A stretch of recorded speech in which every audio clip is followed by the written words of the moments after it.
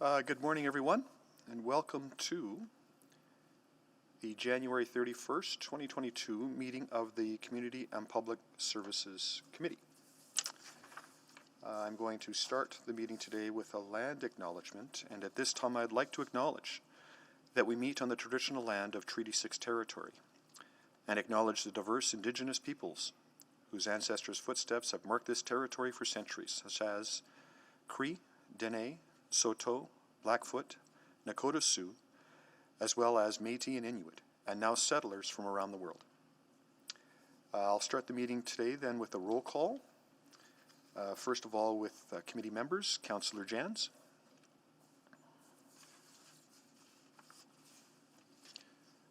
No, Councillor Jans was juggling some personal things today, so we'll circle back and see if he's with us. Councillor Tang. I can see you, but I can't hear you, so presume you'll solve that challenge in a moment. Councillor Wright. Also see, but do not hear you. So I'm going to stop for a second because I'm wondering if we have a sound issue, so just bear with us. And Mayor Sohi, I see you as well, but not sure I can hear you. No, all right. Can you all hear me? Can you nod and say that you can hear me? All right, good. So we'll just pause for a second.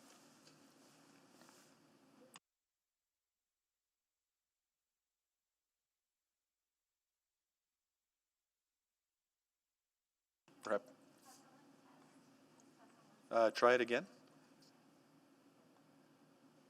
No, apparently the wind blew all the antennas off the roof, so.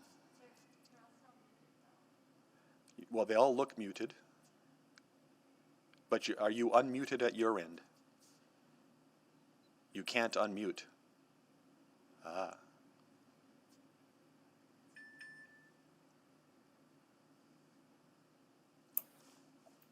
Now it looks like it's working. I am here. Working now. Well, welcome aboard, everybody. Glad you could join us. So that's our committee members. Councillor Jans, are you with us too? Okay, we'll circle back to see if he's had an opportunity to join us later. I also see, I feel like this is the beginning of Romper Room for those of you as old as me to remember that. I see Councillor Stevenson. Good morning. Hello. Hello. Councillor Salvador. Good morning. Good morning. Councillor Principe. Good morning. Councillor Rutherford. Good morning. Councillor Hamilton, I thought I saw pop up. Good morning. Councillor Knack. Good morning. And have I missed anybody? Me. Oh, right, of course. I guess I should look. I'm not used to looking in the room. Councillor Rice is here to join us. Excellent. Good morning. Now, do we know what the echo is about? I believe there's a computer microphone on versus a chamber microphone. Very good. All right. Good enough. Okay. So moving along then, I would take a motion to adopt the agenda. So moved. Thank you, Councillor Wright. Please vote. Confirming Yes, that's from with me, the Madam. changes. Confirming the adoption of the agenda is with the changes as presented. Oh, I'm sorry. With the change, I'm right. Thank you. Sorry, out of practice. Let me try that again. So, Councillor Wright, with adoption of the agenda with the addition of 6.4 snow and ice control 2022 operational update. That's your motion. So moved as amended. Okay. Thank you. Please vote.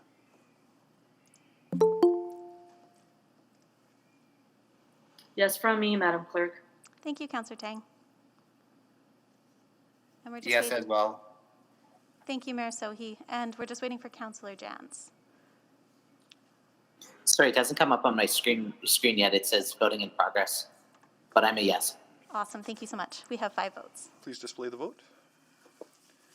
And that is carried. We have an agenda. I would take a motion for approval of the minutes of the January 17th, 2022 meeting. So moved. Thank you, Councillor Wright. Please vote.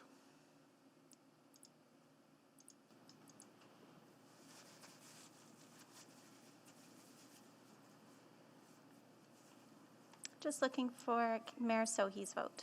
Yeah, yes. I just can't vote online for some reason. It's not popping up in my screen, but yes. Thank you. We have 5 votes. Please display the vote. Oh, and that is carried.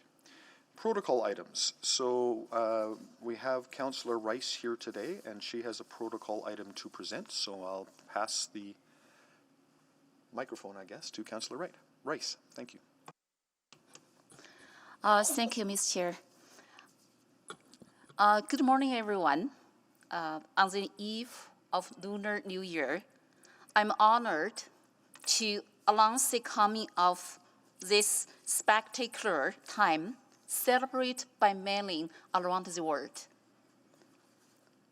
This spectacular time is also an opportunity for all of us to share in the beauty and traditions of Chinese culture, to show pride in our diversity, and to celebrate the many valuable contributions of our Chinese community. So it's an exciting time. 2022 is a year of the tiger, and the tigers are known to be courageous, ambitious, enthusiastic, and have a sense of justice to help others and for the greater good. Those qualities are exactly what our city needs right now, and to be resilient as we enter the 3rd year with COVID-19. As a Chinese Canadian, I'm proud of the work that Edmontonians Chinese community has accomplished. For all what they do to support our community and our city, including newcomers working to build a new life in Edmonton. We have so many people who support all those accomplishments. Today, we have several leaders here and from the Edmonton Chinese community that I would like to recognize and for their outstanding contributions to our city. Please stand as I call your name. May Juan. Ms. Juan is president of Chinese Benevolent Association.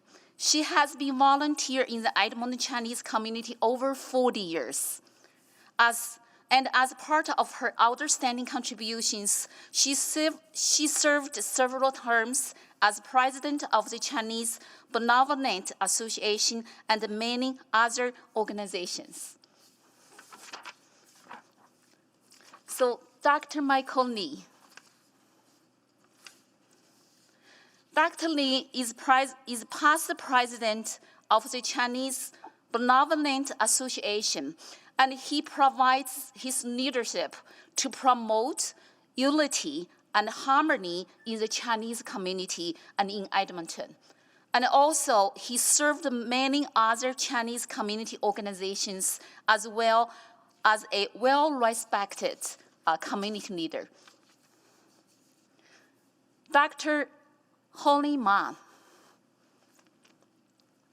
Dr. Ma is chair of the Chinatown Business Association and has been an eye doctor for over 20 years. Dr. Ma passionately contributed many her hours of her free time to advocate and for our Chinatown business area, and including the improvement of safety and security in Chinatown. She also volunteers at the Ma Society and Fu Fang Culture Association. Edward Lam.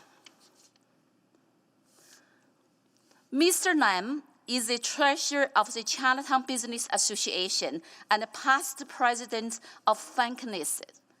Mr. Lam has demonstrated remarkable dedication to the Edmonton Chinese community through his great leadership in volunteer goodwill, advocacy for charitable causes, and raising awareness for culture and sports in our city. Tony Lee. Mr. Lee is the founder and the president of Alberta Chinese Outdoor Adventure Club. For many years, Mr. Li used his incredible passion to serve our Chinese community through the promotion and organizing of winter sports and Chinese New Year galas. In 2020, he co-initiated the Isolation for Love campaign across Edmonton Chinese community to support our city. Today, we also have Dr. Jian Sen, past president of the East China Immigrant Society of Edmonton, join us virtually. Dr. Jian Sen, are you online?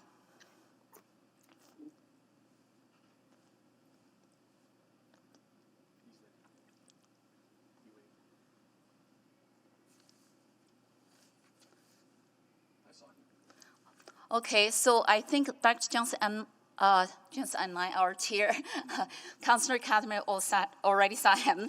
Dr. Sun has great leadership and passion to serve the Chinese community. He leads the organization to achieve its fundraising goals and True Love Edmonton Thanksgiving Gala and in Winspear Center. Today, we also have Mark Zhou, past president of the Immigration Community Alberta Network Association, join us virtually as well. Mr. Zhou, are you online? I think we cannot see them.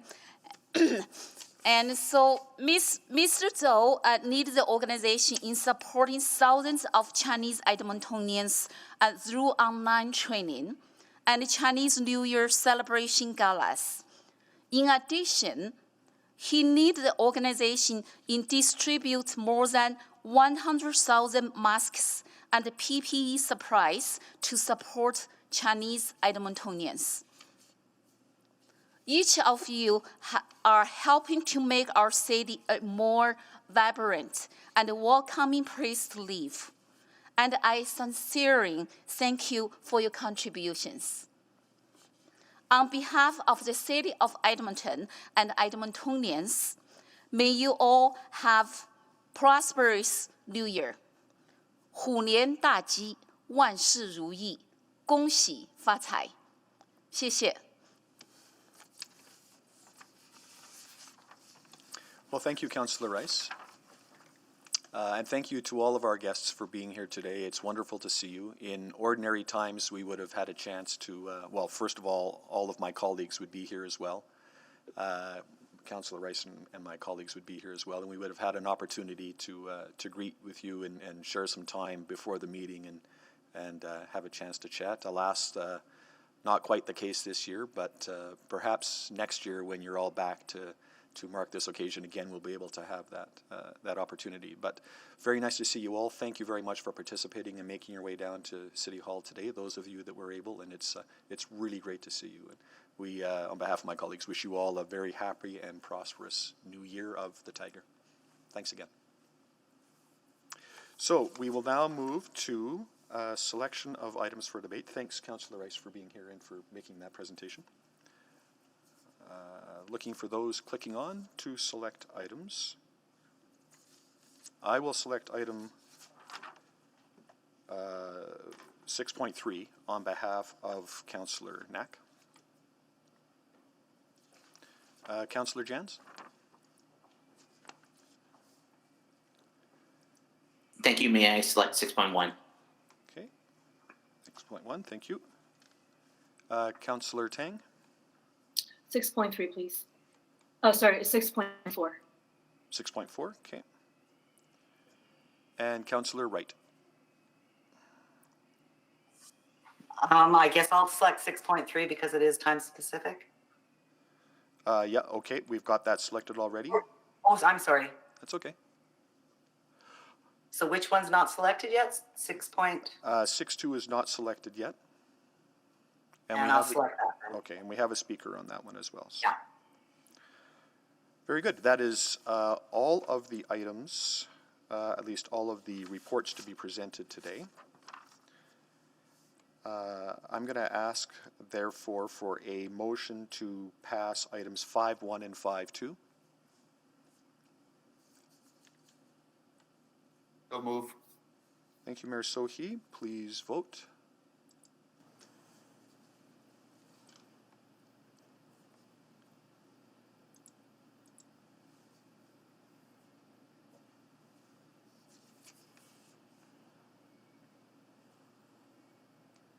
Just looking for Councillor Jans's vote and Mayor Sohi's vote.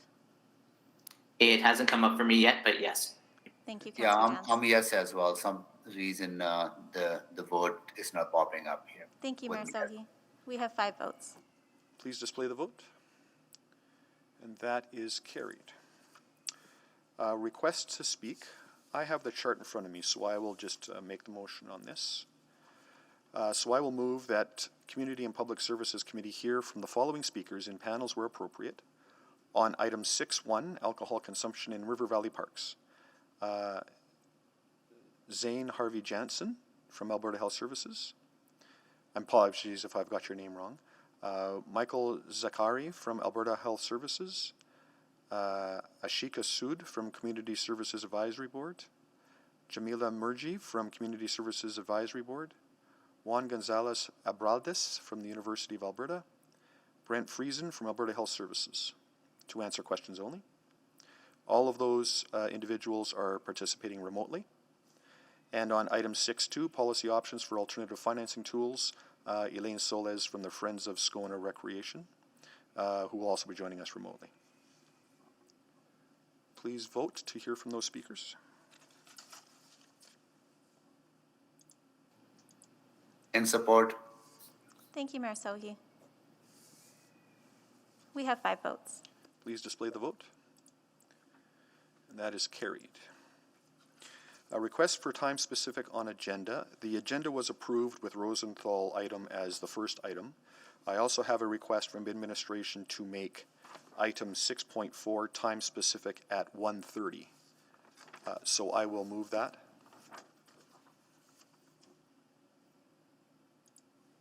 In support. Please vote on making item 6.4 time specific for 1:30. In support. Thank you, Mayor Sohi. We're just getting the vote out now. Okay.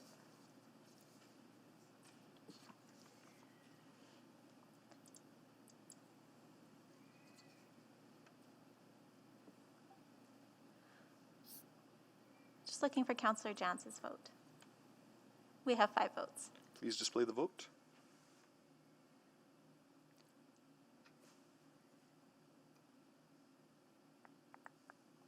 Oh, and that's carried. Thank you. I'm going to ask, I missed this a moment ago, so I'll just ask the clerk to summarize the 2 items that we did approve with our vote just a moment ago. Thank you, Mr. Chair. This morning, Community and Public Services Committee has passed the recommendations of the following reports without debate.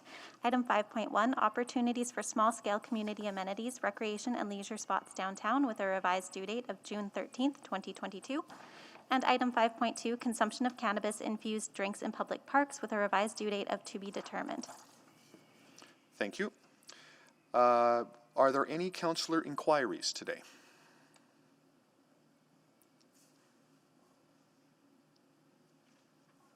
Very good. I was not aware of any, so we have none today. We've moved through reports to be dealt with at a different meeting and requests to reschedule reports, which takes us to item 6.3.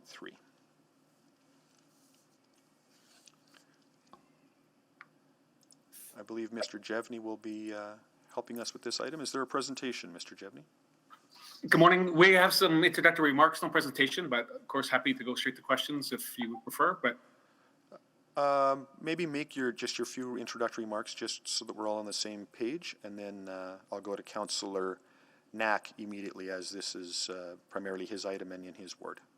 Go ahead, Mr. Jevney. So, thank you. Joining me this morning are David Jones, the branch manager for Community Standards and Neighborhoods, with some of his staff, as well as staff from the real estate branch and legal services to help if you have questions. In 2021, Active Communities of Alberta and the Rosenthal Community League approached the city about an opportunity to develop an outdoor recreation facility within the Rosenthal neighborhood. This facility, a two-roofed open-air ice rink, would be the first of its kind in Edmonton and would provide an all-season outdoor recreation opportunity for Edmontonians. Administration has and will continue to work with the proponents to advance the project. This includes regular meetings with subject matter experts from multiple departments to provide direction and support to meet the requirements of a project like this and answer any questions that proponents may have. The report before you today identifies the status and findings of the work done to date. The proponent's current preferred location for this project is on city-owned parkland in the Rosenthal neighborhood that has not yet been graded, top-seeded, or topsoiled and seeded. The group has been informed that additional site feasibility would need to be conducted by the proponents, and lease negotiations would need to be completed with all the parties to determine whether the site is suitable. Once a site can be confirmed, the proponents will do further work on the business case to determine the viability of the facility overall. We'll continue to meet with the group on a regular basis to fulfill the feasibility study requirements and to move the project forward. Active Communities Alberta has also recently begun working with St. Albert Public Schools and the City of St. Albert on a similar project in that community. So thank you. We'd be happy to answer any questions that you may have. Thank you. We'll start with Councillor Knack. Thank you, Mr. Chair, and thanks for allowing this. So originally, the purpose of making this time specific is we were going to have some community members come in, and I'll be honest, the reason they didn't show up today is because they're at a point of frustration. And I want to offer some of their comments and ask a few questions, but then I don't think we need a motion, but I think we need to have another, well, and another meeting is part of their frustration, but I'll cover off some of the pieces that I think we're looking at right now. So when this first started, the hope was that, you know, potentially they could even start building this last year. Now, we knew that was ambitious, to be fair. Everyone involved thought it was ambitious. But based off where we're at, part of their frustration is they don't even think they'll be able to start it this year now, which seems to raise a lot of questions about the audit that we did a few years ago and this parkland improvement process and all of this. It seems to be yet again taking now, frankly, what might be years. So I guess I want to ask from a basic level, one of the first things I identified is back when we made this motion in May, we asked for a checklist of what the community needed to do. They still don't have it. And I'm wondering why they still don't have an itemized checklist as to what we expect of them. That feels like a pretty basic thing that I'm just not sure why that isn't there yet. Mr. Jones, could you respond to that, please? Yeah, I may throw this to my team just to get some of those specifics, but I know one of the next item up is the assessment of the property, the land itself. Is that what you're looking for? Or you're looking for like what would come after that? The idea was last May when we made this motion is that we would have a truly full checklist of every step of the process so that they could plan out their volunteer time. And ideally, so that we could do things concurrently. That was also part of the motion we talked about. And one of their other frustrations, as they've sent me, is they feel like right now they're at this stage again where they can't do things concurrently anymore. They're being told, no, you have to do this, and we will not allow you to do anything else until you do this. And so I guess that's why they wanted to have a checklist so they would know this. And I'm sorry I sound a little frustrated. I'm sharing their text messages of what they wanted to say, but felt like they couldn't say it in a constructive way, quite honestly. No, that's quite all right. I understand that the park and facility development process lays out all of the different steps. Now, this is a fairly large undertaking, obviously, but it's right now the crux of the matter is that the land still needs to be assessed for viability. I'm not sure. Maybe I'll ask Sean. Do you have any more specifics on sort of that facility development process with respect to the checklist? Yes, thank you. So the city has a park and facility development process that goes through strategy, concept, design, delivery, build. And it's outlined through the information that we provide to community groups that are involved in a community-led project or a neighborhood park development project.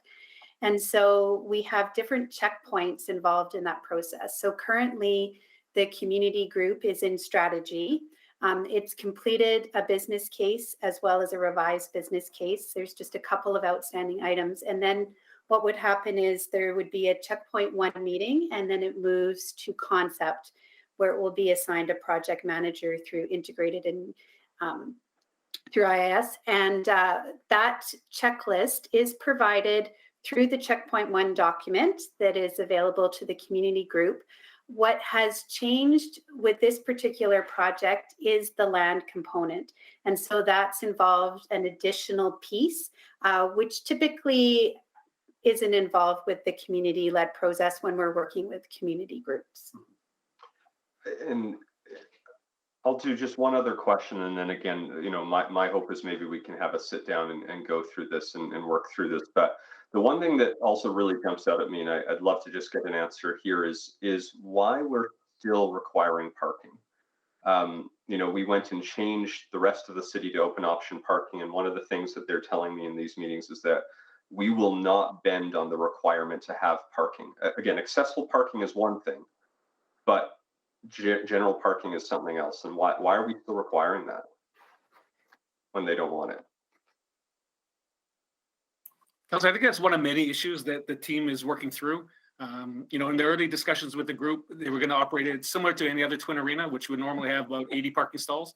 I don't know that we're requiring that, but it is one of many things on the list as they do the assessment of the land, the geotechnical, how they'll bring in utilities, what those will cost, where the access will be, the terms of a future lease agreement. So there's lots that we still need to work through with the group, and I certainly hear your frustration, and we'll need to see what we can do to accelerate this for both the Community League and Active Communities Alberta. Thank you. Thank you. Mayor Sohi. Thank you so much. I'm really highly supportive of these type of partnerships because we need to make sure that residents have access to recreational activities and programs, and the quality outdoor recreational facility provide that. And I want to appreciate the work that our administration is doing, but I do share the frustration that Councillor Knack has touched on, because I heard this during the campaign from large number of community organizations that it's very difficult to partner with the city to build these kind of amenities, from playgrounds to parks.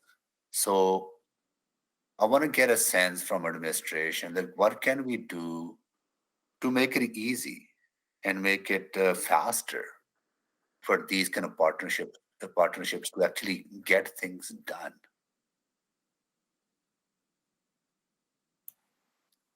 Yes, that's unfortunate to hear, Mr. Mayor.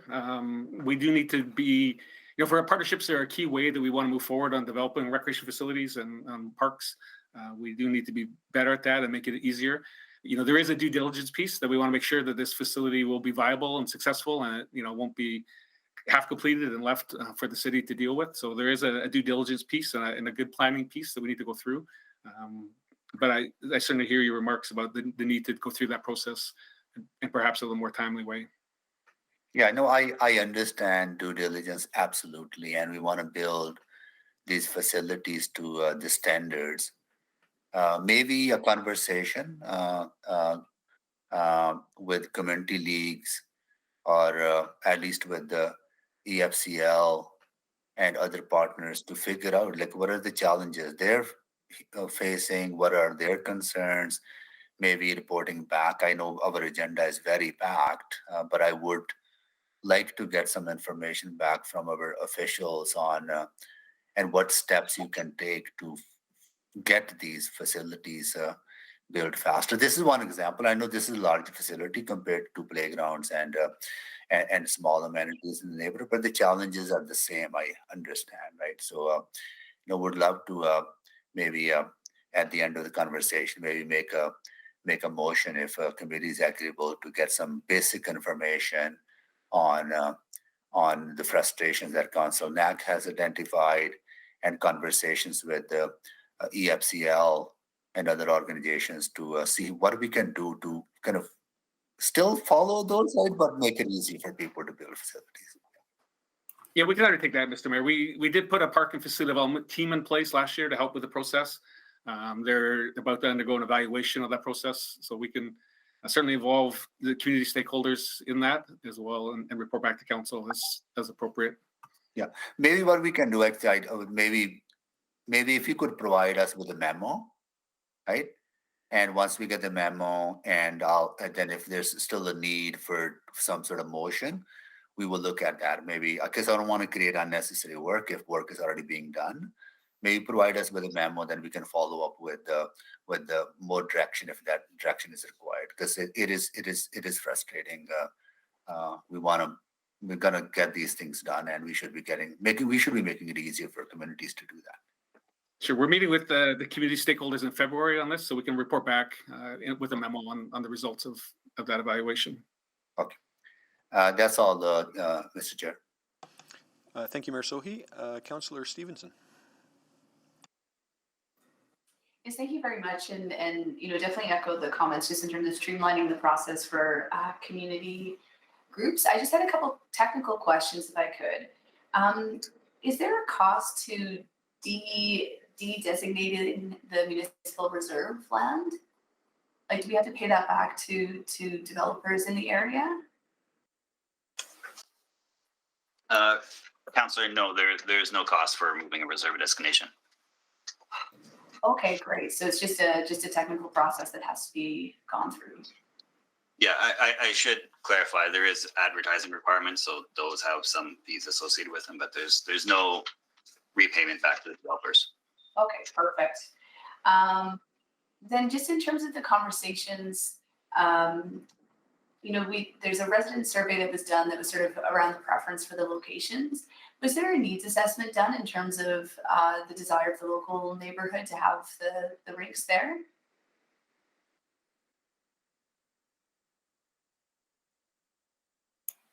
Councillor, I think the work with the community was done after active communities brought this forward. The need for the ice facility is pretty well documented.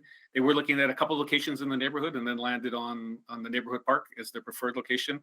And that's when the community became engaged around their perspectives on having that facility in their community. But the need for that type of facility, I think, is well supported. Okay, that's great. Yeah, I was just picking up on the GBA plus analysis that was done and noting that there was a real diversity in that community, and just wondering if hockey was sort of the top sport that folks were wanting to enroll their children in, but sounds like that needs assessment was done. Yeah, part of it, Councillor, we'll still need to work with the group on their operating model and programming model. There has been discussions back and forth where it would be largely a rental facility to support minor sport, or the amount of drop-in time for neighborhood residents to come use the facility and what those costs may be. So there's work on that front to fully understand sort of how the facility will be utilized. Yeah, that's great. And I hope that the focus on providing that public access amenity would definitely form part of those conversations. Thanks. Yeah, those are all my questions. Thank you. Councillor, I would just add that we would have a summer use as well. So the facility would be turned over in the summertime for other sport and active recreation needs. So it wouldn't just be ice, it would be a year-round use of the facility. Great, thank you. Thank you. Councillor Principe. Thank you, Mr. Chair. My question is, like Councillor Stevenson was mentioning, I was trying to get an understanding as to why Rosenthal area was chosen. Am I understanding correctly that it's because they came forward along with Active Communities Alberta? Is that correct? That's right. Active Communities brought the idea forward first for the Lewis Park District Park site, or Lewis Farms District Park site. When we got into discussions about what that may mean for the rec center, and that the rec center would have 2 sheets of ice, they shifted focus to the neighborhood park. The neighborhood was quite interested in seeing the amenity in their neighborhood, so that's where it came from. It was first the Lewis Farms opportunity and then just shifted to elsewhere in the neighborhood. Okay, yeah, that was my question. When you say rec center, you actually mean Rosenthal, not Lewis Estates. Is that correct? Because they are very close together. Yeah, originally they were looking at the site where the Lewis Farms Rec Center is going, Right. which is in Rosenthal. And that once they saw that the facility was going to go forward, the rec center was going to go forward, that's when they shifted in and started working with the community on the neighborhood park site. Okay, and is that the only area in Edmonton that's being considered for this project? Yeah, the group brought it forward. Certainly the ability to do this elsewhere, to build a similar kind of facility on another park site is absolutely possible. Certainly City of St. Albert is looking at it with their school board, their public school board, on the potential in their community. So yeah, it is something that could be scaled up or built on any number of parks in the city. And just in relation to the location, I think for it to be accessible for other Edmontonians, which I believe, would they also have access to this project or to this area? Yeah. Yeah, that's our understanding, is that they would, certainly have a certain amount of rental time they would need to make available to the larger community in order to bring in the revenues they would need to be sustainable. Okay. But again, the details on how it will be used are still part of the discussions with the proponents. Okay, and having said that, I do believe that maybe we need to have some form of parking, because it would be difficult for people from other areas of Edmonton to travel just by public transit. I believe it could be a fair distance. Yeah, certainly that's, the parking is one, as Councillor Knack noted, that we're still working through on how much would be required and sort of where that would be on the site. So more work to do on that front, but yeah, certainly note your comments about the need, if it is going to serve a larger district, not just the neighborhood, that that it is a consideration. Right. Okay. Thank you. That's all. Thank you. Thank you, Councillor Principe. I see no other questions, but I will wait to see if there's any technological lags. And I see no frantic waving on the little windows here. So, seeing no further inquiries, I will move that this report be received for information per the recommendation in 6.3. And I have no other comments to make. Anyone wishing to speak to the motion? Sorry, quickly, it won't let me click on. Oh, just let me click on. Councillor Knack. Thank you. Yeah, I just, and again, appreciate it's always hard to offer some of the frustration, and I know it's not the ideal form for it. I got some of these messages late last week, and I know the community has been trying to work, and they're appreciative. I should know they are appreciative of the work. It's just still feeling like the process is a bit longer than I think we're hoping for, and so I just think back to we had an audit on the process. I think it was last term, and maybe it was even at the end of my first term. And it had a series of recommendations that were designed to, I think, try to help expedite these processes and recognize that where there isn't capacity, that we have a different process, because there are some communities that don't have that volunteer capacity and they shouldn't be neglected. But where we have communities with capacity, maybe allowing us to advance things a little quicker. And the thinking behind that audit and why this work has been happening is that we've been finding that, sometimes a community facility, a playground, can take 3, 4, 5 years to get done. I think about one community that had a shed that they were trying to put up and took a year, and that was fairly recently. And so I wanted to make sure we talked about this, because I appreciate that. I think we have done a lot of the work that Mayor Sohi talked about, and yet I'm not necessarily, from my own perspective, seeing how that is helping expedite these processes. So maybe that's an information gap for me, and I probably should have asked about that even before this meeting. But I'm wondering if we have some targets, if we have some timelines that we want to shoot for going forward. So, if as long as fundraising isn't the issue for, say, a community playground, that they can do that from start to finish in a year. if they're willing to put in the volunteer time and effort and they've raised the money, let's make sure that ability can happen quickly, because we aren't going to be building any large facilities over the next number of years, I'm guessing. And so a lot of smaller things are going to be what's on the list. And if the process, like when I was involved in my community league, takes years and years and years, we end up burning out volunteers. And I appreciate, we need to be safe. There needs to be certain key things done from our end. So it's not like we should ignore those. Just trying to figure out a way how we really see those audit recommendations come into action. And so, Mr. Devney, I'll maybe connect with you and see if we can chat about this too. I appreciate Mayor Sohi suggested a memo as well, and I think that's a good idea. I just want to make sure that we're not leaving communities in a tough spot.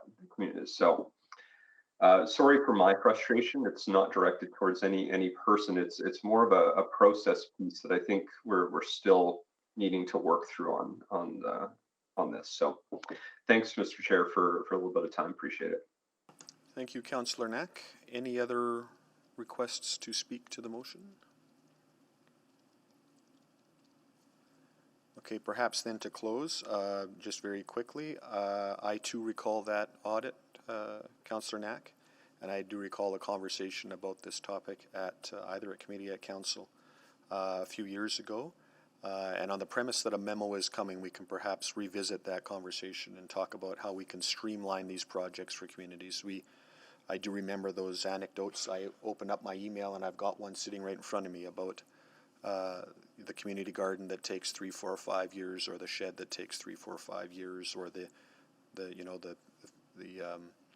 changing of people that are responsible for these projects at the city. So perhaps on the understanding that memo was coming, that we can have that conversation at some future date relatively soon.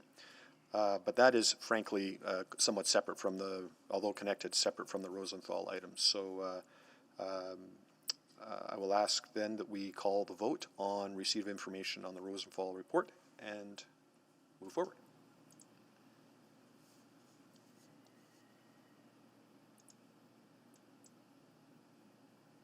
Jans is in favor. Thank you. Me as well. Thank you, Mayor Sohi. We have 5 votes. Please display the vote. That is carried.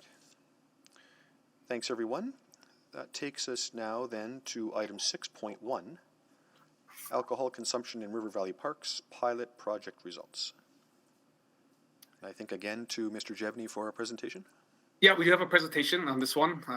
And joining me will be Rhonda Norman, who's the acting branch manager, Community Rec Facilities, and David Jones from Community Standards and Neighborhoods.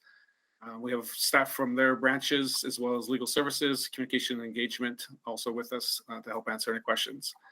So we'll run through an overview of the pilot. With the next slide, please. So the discussion around alcohol consumption in parks came about in June 2019 when the Edmonton Youth Council presented to the Community Public Services Committee on the public consumption of liquor in municipal picnic sites. In January 21, administration was asked to conduct a public engagement and identify the design, the cost, the timelines for a pilot project that permits alcohol consumption in city parks. That engagement indicated that 71% of respondents were supportive of conducting a pilot. And the results of the engagement and the details around the potential pilot were shared with Community and Public Services Committee in April and City Council in May of 2021, where Council made a motion for us to conduct the pilot and select River Valley Parks and report back with the results. So we did implement the pilot immediately after the motion and between May and October 2021, and we're here today to share the results of the pilot, including the public feedback and compliance monitoring. And I'll turn over to Ms. Norman. Next slide, please. The alcohol consumption in parks pilot was conducted at designated picnic sites in 7 River Valley parks. The River Valley was selected for the pilot project due to the existing presence of enforcement and operational teams, which allowed the pilot to be managed within existing budgets. Across the 7 selected parks, a total of 47 picnic sites were designated for the pilot, which represented about 25% of the total available picnic sites within those 7 parks. Both bookable and first come, first served sites were included in the pilot. It's important to note that alcohol consumption was limited to picnic sites because the Gaming, Liquor, and Cannabis Act allows a park owner to designate a picnic site for alcohol consumption, but does not include provisions for designation of other park areas for alcohol consumption. These sites were selected in alignment with 5 guiding principles established before the pilot began, namely safety, accessibility, visitor experience, honoring existing park uses, and inclusivity. Next slide, please. Throughout the pilot project, an open feedback form was available online and through a QR code on the signs in the parks. This allowed the public to contribute anecdotal feedback for the entire duration of the pilot.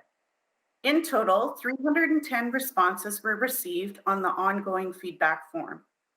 Of those that provided feedback, an average of 56% of people had utilized a designated alcohol consumption picnic site.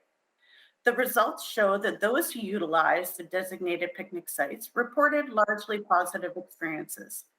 The positive experience was attributed to completing an enjoyable food experience, increased enjoyment of picnic spaces, and increased opportunities for social interaction. Many of those who did not utilize a designated picnic site reported that the program had a negative or no impact on their park experience. The negative experience included concerns for family safety and not enough designated sites being available. Next slide, please. Administration also conducted an online survey after the pilot ended from November 1st to November 14th to capture Edmontonians' feedback about the pilot project. In total, there were 3,868 responses to a survey. Of the 2,526 people who experienced the pilot, 53% of the respondents rated their experience as a very or somewhat positive, and 12% of respondents rated their experience as very or somewhat negative. The majority of respondents who experienced the pilot also indicated they did not encounter disorderly behavior, noise, or litter issues. There were mixed opinions on whether there was adequate number of sites and if they were conveniently located. When asked about enforcement presence, 23% of the respondents agreed that there was sufficient enforcement. However, a high number of respondents, 27%, also did not provide a rating about their enforcement experience. Next slide, please. Administration also shared the high-level results of the pilot with the Community Services Advisory Board and has had a follow-up conversation with Alberta Health Services. Both groups have identified concerns related to the trends and data and potential impacts of alcohol consumption on the community. Some of the key considerations include problematic use of all substances that has increased throughout the COVID-19 pandemic, including alcohol. Visible use of alcohol in public reduces stigma and increases normalization of the use through increased exposure. Increased exposure to children, youth, marginalized groups, and people who are dealing with addictions and recovery. Safety considerations with intoxication in a park, including isolated spaces, high and low use trails, proximity to the river and steep embankments, and lastly, the lack of data related to individuals using the parks. Now I'll turn it over to David to go through the enforcement statistics.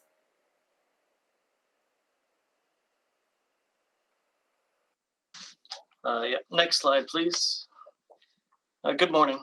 Between May 31st and August 31st, 2021, park ranger peace officers conducted 396 proactive site inspections of both designated and non-designated picnic sites for this pilot. The focus of the inspections was to assess public awareness, public compliance, and statistical information gathering. In total, peace officers recorded a total of 2,450 violations in the parks selected for this pilot. Of those, 245 warnings were issued in designated sites. The majority of the infractions were attributed to alcohol use outside the designated picnic site area, or use after 9 p.m. No tickets were issued in designated sites. 1,664 warnings were issued in non-designated sites. All infractions were related to unlawful consumption or possession of open liquor. 2 tickets were issued at non-designated sites.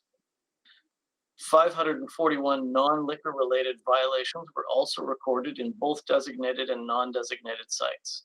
These included public littering, off-leash pets, cannabis use, and groups exceeding the gathering limits set under the Public Health Act for COVID-19. Park rangers also reported that 22% of citizens who received a warning provided feedback that there was a lack of clarity about liquor use in parks, and they believed consumption was permitted in all areas of the park, not just designated picnic sites. If we can hit the next slide, and I'll pass this back to Roger. Thanks, David. So the pilot's concluded alcohol consumption is no longer permitted in city parks. Tobacco and cannabis smoking is only permitted at select sites and parks, and edible cannabis is allowed in all public spaces. So our next steps will be determined based on any direction from committee today. If we accept the report, then we'll not allow alcohol consumption in parks. It'll stay as the status quo. We could run a similar program that aligns somewhat with the pilot, or an expanded program if that was council's desire.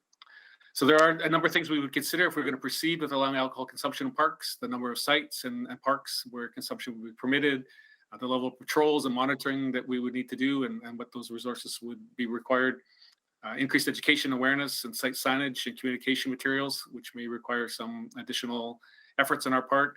We'd want to do an additional GBA analysis to get a deeper understanding of the perceptions and impacts of the program to minority groups, vulnerable populations, and community members, and ensure that we're aligning with Connect Edmonton's strategic goals and the city plan.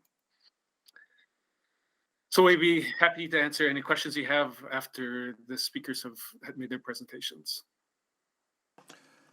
Thank you, Mr. Jevney and team, for the presentation just heard. So we'll move now to speakers that have registered to speak. And just ahead of that, I'll provide these introductory remarks. Speakers will be heard in panels, and each speaker will have 5 minutes to present. The clerk will run the official timer in council chamber. There are timer lights on the podiums for those in chamber, but there is nobody in chamber, so I'll skip that part. If you are participating virtually, you may wish to use a timer of your own. When everyone in your panel has had a chance to present, members of council may ask questions of you or other panel members. For this reason, you may wish to remain in the meeting until all questions have been asked of your panel. If you're participating virtually, please remember to mute your microphone when you are not speaking. If you are experiencing any technical difficulties, please reach out to the office of the city clerk using the contact information provided in your confirmation of registration, or at city.clerk@edmonton.ca. I'm skipping again those in person because we have no in-person people. So we'll move to speakers, and our first panel will consist of the following people, and I just ask that you open your mic and say hello as I call your name. Zan Harvey Jansen. Yes, hello. Welcome. Michael Zakari. Yes, hello. Hello. Ashika Sood. Hello. Hi there. Jamila Murji. Good morning. Good morning. Juan Gonzalez Abraldis. Good morning. Good morning. And Brent Friesen. Good morning. Thank you all for being here. We're going to start with Zan Harvey Jansen. You have 5 minutes. Thanks for being here. Please proceed with your presentation. Thank you. Hi, I'm Zan Harvey Jansen with Alberta Health Services Provincial Addiction Prevention Team. I am a health promotion facilitator. Thank you for taking the time to read the letter and health evidence AHS's Edmonton Medical Officers of Health provided in advance of this meeting. As you know from the letter, AHS recommends that the City of Edmonton would maintain its current policy of no alcohol use in public parks and picnic sites, and not consider any further pilots. Next slide, please. Alcohol deregulation has been happening over a long period, and this has created more access to alcohol in Alberta in 2019 to 2021. In this diagram from the Canadian Drug Policy Coalition, you can see on the horizontal axis that we are very far policy-wise from prohibition on the left. There are many drinking locations in Edmonton. On the vertical axis is health and social problems. You can see in the circle on the right that currently alcohol has high health and social problems. Therefore, adding and maintaining healthy public policies would be needed in order to achieve the public health balance point in the center of the curve. Next slide, please. AHS is working to create more alcohol-free connections and spaces in Edmonton and across Alberta.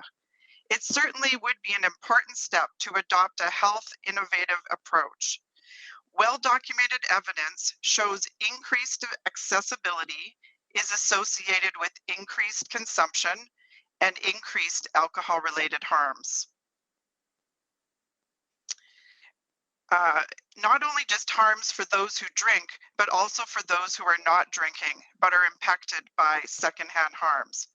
However, you'll see I've added the less than decrease. If the city maintains their policy of no alcohol use in parks and picnic sites, the city will be a partner in lessening alcohol-related harms for all. Next slide. Municipal alcohol policy allows the individual to make choices about alcohol consumption, and it also puts in place policies that protect the health and safety of the whole municipality. Through bylaws and policies, we can, to quote Ronald Baer, transform the conditions for health and achieve efficiencies and economies of scale that are not possible with one-on-one health education or clinical encounters. The municipal healthy public alcohol policy will not take away an adult's individual freedoms to consume alcohol, but rather will discourage people from drinking in ways that are less safe. It's not about removing choice, but about making the healthy choice, the easy choice. In fact, alcohol policies that are designed to prevent alcohol-related harms for the population may actually create more individual freedom throughout one's life. Freedom from domestic violence. Freedom from injury or death. Freedom when chronic health issues may be averted. Next slide. Public parks with no alcohol policy can help in addressing the heavy drinking rates. According to the 2020 Commonwealth Fund survey, self-reported heavy drinking in Alberta is 25% higher than the Canadian average. 34% of Alberta respondents are heavy drinking daily, weekly, or at least once a month, compared to 27% of Canadians. Heavy drinking is defined as having 4 or more drinks for women or 5 or more drinks for men on a single drinking occasion. Next slide. The City of Edmonton can help support the implementation of Canada's low-risk alcohol drinking guidelines. Women who choose to drink are to consume no more than 2 standard drinks a day and no more than 10 per week to reduce the risk of acute and chronic health harms. Men who choose to drink are to consume no more than 3 standard drinks a day and no more than 15 standard drinks a week to reduce the risk of acute and chronic health harms. AHS hopes to work together with the City of Edmonton to lower the volume of alcohol that each individual drinks to reduce alcohol-related harms and to ensure the psychoactive nature of this legal drug does not create habituation of drinking, as happens in the process of addiction for any psychoactive substance, including alcohol. Public parks can and do currently play a key role in a timeout from alcohol. Therefore, this is an opportunity to continue to amplify healthy ways for Edmontonians to use parks by not supporting alcohol consumption in these settings. Thank you. Thank you. Next is Michael Zakari. Hi, I'm Michael Zachary. I'm a public health physician and one of the medical officers of health in Edmonton Zone AHS. I would like to start my presentation by confirming AHS recommendations outlined in our letter to City Edmonton Council to consider maintaining its current policy of no alcohol use in public parks and picnic sites and maintain the support of healthy public policies to reduce alcohol-related harms and costs. Next, please. The consumption of alcohol can lead to a multitude of chronic health conditions and diseases, injury, and death. According to the statistics from the Canadian Institute of Health Information, conditions entirely caused by alcohol can lead to at least as many hospitalizations as do heart attacks, and even more. Next slide, please. According to the Canadian Institute of Health Information in 2019, as many as 16 children and youth were hospitalized daily for reasons entirely caused by alcohol. Adults aged 45 to 64 years made up half of all hospitalizations entirely caused by alcohol. Hospitalizations related to alcohol harms rose by 10% during the COVID-19 pandemic. The increase was more pronounced among middle-aged adults. Next, please. It's important to highlight the fact that according to the International Agency for Research on Cancer, alcohol is a class 1 carcinogen. That being said, there is no safe level of alcohol consumption for cancer. It is therefore important that Edmontonians are more and more aware that alcohol is a preventable risk factor for cancer. Next, please.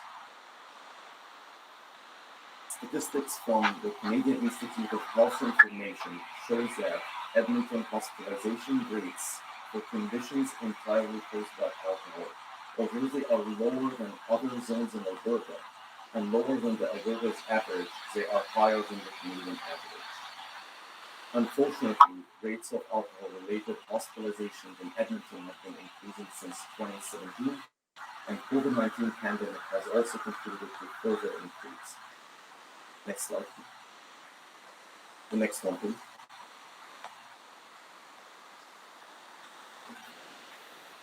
A setting such as parks where alcohol is consumed does not impact only the person who drinks, but can also impact others, which is known as second-hand harms. Evidence shows that increased access to alcohol can be associated with increased incidence of fetal alcohol spectrum disorder, underage access to alcohol by children and youth, and unintentional alcohol poisoning to children. It has been can be associated with increased demand on biological security and police resources. It has been also associated with municipal legal risk when individuals experience second-hand alcohol harms, increased costs of alcohol-related harms to workplaces. That could include liability, absenteeism, and loss of productivity, increased incidence of impaired pedestrians and drivers, reduced individual and neighborhood safety, and increased injuries and hospital visits related to alcohol. Allowing unsupervised alcohol consumption in parks can also undermine municipal policies intended to support mental wellness. It could also undermine municipal policies intended to prevent sexual assault, family violence, and suicide. For example, Edmonton's 3-year Living Hope implementation plan to prevent suicide. It could also undermine policies intended to support equity for certain populations, such as the Child-Friendly Edmonton Initiative. Next slide, please. This diagram is from the 2014 World Health Organization's European Report on Alcohol and Iniquities. If you look at this diagram, it shows that iniquities in alcohol-related harms accumulate over the life course. Therefore, keeping parks as an alcohol-free space can help counteract some of these compounded iniquities. Next slide, please. According to a Canadian research paper published in 2014, each province and territory in Canada ran a deficit from alcohol. It ranged from 6 to 96%, and Alberta ran 54% alcohol deficit, when the revenue from alcohol sales was compared to the societal costs and harms. And these costs included costs related to healthcare, costs related to loss of productivity, criminal justice, and other direct costs. Next, please. This study also aligned with the Canadian Institute for Substance Use Research and the Center for Addiction and Mental Health in 2018, reporting that the net cost of alcohol exceeded its revenue when all provinces and territories running an alcohol deficit. Also, the Canadian Substance Use Wholesome Farms reported that alcohol costs in Alberta was $2.596 billion in 2017. Next slide, please. Edmonton City Plan states that our connections to each other are a source of good health and happiness. We fostering wellness and mental health by providing opportunities for all people to engage in community life and supporting those who are isolated and or marginalized. Therefore, parks without alcohol can be a space and an opportunity where connectedness and recreation flourishes without substance use. Next, please. Thank you, Dr. Zachary. That's the 5-minute time. I'm sorry that concludes your time. And that's it for my presentation. Thank you. Okay, thank you. We'll go next to Asheka Sood.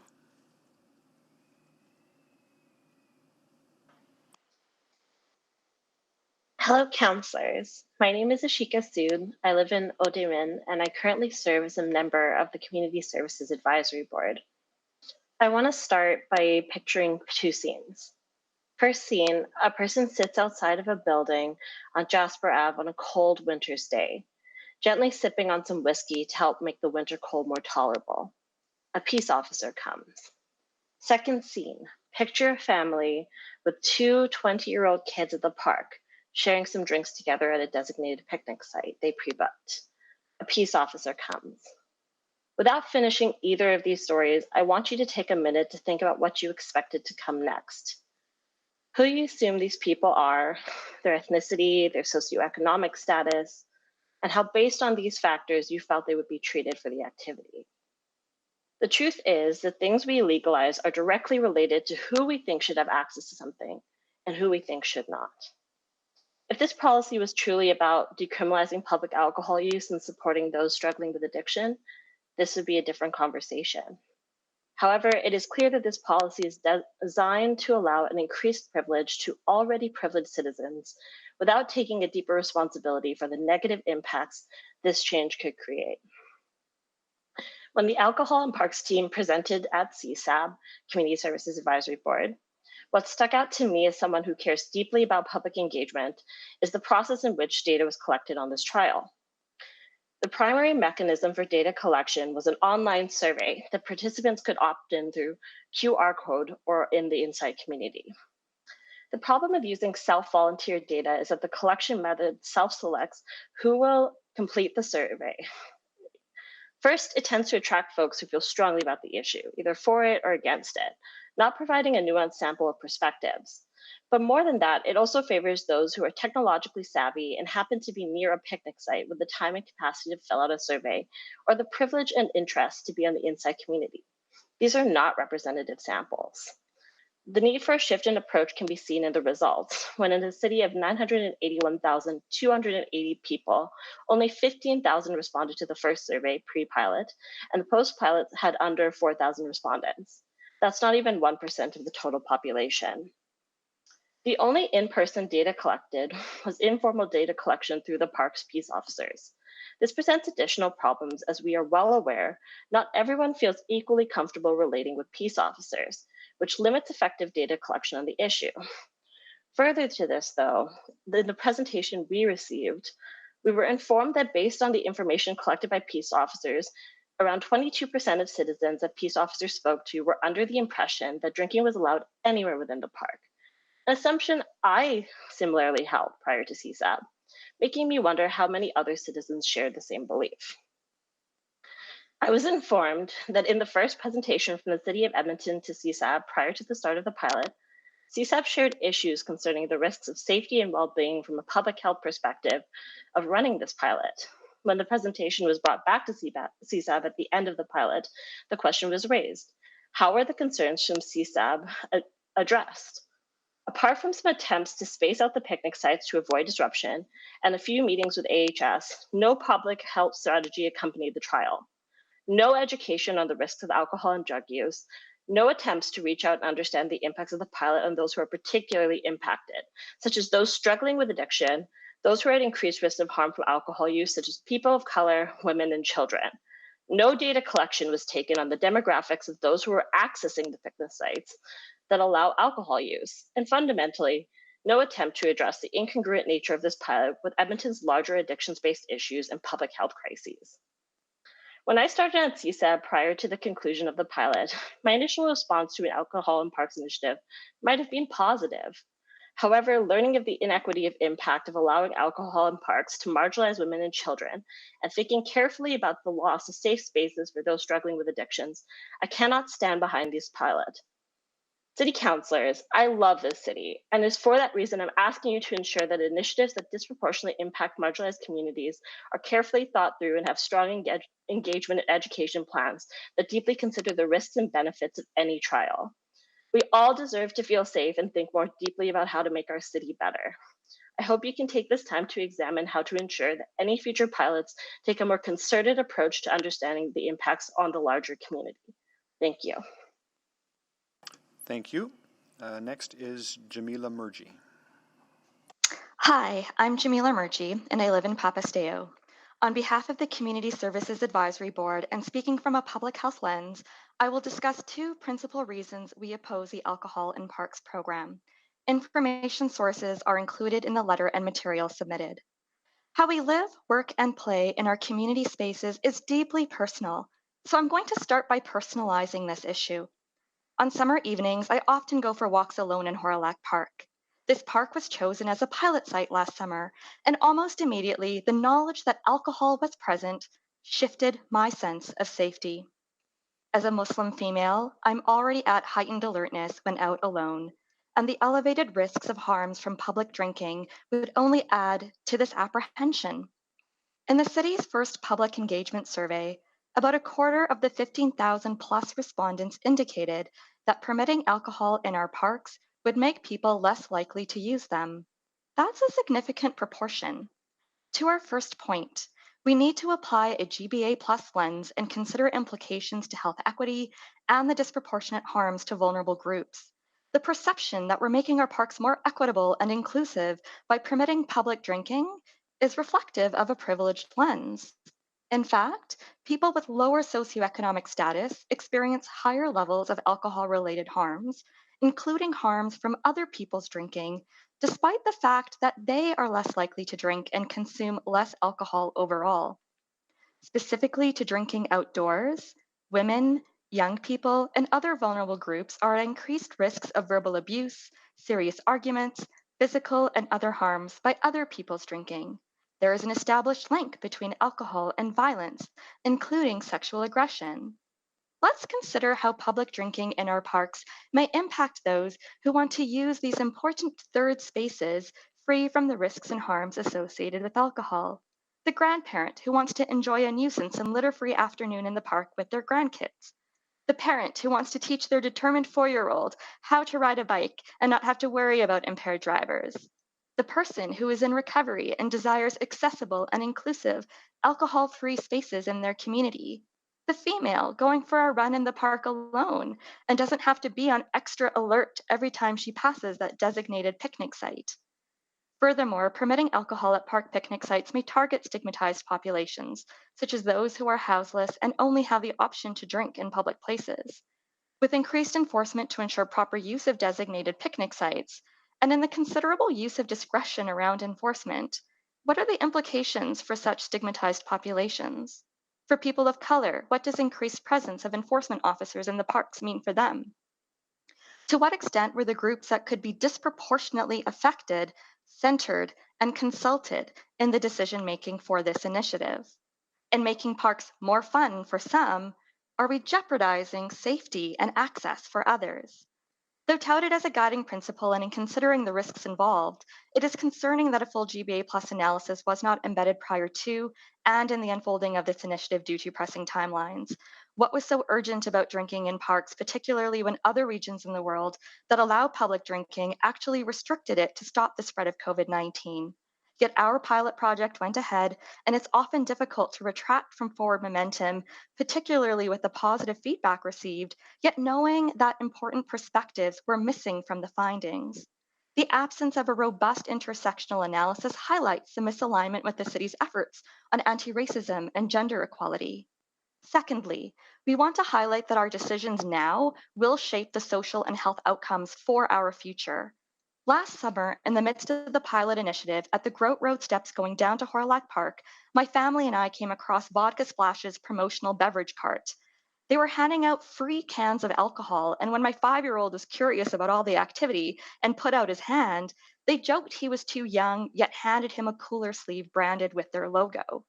Were such unintended outcomes captured in the evaluation? Permitting alcohol in parks opens the door that much more for industry to promote alcohol in our public spaces. Children and youth have the right to grow up in a healthy environment and to be protected from being hurt. Exposure to alcohol marketing corresponds to earlier uptake, which corresponds to alcohol-related health and social problems later in life. Furthermore, there is general lack of awareness that alcohol is a Class 1 carcinogen, just as smoking is. 1 drink a day increases the risk of some cancers. As a city, do we not have the responsibility to protect the health and safety of our people, particularly in our public spaces? We oppose allowing alcohol consumption in our parks, and considering our city's wellness and safety goals, instead of defaulting to alcohol equals fun, let's consider the multitude of meaningful other ways we can make our parks more fun, inclusive, safe, and wellness promoting for everyone. Thank you. Next is Juan Gonzalez Abraldis. Hello, and thank you very much for hearing me today. I am a liver doctor. I am the director of the liver unit at the University of Alberta Hospital, and I am also a transplant hepatologist. And I want to bring today the perspective of a liver doctor first, which is only one of the harms related to alcohol. And I want to provide 3 pieces of data that I think are very important to understand the magnitude of the problem. The first is that more than half of the admissions due to liver disease in Alberta are related to alcohol liver disease. The second is that since the start of the pandemic, the admissions from alcoholic hepatitis, which is the most acute form due to increased alcohol consumption, have duplicated. And the third is that in the last 5 years, the proportion of patients in which we do a liver transplant has duplicated, and now 50% of the transplants that we do are related to alcohol liver disease. And from the point of view of a hepatologist, we know very well that public health measures related to limit access to alcohol are the most effective to decrease the incidence of alcohol liver disease. And related to the specific problem of drinking in the parks, it is established, I think well established, that allowing drinking off premises leads to a pattern of drinking, which is the binge drinking, or in the youth, the pre-drinking, which means that the youth get together to get cheap alcohol and get drunk before going to restaurants or to bars in which the alcohol is much more expensive. And that is the most damaging pattern of drinking for the liver. So I came here today to make myself available to answer any questions related to liver disease, but with a great concern that decreasing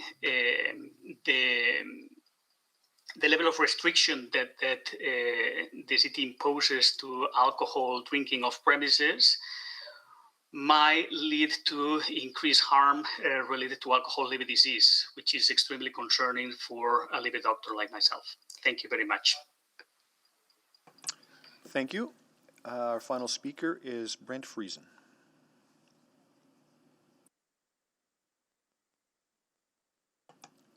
Sorry, sir, you're on mute.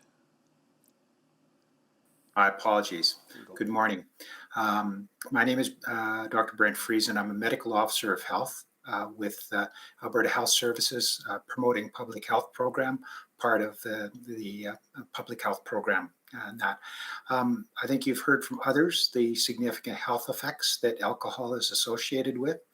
But I wanted to share with you that Alberta Health Services concerns related to the health impact of alcohol is also shared by the Canadian Partnership Against Cancer, which is a collection of national cancer agencies from across Canada. And in May of 2021, in recognition that alcohol is one of the top 3 causes of cancer in Canada, they released evidence-based policy paper on measures that can be taken to reduce the harms associated with alcohol as it relates to cancer. They identified the importance of policy action by municipalities, and while there is not specific evidence in terms of related to parks, there are studies that are occurring in other jurisdictions looking at that.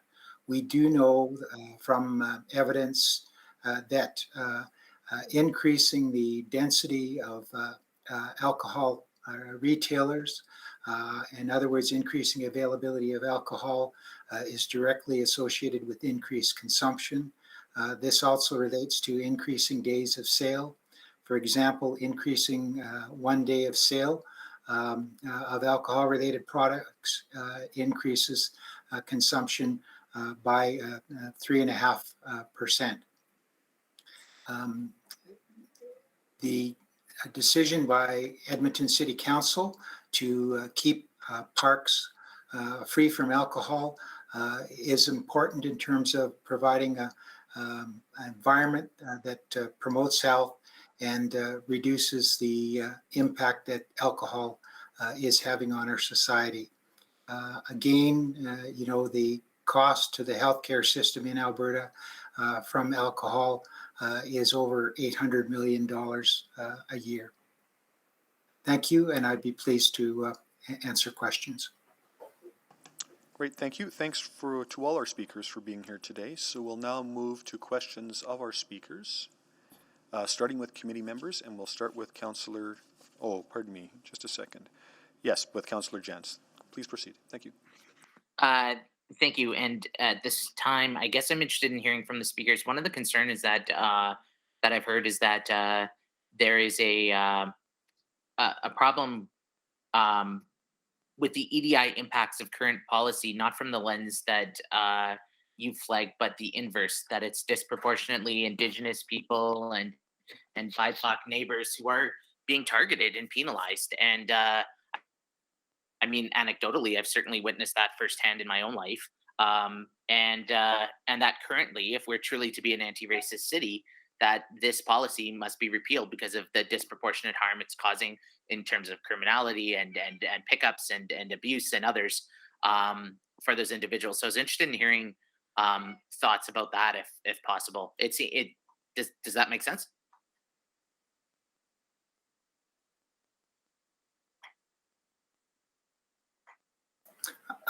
I'm sorry, Councillor, could you clarify, are you indicating that there should be a broader or more general relaxation of alcohol to minimize stigmatization? Yeah, similarly to laws such as, sorry, my child is extremely active right now. I'm trying to move locations. Similarly, say jaywalking laws or loitering laws we know have been disproportionately used to target BIPOC and Indigenous neighbors. Similarly, the concern that these laws would be used, all of the concerns about noise, disruption, antisocial behavior, we have already laws against all of these pieces, including drunk driving and any of these other harms. Or marketing in parks for that matter too. We could talk about that. So I guess I didn't hear through the presentations today addressing that concern about the disproportional impact on Indigenous and BIPOC lives in terms of the policing and criminality behavior. Like, who are these laws actually flexed on? And I do see there's a hand up, Mr. Chair.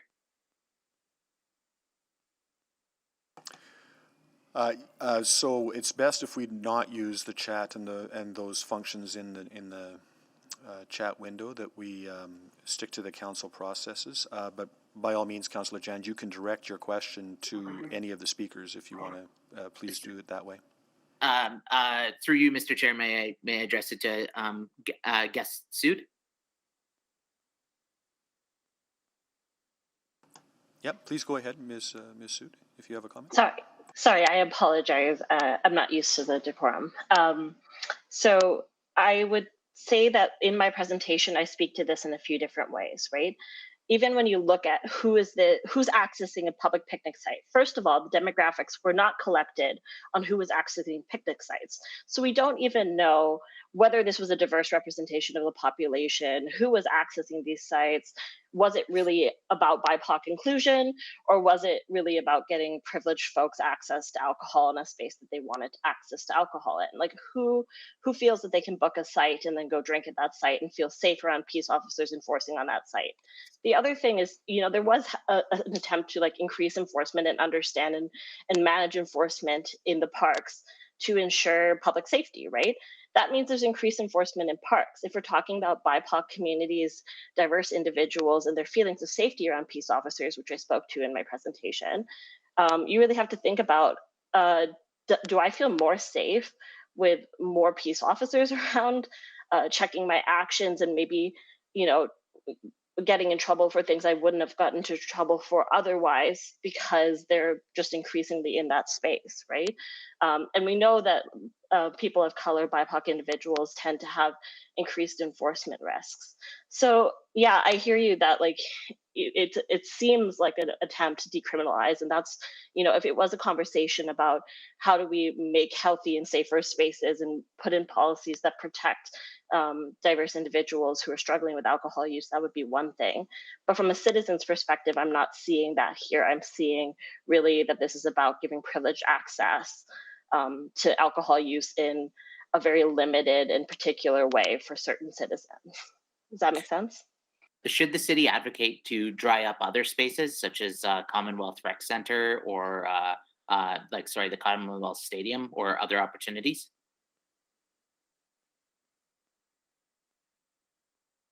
You need to direct your question to a particular person, Councillor Jen. I guess to any of the speakers.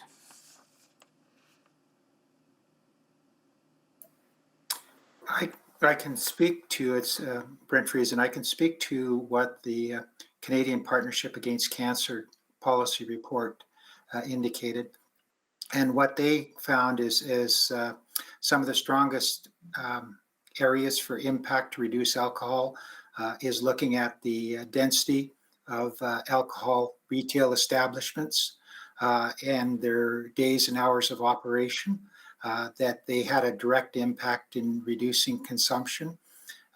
Further to the question on creating inequities, we do know that there is a tendency to increase the number of alcohol retail outlets in communities that may already be experiencing social disadvantage. So those would be some of the stronger measures that Edmonton could look at. The other approach is to look at the alcohol concentration of the beverages that are being sold in places such as the Commonwealth Stadium to go in favor of lower concentration alcohol beverages. Thank you. Thank you. Councillor Tang. Good morning, everyone. Thank you all so much for your excellent perspectives when it comes to health promotion, public health, public engagement, and intersectionality. In fact, just a note to the members of CSAB, your points highlighted in your letter were in fact the very questions I have noted, which I plan on asking administration. But I have some question on the public health aspect, so to the AHS folks. I'm wondering if you can share some specific data when it comes to alcohol-related emergency room visits and hospitalization rate in the last year. So during COVID, with a pilot in place, and do you have any kind of comparison before and after?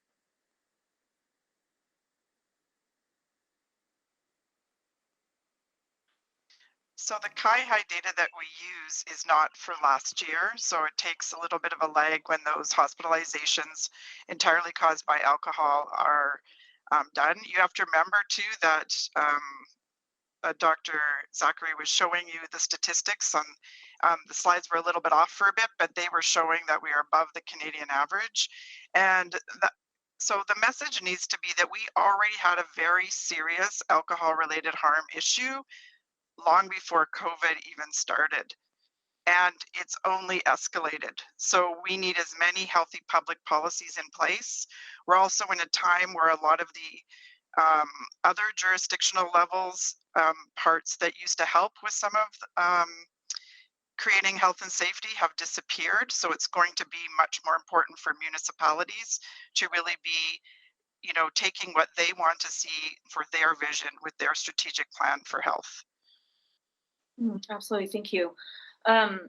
And, you know, I've noted that both, you know, the letter from AHS and the letter from CSAP referenced this research paper from BC.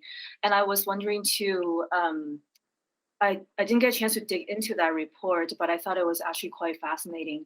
And I'm wondering if you have any kind of data around comparison with other municipalities with similar public drinking bylaws, and what are some of the health outcome and status adjusting for various factors. And I don't know, Dr. Friesen or actually any of the AHS folks. I'm wondering, Councillor Tang, if Dr. Gonzalez Abraldis could respond to your earlier question about hospitalization, because I know that he and colleagues had just recently published a paper Perfect. looking at hospitalization rates in Alberta. Yes, as it was mentioned before, you know, there is a lag in the data that we get. So the study that we published was about the first 6 months of the pandemic. And so we cannot have any inference about what will be the potential of the pilot. So, but during the first 6 months of the pandemic, the admissions due to alcohol hepatitis duplicated. The admissions were already slowly rising before that, and during those between March 2020 and September 2020, they multiplied by 2. That is what we can tell, but they were already on the rise. We don't have anything after that. We are collecting the data after that, but it has a lag. Yeah, thank you. And I think this was referenced in one presentation earlier, but it went by really quick. How much communication or contact do you have with the city team in terms of monitoring of this bylaw? Because this isn't the first time AHS has written in, opposing this bylaw and pilot.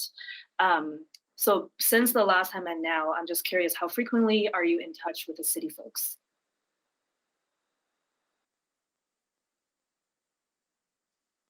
I can only speak for this particular alcohol and park things, but each time we have had to initiate, the city has not reached out to us. And when it started with youth council, it actually started with a council that includes underage, age 13 to 23, advised by Thomas Banks III.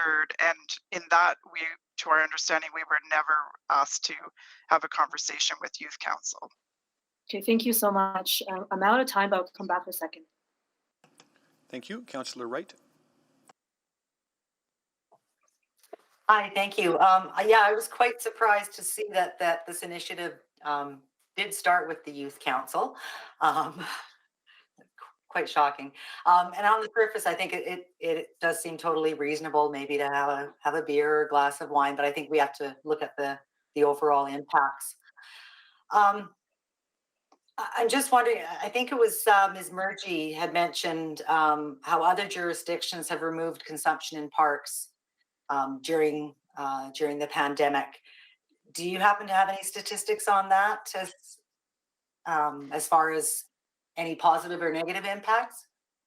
Unfortunately, I don't. I did read that when I myself was going through the research that colleagues from CSIR, from University of Victoria, that report that was included. And I think in part of their materials and the research that they conducted, that was one of the things that they had noted. So I found that kind of interesting that, countries and regions where there is public drinking, they made the decisions in light of some of the risks that could be attributed to alcohol during this pandemic to reduce spread, that they made that decision that, we're going to put that on hold, considering harms to the community, yet, juxtaposing those decisions, we see that our pilot project went ahead. So I thought that was interesting in my own sort of research around this topic, and I thought that was important to note. But I don't have any other specific details or statistics related further to that, just other than what I read in the report that I've included.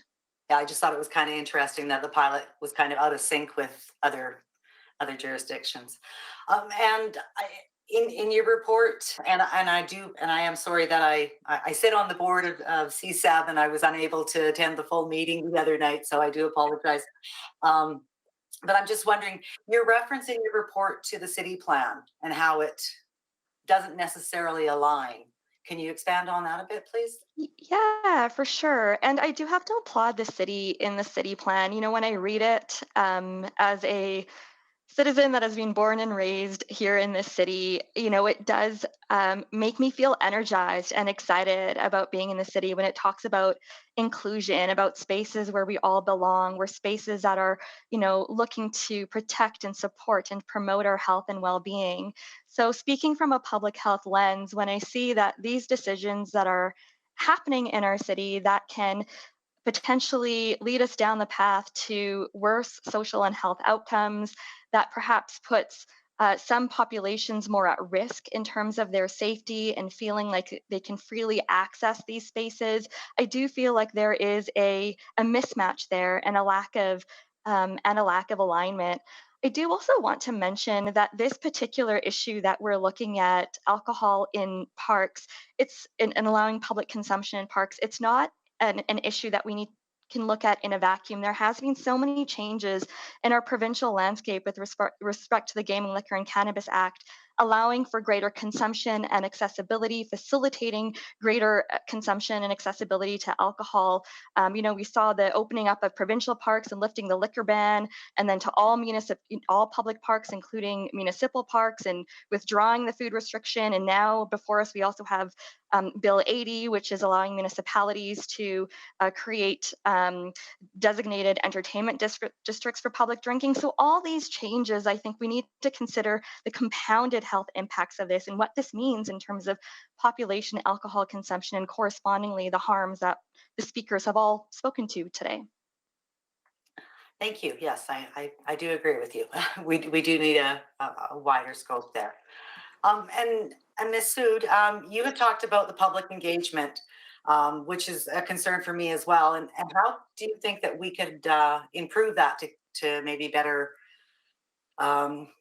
capture sort of better or wider representation and the impacts?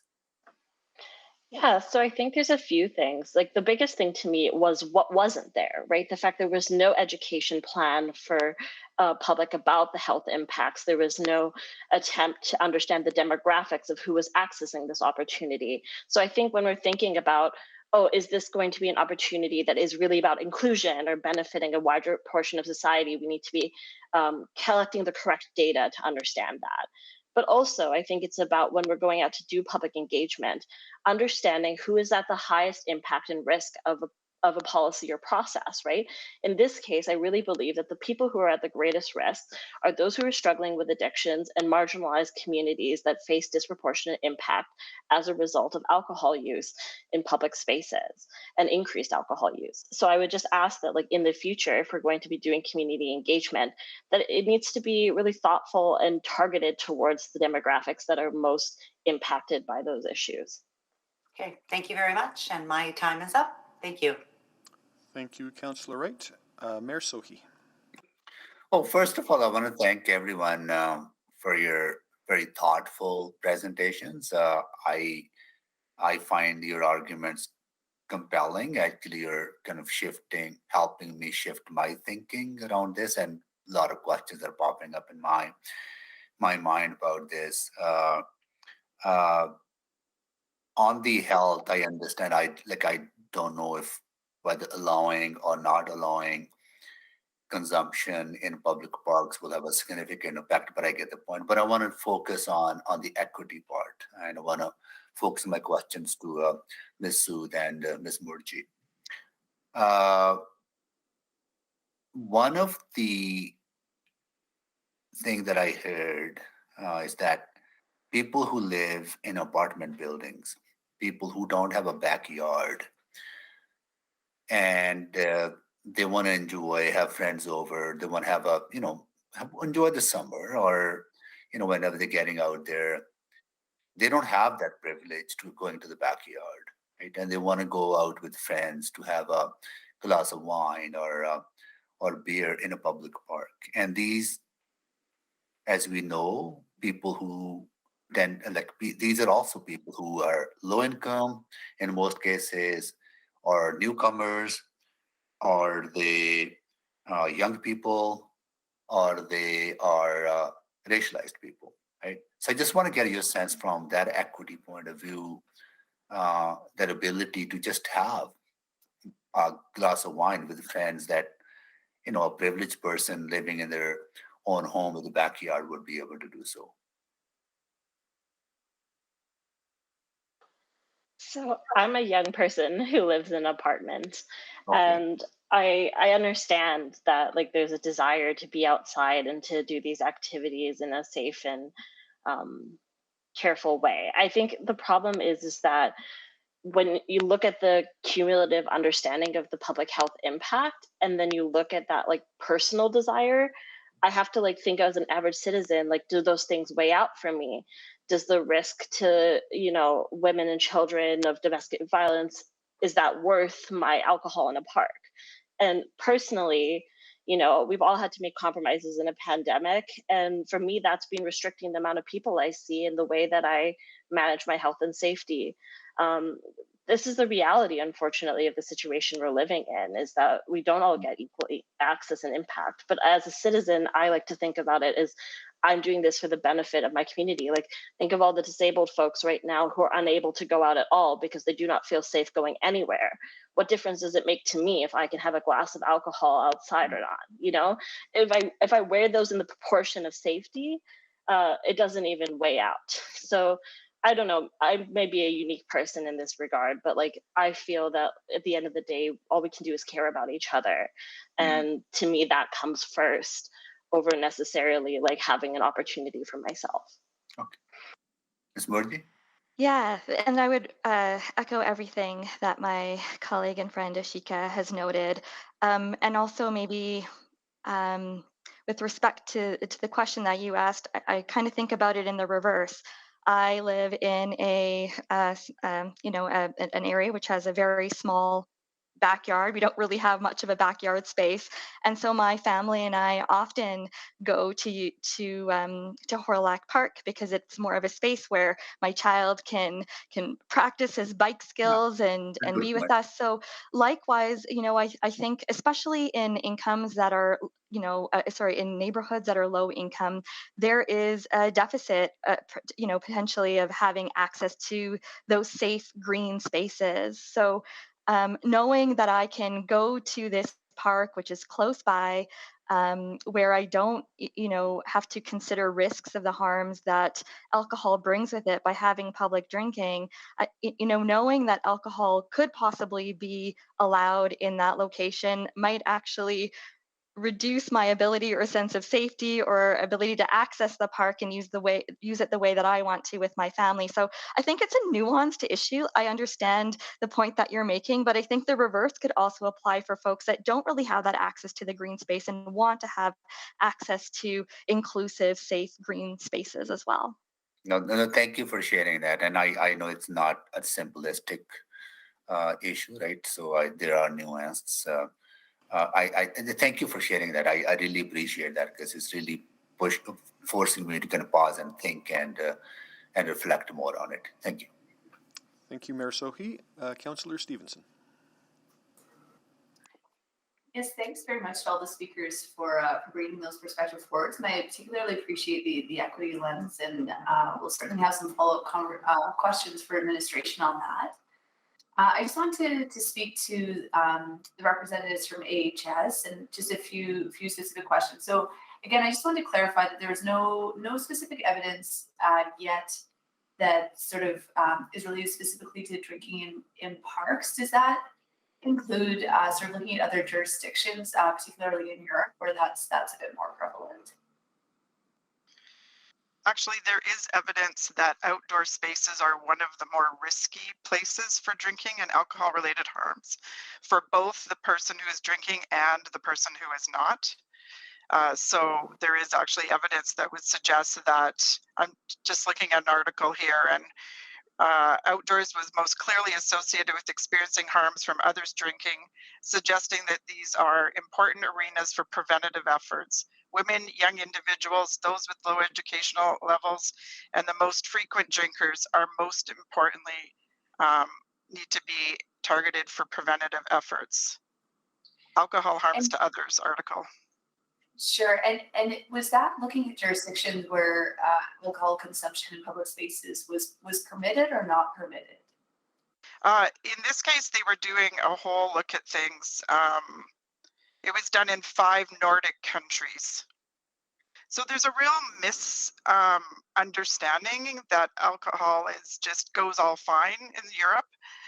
And the World Health Organization, their highest priority in the European region is dealing with alcohol-related harms, and they are shifting their policies and things to work on this.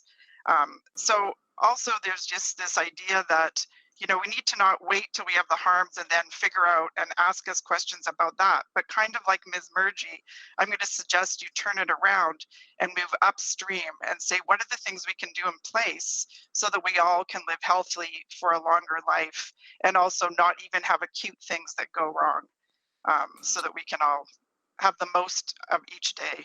And also let's talk about what are the things we could have done, put the energy and money to in parks instead of this. Would childcare, for example, as an opportunity versus drinking at the picnic sites, would that have been something that more of the community could have used? Did you consider asking the city of Edmonton, people who live, work, and visit here about those ideas? Thank you. And anyone else, AHS? Well, maybe I'm just mindful of my time, sorry, but that's helpful perspective. And I think I'm struggling with having had the lived experience of being in the UK for many years and seeing how alcohol consumption function in parks and what that led to from my perspective was some of the vibrancy and use of those public spaces. So I want to kind of drill into a question around, you mentioned sort of problematic behaviors with drinking. And I think something that I've heard in the past is some of the health risks associated when people feel isolated and are drinking alone. So just wondering how that kind of weighs out in terms of, again, if people, as Mayor Fogarty was referencing, are in apartments, aren't able to have friends over, and are instead choosing to drink by themselves rather than being out in a public space with other folks around them. So maybe just, or if there's, sorry, go ahead. Or did you have somebody specific you wanted to ask? Sorry. No, you go ahead. Okay. I was going to say isolation is definitely something that people who are sometimes using alcohol are wanting to change how isolated they are. But a lot of the ways they're looking for connectedness, we're kind of confounding things when we say that alcohol and fun go together, have to go together. There's a lot of times when alcohol is not very fun or the impacts you experience. There's that same conflating that sometimes goes with alcohol and connectedness. There's many ways and many times we all, if we're going to stay within Canada's lowest drinking guidelines, that we need to have times where we're not drinking for us all to stay healthy, even if alcohol is something that we want as part of our life. Great.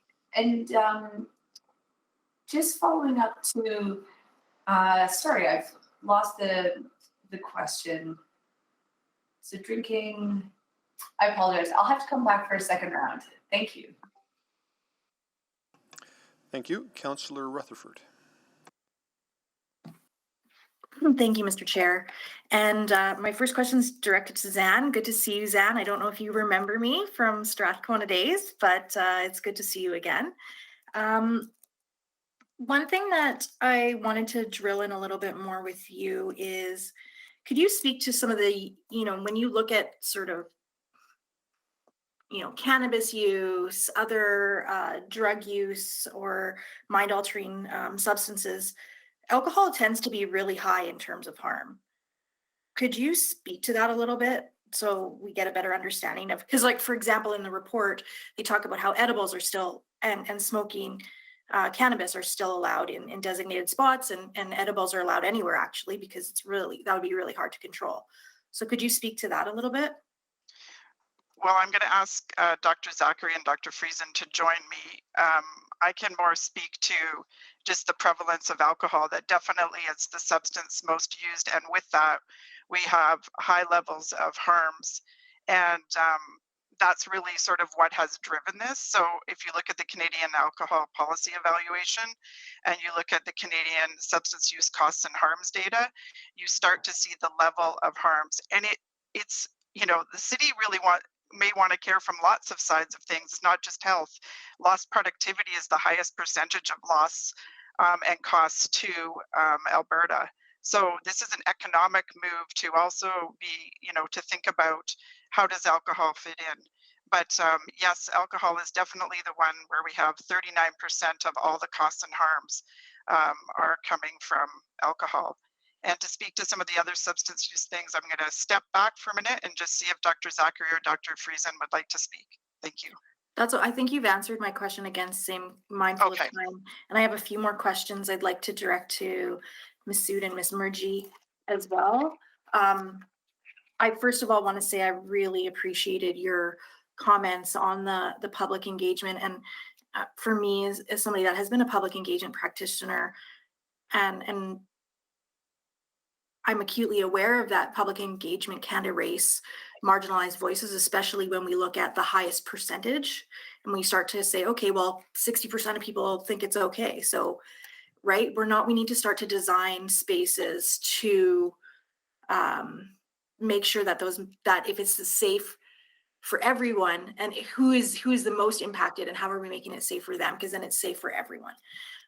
When we talk about a city for all, could you speak to that a little bit? You've both kind of mentioned women, children, but I'm just wanting to dig into that a little bit more. Like, what are some of the voices that have been erased, even if they did provide that feedback in those surveys? What are some of those voices that might have been erased that we need to learn and consider moving forward if we are going to have this discussion?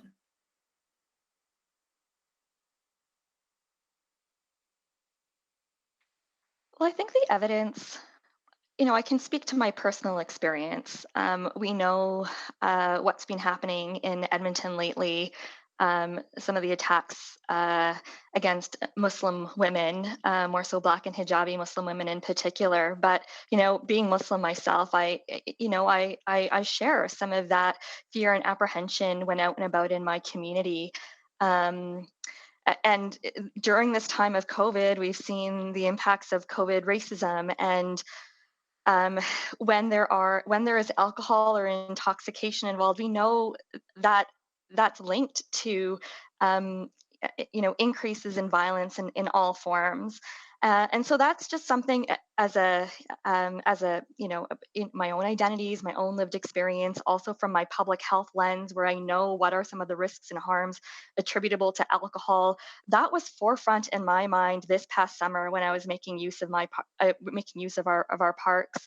But I think the evidence points to, for sure, certain groups that are disproportionately affected, like young people, people with lower socioeconomic status, people from lower income neighborhoods. The parks that were chosen as pilot sites was there consultation that happened specifically with the surrounding community or with the community leagues. In fact, people who are going through recovery right now and want to access those safe, inclusive, alcohol-free spaces within their community.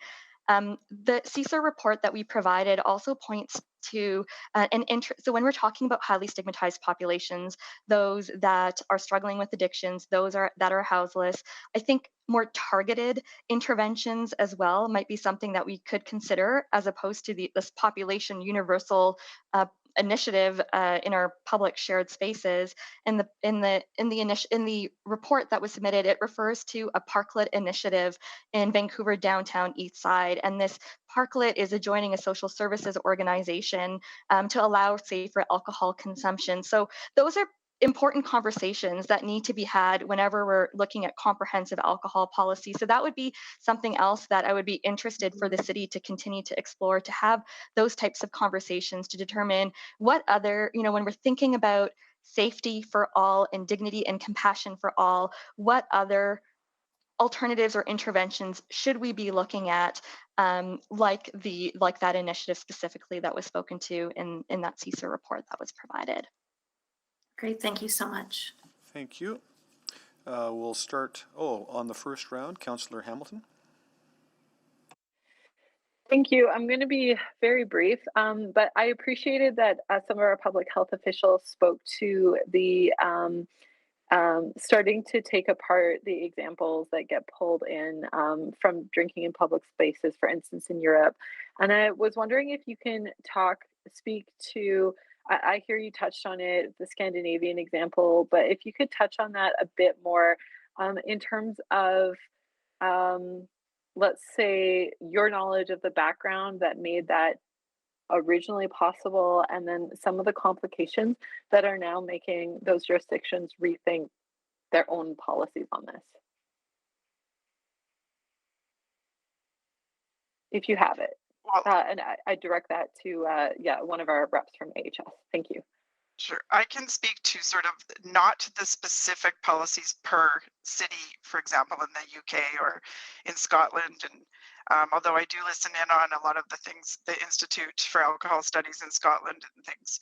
But what I can speak to is that they really were looking at what are SAFER, which is the acronym for the World Health Organization's work in alcohol-related harms, really tells you the best buys. So how can a municipality or province or other jurisdictions get the most for their energy put in to reduce alcohol-related harms?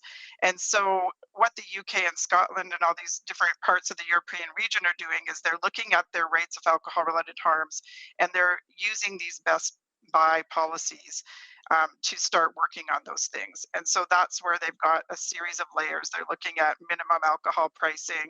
They're looking for also monitoring and feedback systems with their health systems that connect with their municipal systems. There's a whole lot of reports and things I have on it, but I can't speak to like particulars on what their policy was. It's more on what they're trying to do to reduce those harms now that they have them. There's a huge level of death and disability that communities are experiencing, and I think it's age 19 to 45-year-olds are really hugely affected, and that's one of their highest levels of death and disability. That's really helpful, and I've heard, like, and I don't expect you to comment on this, that there's examples like raising alcohol minimum prices, limiting the spaces, increased limitation of the spaces where alcohol consumption is possible, raising, I know in some jurisdictions they've raised the minimum age for purchase, and yet, and limiting the places and the type of alcohol that can be purchased. For instance, not purchasing it from a grocery store or making it readily available. These are all sort of things that have been put in place. But at the same time, I've also heard AHS say in this conversation that Alberta started to release all of these, let's say, levers at the same time. And so is it possible that by not coordinating as a government, with the municipal government, with other orders on what they were doing in this space, we might see those knock-on effects of increased alcohol consumption and the secondhand harms that come from it?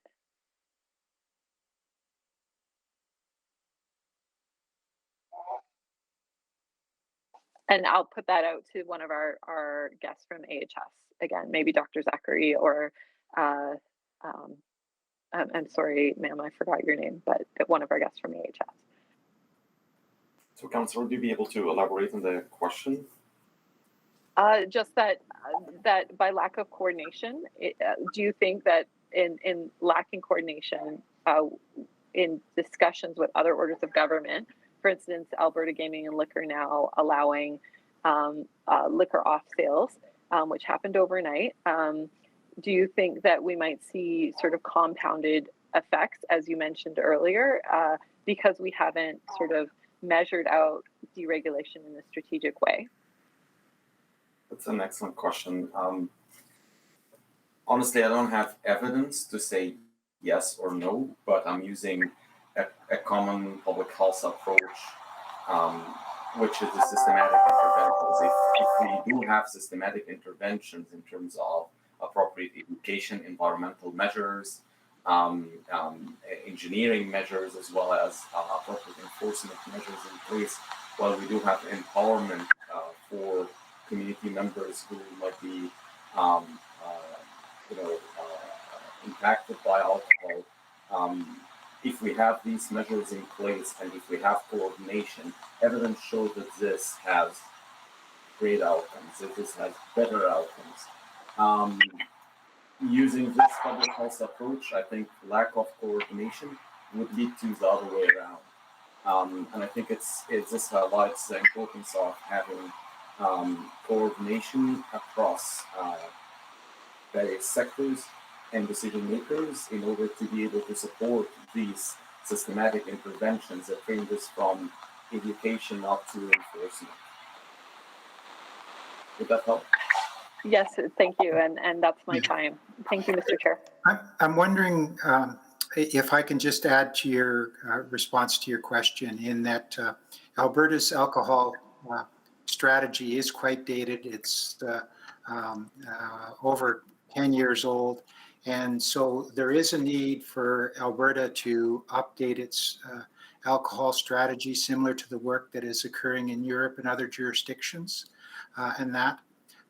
But at the same token, the work by the Canadian Partnership Against Cancer has identified policies at the municipal level within the control of municipal governments that could have a significant positive impact in addressing alcohol-related harms. Thank you. Starting in the second round, Councillor Tang. Thank you very much, Mr. Chair. So when the pilot went into effect, I remember, there's lots of debate around this, and some, will argue from this harm reduction approach that you are, people are going to be drinking anyway, so why not regulate it? If people are going to be congregating indoors, during COVID, outdoor option is a lot better. I guess I'm curious from Ms. Murgy, nice to see you. If you can comment on that a little bit. Is harm reduction the right word for this? And is that a sound argument? I think harm reduction, it has a broad definition. So when we're looking at population level interventions that reduce alcohol availability and accessibility, I think that is a harm reduction approach for sure. That's specifically looking at population level. And then I think that there's some more targeted harm reduction approaches as well, such as that parklet initiative that I was speaking to earlier. I don't think that the two can be conflated. I think we need to sort of understand the context and the nuances in both and sort of make decisions accordingly.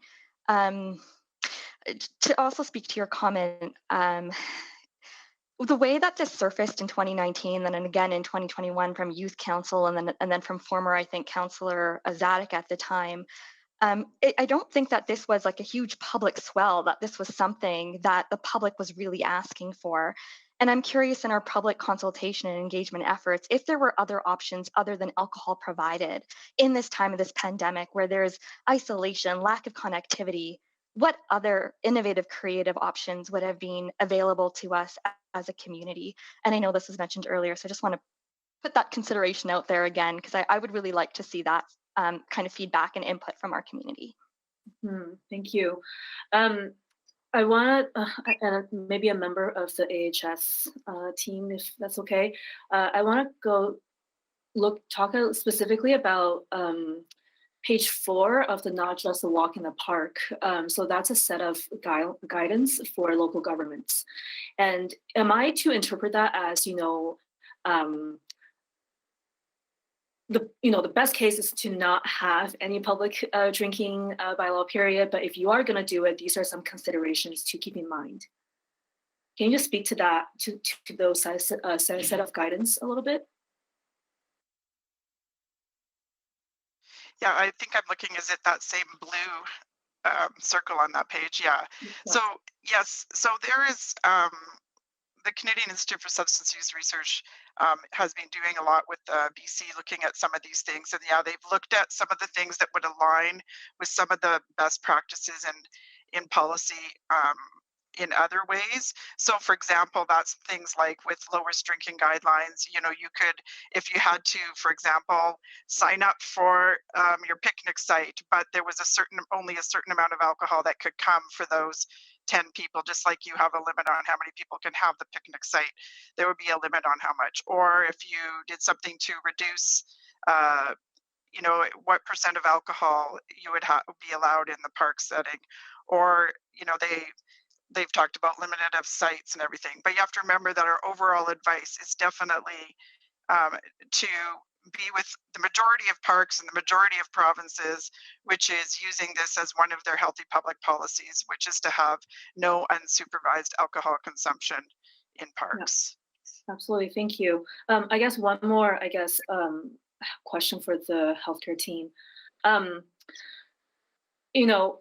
Here in Alberta, municipalities don't have jurisdiction over public health, when this is very much, I think, as you've all highlighted, very much a public health issue. And I feel like there's such a distinct separation between what the municipality is doing and what public health guidance is. And we've seen this with other issues as well. And I think that's a huge, just a separation. And that's very different to, say, BC or Ontario or Quebec. So I guess I'm just wondering if you can comment on that a little bit, just in terms of, is some of the, the fact we're not really taking a lot of those public health advice into consideration in developing a bylaw like this is because, we are quite we have a very different jurisdictional arm or whatever you want to call that.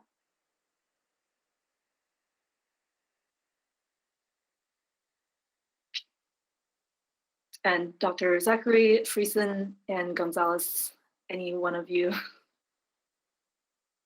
Oh, Dr. Friesen, you're on mute. Thank you. I can maybe start and then Dr. Zachary can add. I think that's one of the initial slides that was showing was that U-shaped curve and showing that there's not a lot of restrictions on sale of alcohol at this time. There are things within that Canadian Partnership Against Cancer policy paper that fall within the scope of municipal responsibility and jurisdiction. So for example, the number of or the density of alcohol retail outlets that exist. There's examples of other municipalities in Alberta that have taken action to restrict the hours of sale of alcohol and show and benefit from that approach. Other jurisdictions may look in terms of establishing a minimum price on alcohol in terms of to deal with the impact of happy hours. So yes, there is, ideally we'd have an updated alcohol strategy for the province reflecting the latest evidence and best practices. But in the interim, I think there's an opportunity for municipalities to take action and incorporate that evidence in their policies within the areas that are under their jurisdiction. Great, thank you so much. I'm out of time. That's all from me, Mr. Chair. Thank you. Councillor Jans?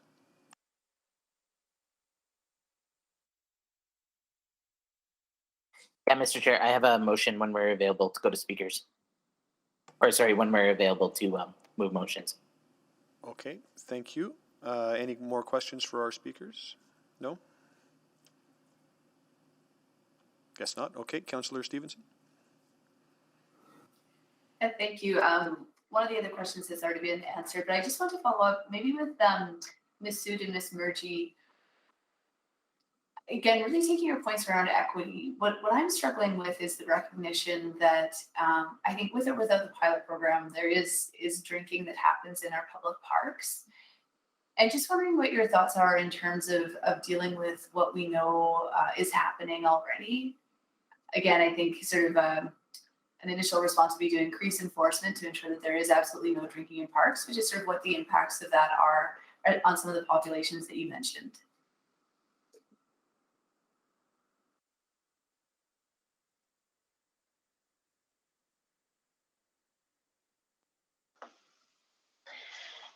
Yeah, I think that's a really difficult thing.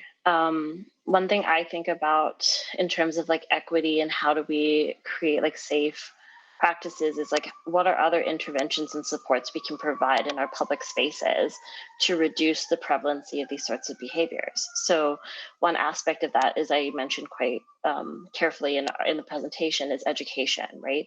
I really do believe that a comprehensive educational approach needs to follow a pilot like this. We have to talk about not just alcohol use, but also cannabis use and the impacts that it has on our community members and how it affects people. And I think, if people were already thinking that this was allowed all over the park, even without that being the rule, it's sort of a thing where it just amplifies like an already existing behavior. And I think that's part of the thing too, is how much are we increasing the normalization of this behavior by doing this activity rather than just simply saying, oh, it does or does not exist, right? Like, I think there's already a recognition that this behavior is existing, but how do we provide the adequate supports and structures in place to address that type of behavior rather than just simply legalizing it for the sake of like common use. I don't know if that addresses it, but I think.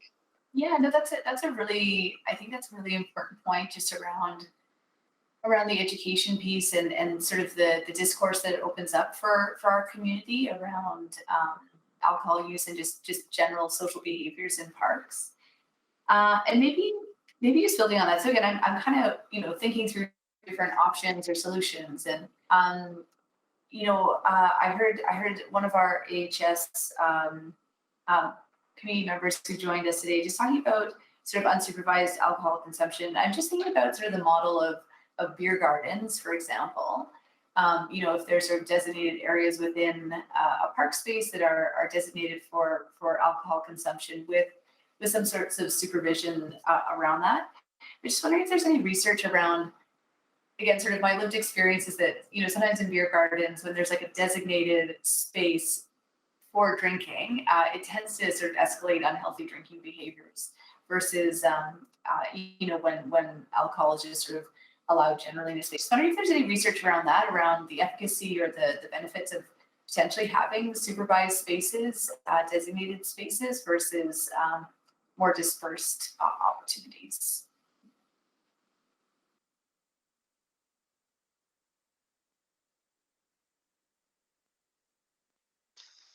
I'm reflecting on how a lot of the questions are around sort of still wanting this to happen and not around all the other possibilities or much around the risk. Cancer does happen to our cells regardless of how we put our stance on whether we want to drink in the park or we don't want to drink in the park. So these are things to consider. Question is, would you do some of these same things for tobacco as an alcohol as you would do for alcohol? Are you taking into account the fact that there is no safe level for alcohol for cancer as well? So I didn't answer maybe the specific question, but I'm bringing some more things to the conversation. And we certainly, for example, in our team, we offer, times with municipalities to work their way through the municipal alcohol policy guide, see what you think is best for your community, weigh the different kinds of best practices and look at some of what other communities have done. So that's another option too. Yeah, I appreciate that. And I think I'm just struggling, not to discount any of the data that you've shared or the risks that you've highlighted. I'm just having trouble drawing that link between allowing it to occur in a public space and some of the specific behavioral choices around the amount of alcohol that people are choosing to drink because of that. So I'm out of time, but thank you for the perspectives. Thank you. On the first round, Councillor Salvador. Thank you so much, Mr. Chair. And I guess I'm just looking for some comment on, call them companion bylaws. So things like noise, nuisance, public intoxication, litter bylaws. And I guess in an effort to mitigate some of the problematic, impacts that were spoken about today, maybe to Ms. Sood or Murji, apologies. Do you feel that those are not really mitigating the concerns that you spoke of?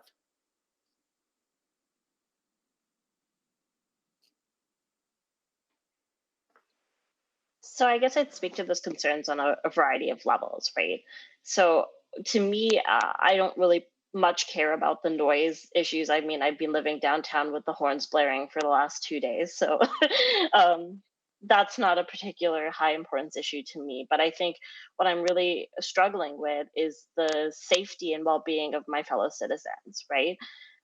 If there's increased risk of domestic violence, if there's increased risk of safety in the home and safety in these spaces. And these are things that are very hard to quantify and document too, is the difficult thing about increasing this type of access. Is it's not to me about like the specific, risks to drunk driving. That's a big risk, but it's hard to tell how many people are actually drunk driving versus how many people get caught drunk driving.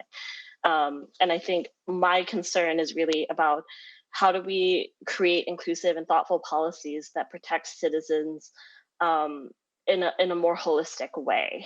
I'm more concerned about that general level of safety and well-being more than like the specific nuisances that arise from alcohol personally. Okay, I appreciate that answer. Ms. Murji, do you have anything on that as well? I don't have anything to add to what Ishika said.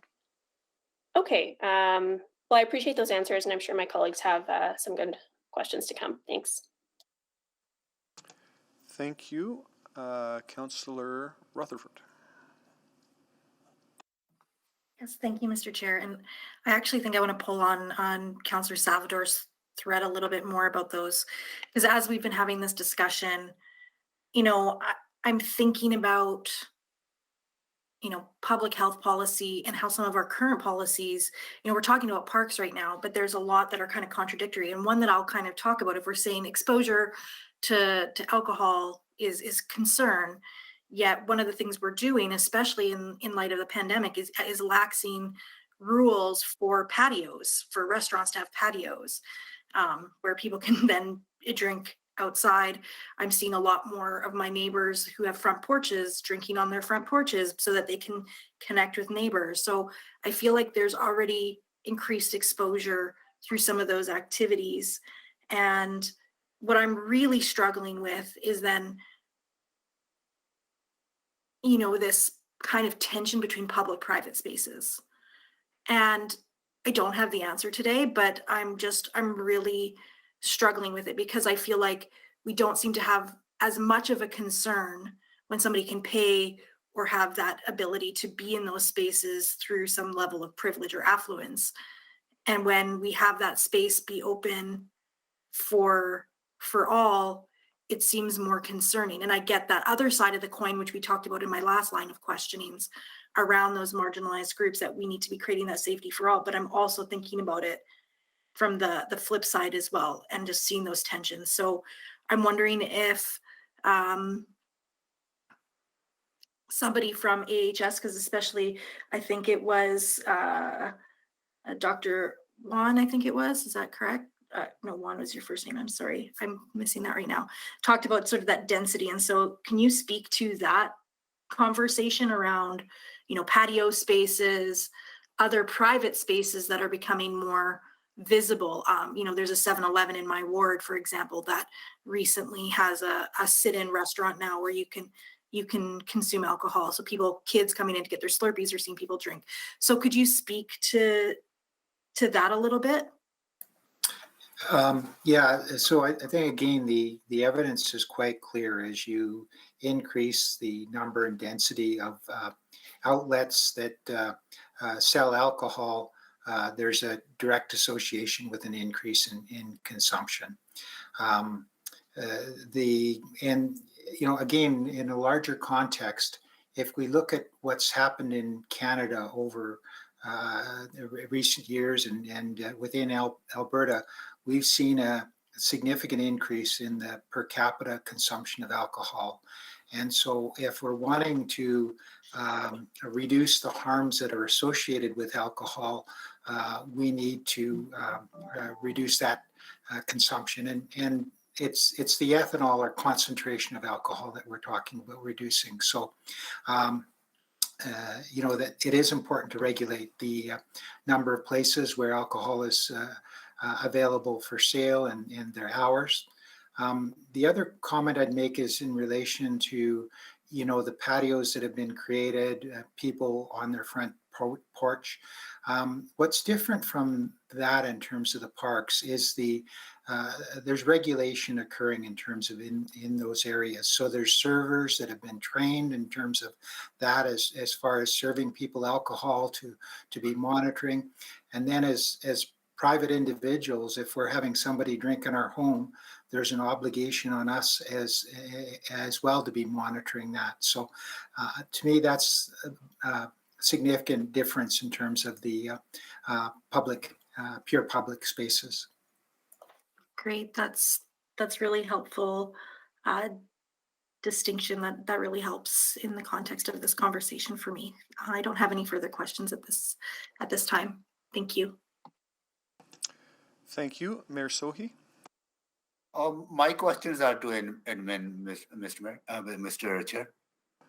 Okay, thank you. So that then completes questions to our speakers. So thank you everyone for your presentations and for being here. We really appreciate it. I'm wondering, just for the folks from AHS, you had a joint presentation and set of slides. Is there any objection to sharing that presentation with us? And we might attach it to this item on the city website so that members of the public can see some of those slides and some of those statistics. I've had a few requests for that. Is that all right, Ms. Harvey Jansen? Mr. Zachary? So it's all right for me. That's fine? Okay. So perhaps we'll do that then. Thank you, Madam Clerk. So at this point, we would move to questions of administration. Just by way of agenda review, at 1:30 we have time specific for the snow and ice conversation. We still have an outstanding item on Recreation Center financial tools and a speaker to hear from. And there's questions of administration on this item, and I'm aware of at least two fairly contradictory motions.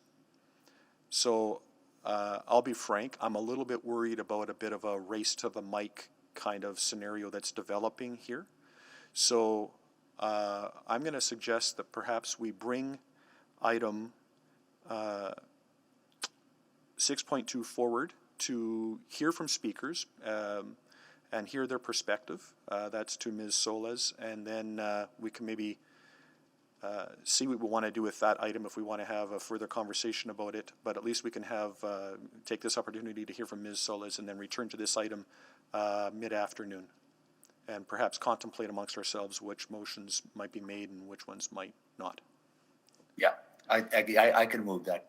Thank you, Mayor Sohi. So please vote on bringing item 6.2 forward.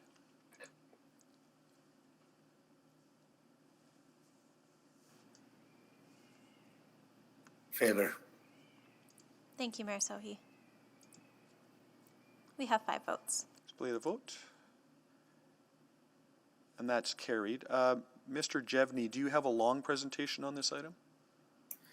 It is several slides. I think just given the time, if you want to hear from the speaker, we could circle back this afternoon and see if you want the presentation at that time. Okay, why don't we do that? Let's go directly to the speaker And if there's a desire amongst committee to hear the presentation later today, then we can circle back on that. So let's move forward on that basis. And if Ms. Solis is with us, we'd be happy to hear from you, Ms. Solis. Okay, well, good morning, almost afternoon. My name is Elaine Solis, and I appreciate the opportunity to speak to this item on behalf of Friends of Stonor Rec, and we'll be elaborating on the email I sent on Friday. We are so pleased that Council allocated design funding last June for the compact rec center at Rolling Miles District Park. We're over the moon to have reached this point in the planning of this facility and look forward to engagement on its design. This facility would be a great asset to the Stonor district and that was created in the city plan and will be an important component of achieving the city's vision for a 15-minute district. Built near the separated bike lanes on 106th Street and 76th Avenue, this rec center will also demonstrate the porousness of district borders by readily serving other Edmontonians, given its prominent location along and direct access from Calgary Trail. Some additional background: the functional program and footprint that I sent on Friday for this rec center started in the middle of the last decade as a result of a discussion at this committee about funded parkland improvements at Rolling Miles Park. A rec center hadn't yet been considered, so the parkland plans didn't provide any space for such a facility. Because of our efforts in previous years, Stonor Pool had been put back into the base operating budget after it was slated to close, but we knew the pool, which was built in the 1950s, wouldn't last forever. We shifted to advocating for a replacement facility. We succeeded in convincing council to pause the parkland plans while a functional program was developed for the rec center at the park. We felt then, and we still do, that you don't do your landscaping before you build your house. And as welcome as some upgrading at the park would be, the priority is the rec center, which would serve the residents of a larger number of communities than the park typically does. And parkland improvements should be planned and constructed hand in hand with the rec center. Turning to the topic at hand, alternative financing, we appreciate the opportunity we had to work with admin on this topic in 2020, and like others, we too are concerned about equity and access to recreation throughout the city. We see this compact rec center at Rolling Miles as a pilot or model that could be replicated elsewhere. This rec center is about a quarter of the cost of a megaplex and has a much smaller footprint, requiring less land. Some alternative financing tools, if not implemented carefully, could negatively impact access, while others could relieve the cost pressures for this or other similar projects. The financing tools that might work in our area may be different from the ones that could work in another area of the city. Alternative financing tools need to be implemented proportionally. If residents of a catchment area or rec center users are asked to dig deeper into their own pockets, it must be done in such a way that isn't an excessive financial burden or isn't exclusionary. For example, revenue from an additional $50 a year on a property tax bill or an extra $20 a year on the cost of an annual pass would be reasonable. We would expect some funding for the rec center to come from general revenue. Alternative financing wouldn't be able to foot the whole bill. Some options would require more funding from traditional sources than others.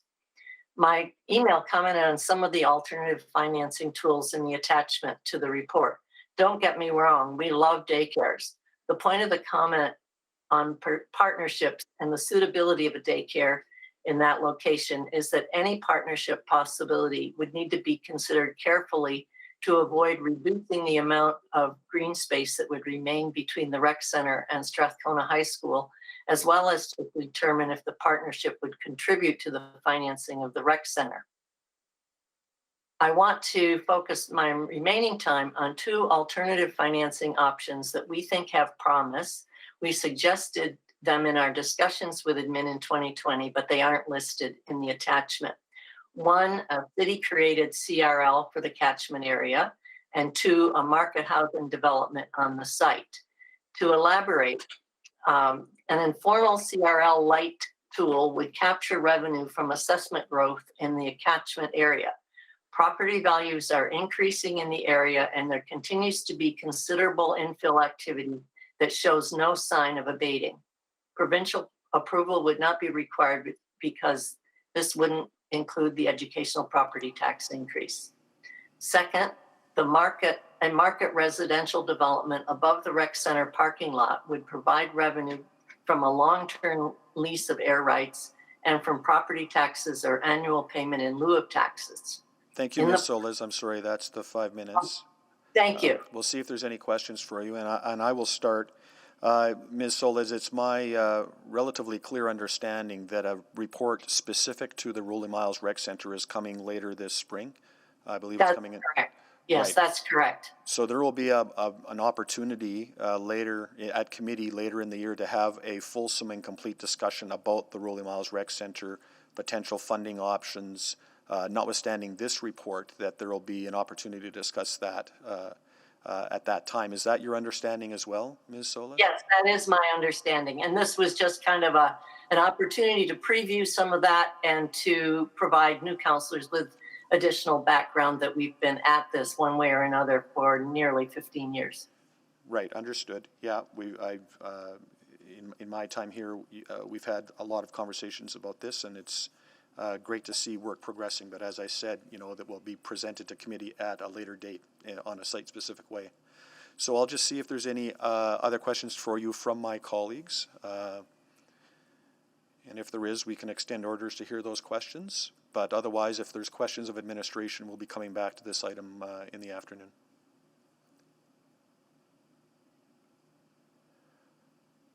Okay, and I don't see any other questions for you, Ms. Solis. So thank you for sticking around this morning and for making your presentation. We really appreciate your comments and your passion for this project. We will adjourn now for our break. We'll commence again at 1:30 with the snow and ice item. Thanks, everyone. See you later.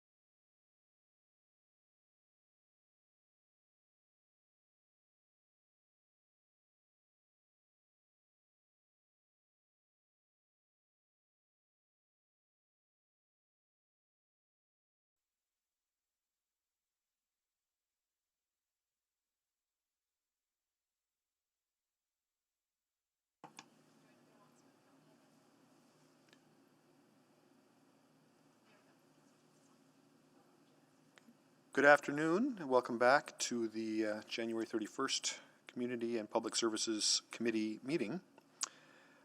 And I'll just do a quick roll call now to get us started again. Councillor Jans. Good morning. Good afternoon. Councillor Tang. Hi, everyone. Hi there. Councillor Wright. Good afternoon. And we are joined by other councillors, including Councillor Principe, Councillor Knack. Hi, sorry about that. That's okay. Good afternoon, Councillor Knack. Hope you're okay. Councillor Salvador. Good afternoon. Councillor Rutherford.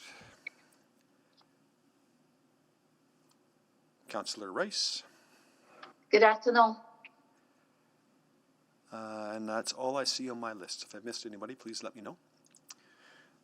We will start this afternoon with our time-specific item, which is item 6.4, Snow and Ice Control 2022 Operational Update.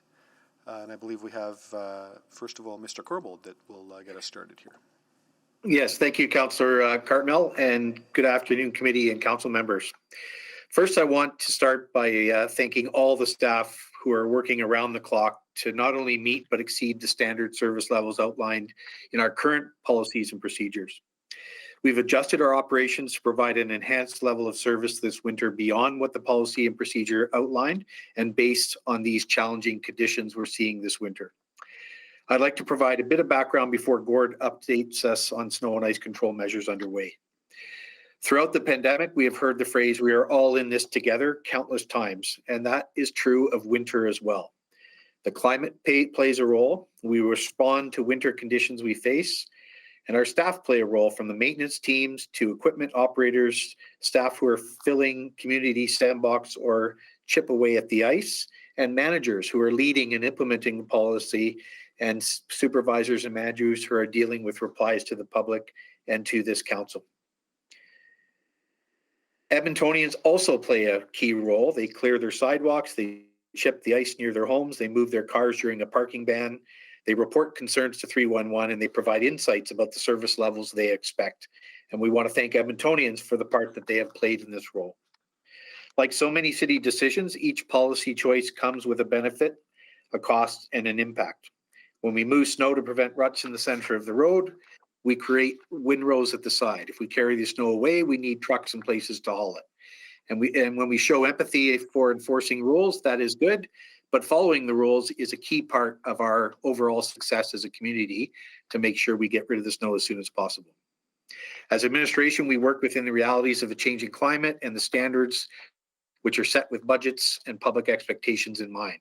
And I want to be clear, this update is not about the work of individual staff.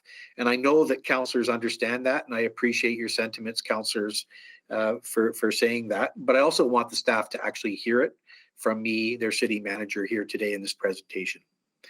I've seen staff go above and beyond in their work, whether it's outside in freezing temperatures, under the hood of an equipment garage, or taking a call from a constituent, or again, leading as managers and supervisors 24/7. Our staff are doing their jobs with the policies, equipment, and resources at their disposal. And if council is looking to change the results that Edmontonians see on their roads and sidewalks, we can discuss those choices and the benefits, costs, and impacts that come with them. And I know that we'll have more to say about that at a later spring fulsome update on options. With that, I would ask Gord to provide an overview of the program, the choices we've made as a city, and the ongoing progress in responding to what this winter is delivering. Thank you very much, and over to you, Mr. Sever. Thanks, Andre. Good afternoon, council, committee members. Today we're here to provide an update on the snow and ice control program in advance of returning to presenting a full report to you in April. Today's presentation will cover a timeline where we have been over the course of this winter, our current state.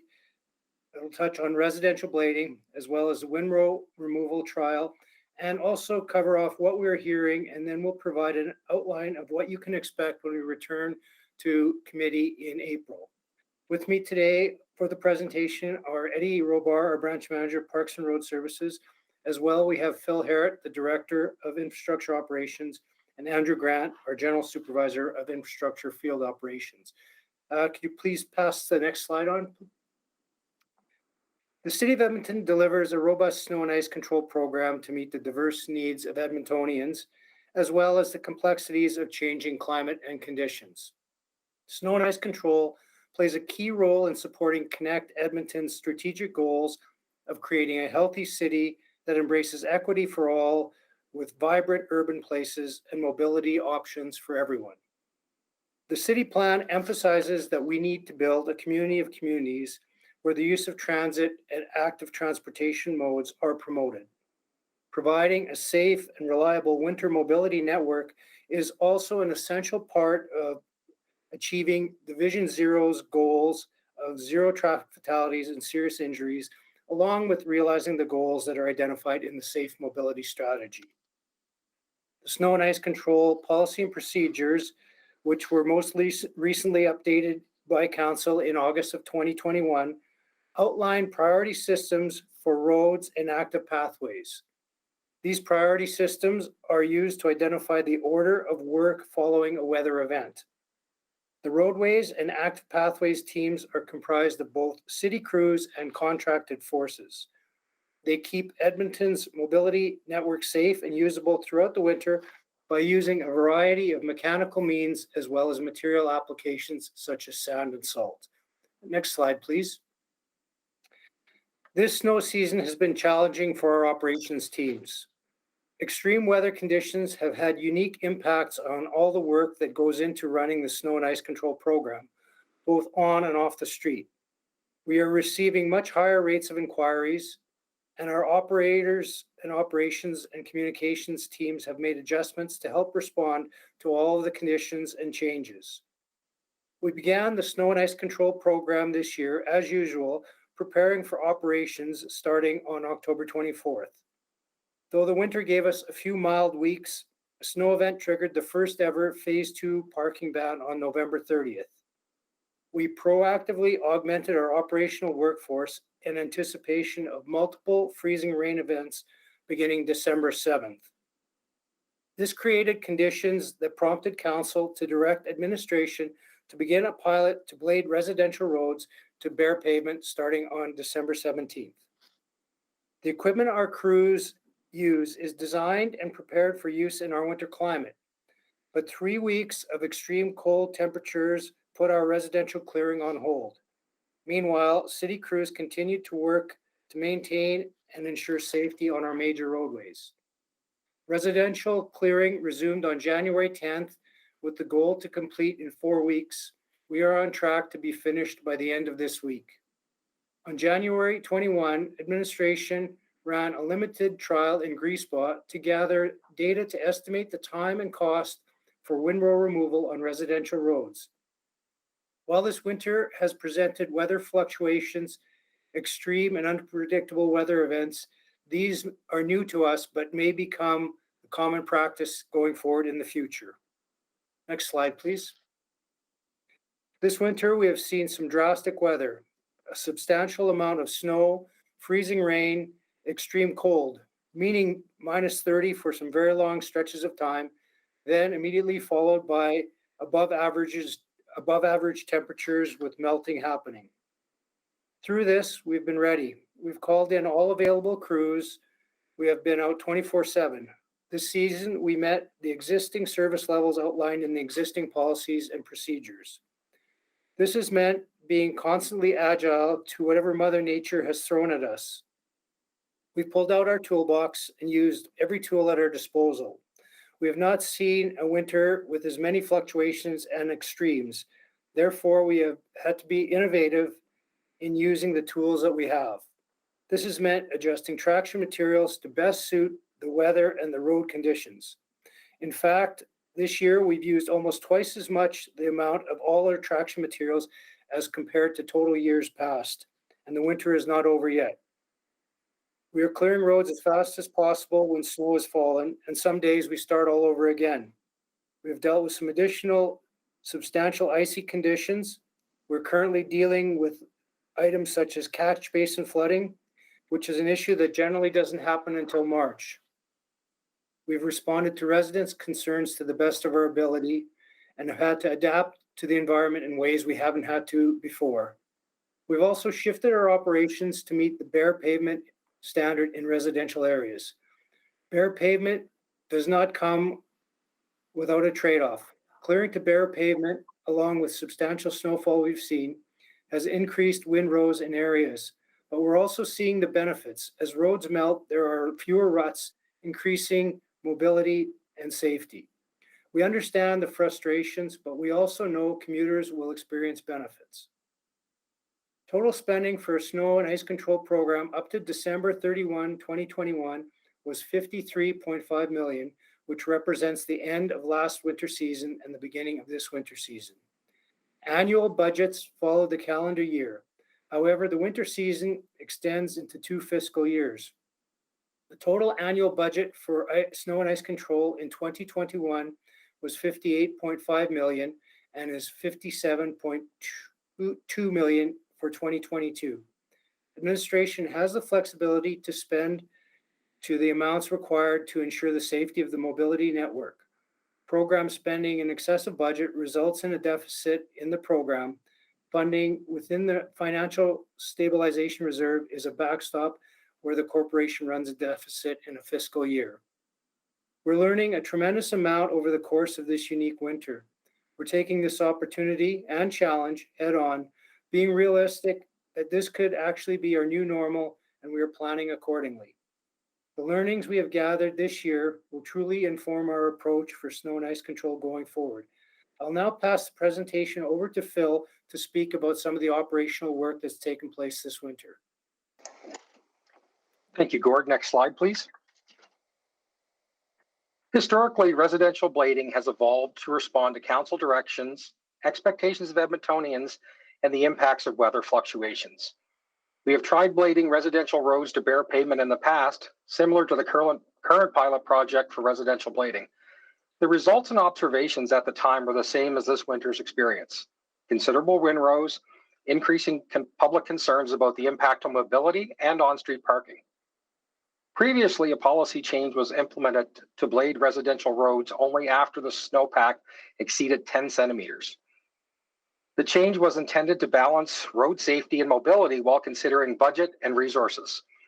However, this level of snowpack has the potential to create significant ruts during a thaw that were unmanageable for mobility.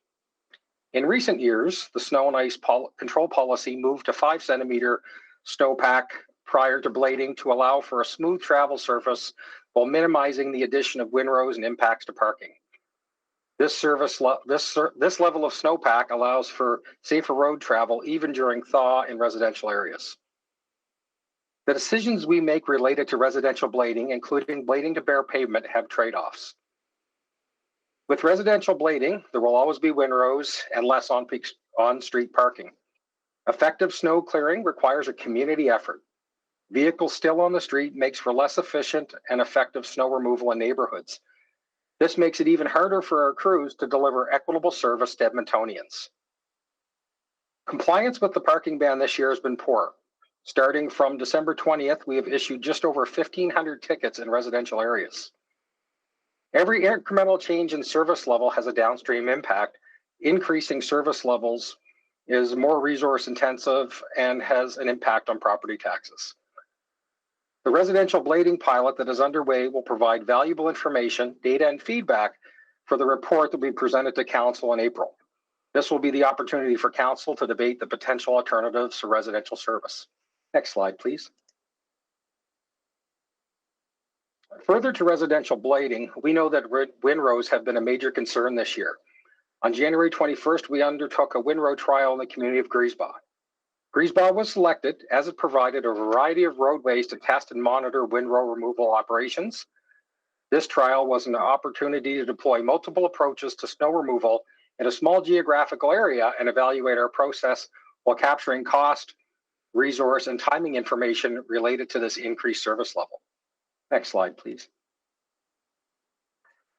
The city cannot remove all windrows on residential roads with current resources and snow dump capacity, but the trial enables us to determine the on-street time, financial resources, and need for operating this service level.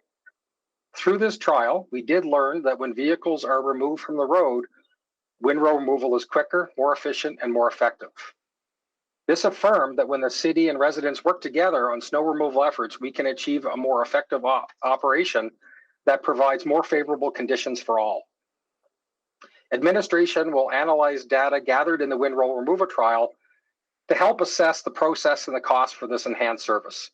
It will inform the options and recommendations as part of our service enhancements report to council. Thanks, And back Bill. forward. Next slide, please. Understanding that there has been considerable conversation around the city's snow and ice control work over the course of this winter, we acknowledge that we are still listening to council, Edmontonians, and stakeholders. This will allow us to collect diverse perspectives on snow and ice control. We'll identify the gaps in service delivery that will inform the development of service level options for committee and council's consideration in April.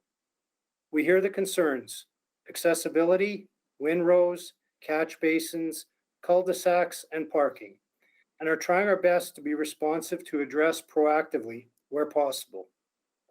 Edmontonians are alerting the city to their mobility and access needs, and the operational crews in city operations are working hard to address these concerns in a timely manner.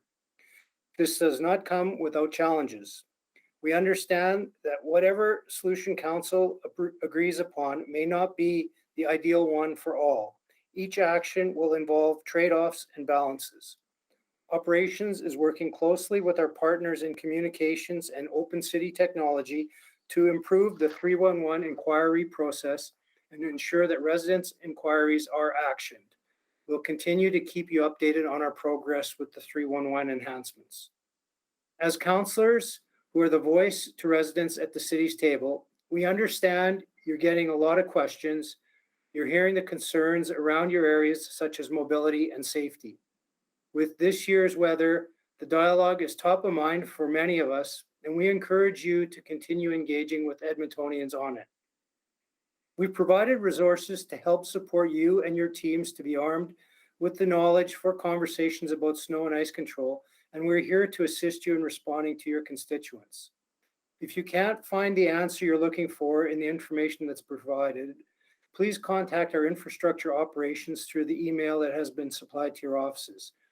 To ensure that all inquiries are answered in a timely fashion and that Edmontonians receive fair and equitable service, along with ensuring that our operational leaders are able to focus on the work at hand, we ask that you use this contact information.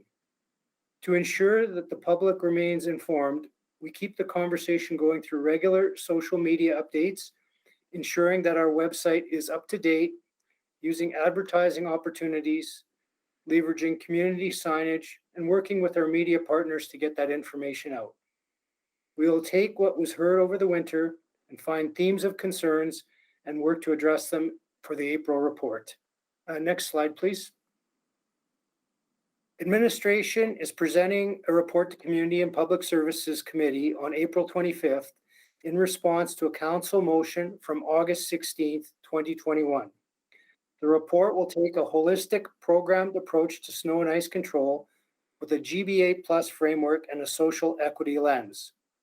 It will incorporate the feedback that we've heard from council, residents, and stakeholders over this past winter season.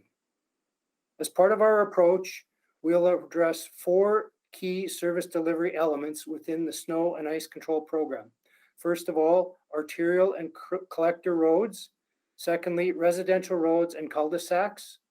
Third, active pathways, which includes bus stops, sidewalks, bike lanes, trails, and also has its own priority framework. And finally, the 4th group, which involves additional snow and ice control services, such as assisted snow support, as well as our community sandbox program.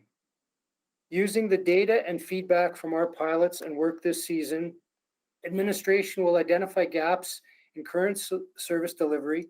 We'll propose options for potential service level enhancements, including new and increased levels of service, and outline what resources may be needed to successfully implement these options should they be approved by council. We understand how critical snow and ice operations are for the safety and accessibility of our residents. We're constantly working towards strengthening and improving the snow and ice control program to enable a better life for all Edmontonians, regardless of how they travel.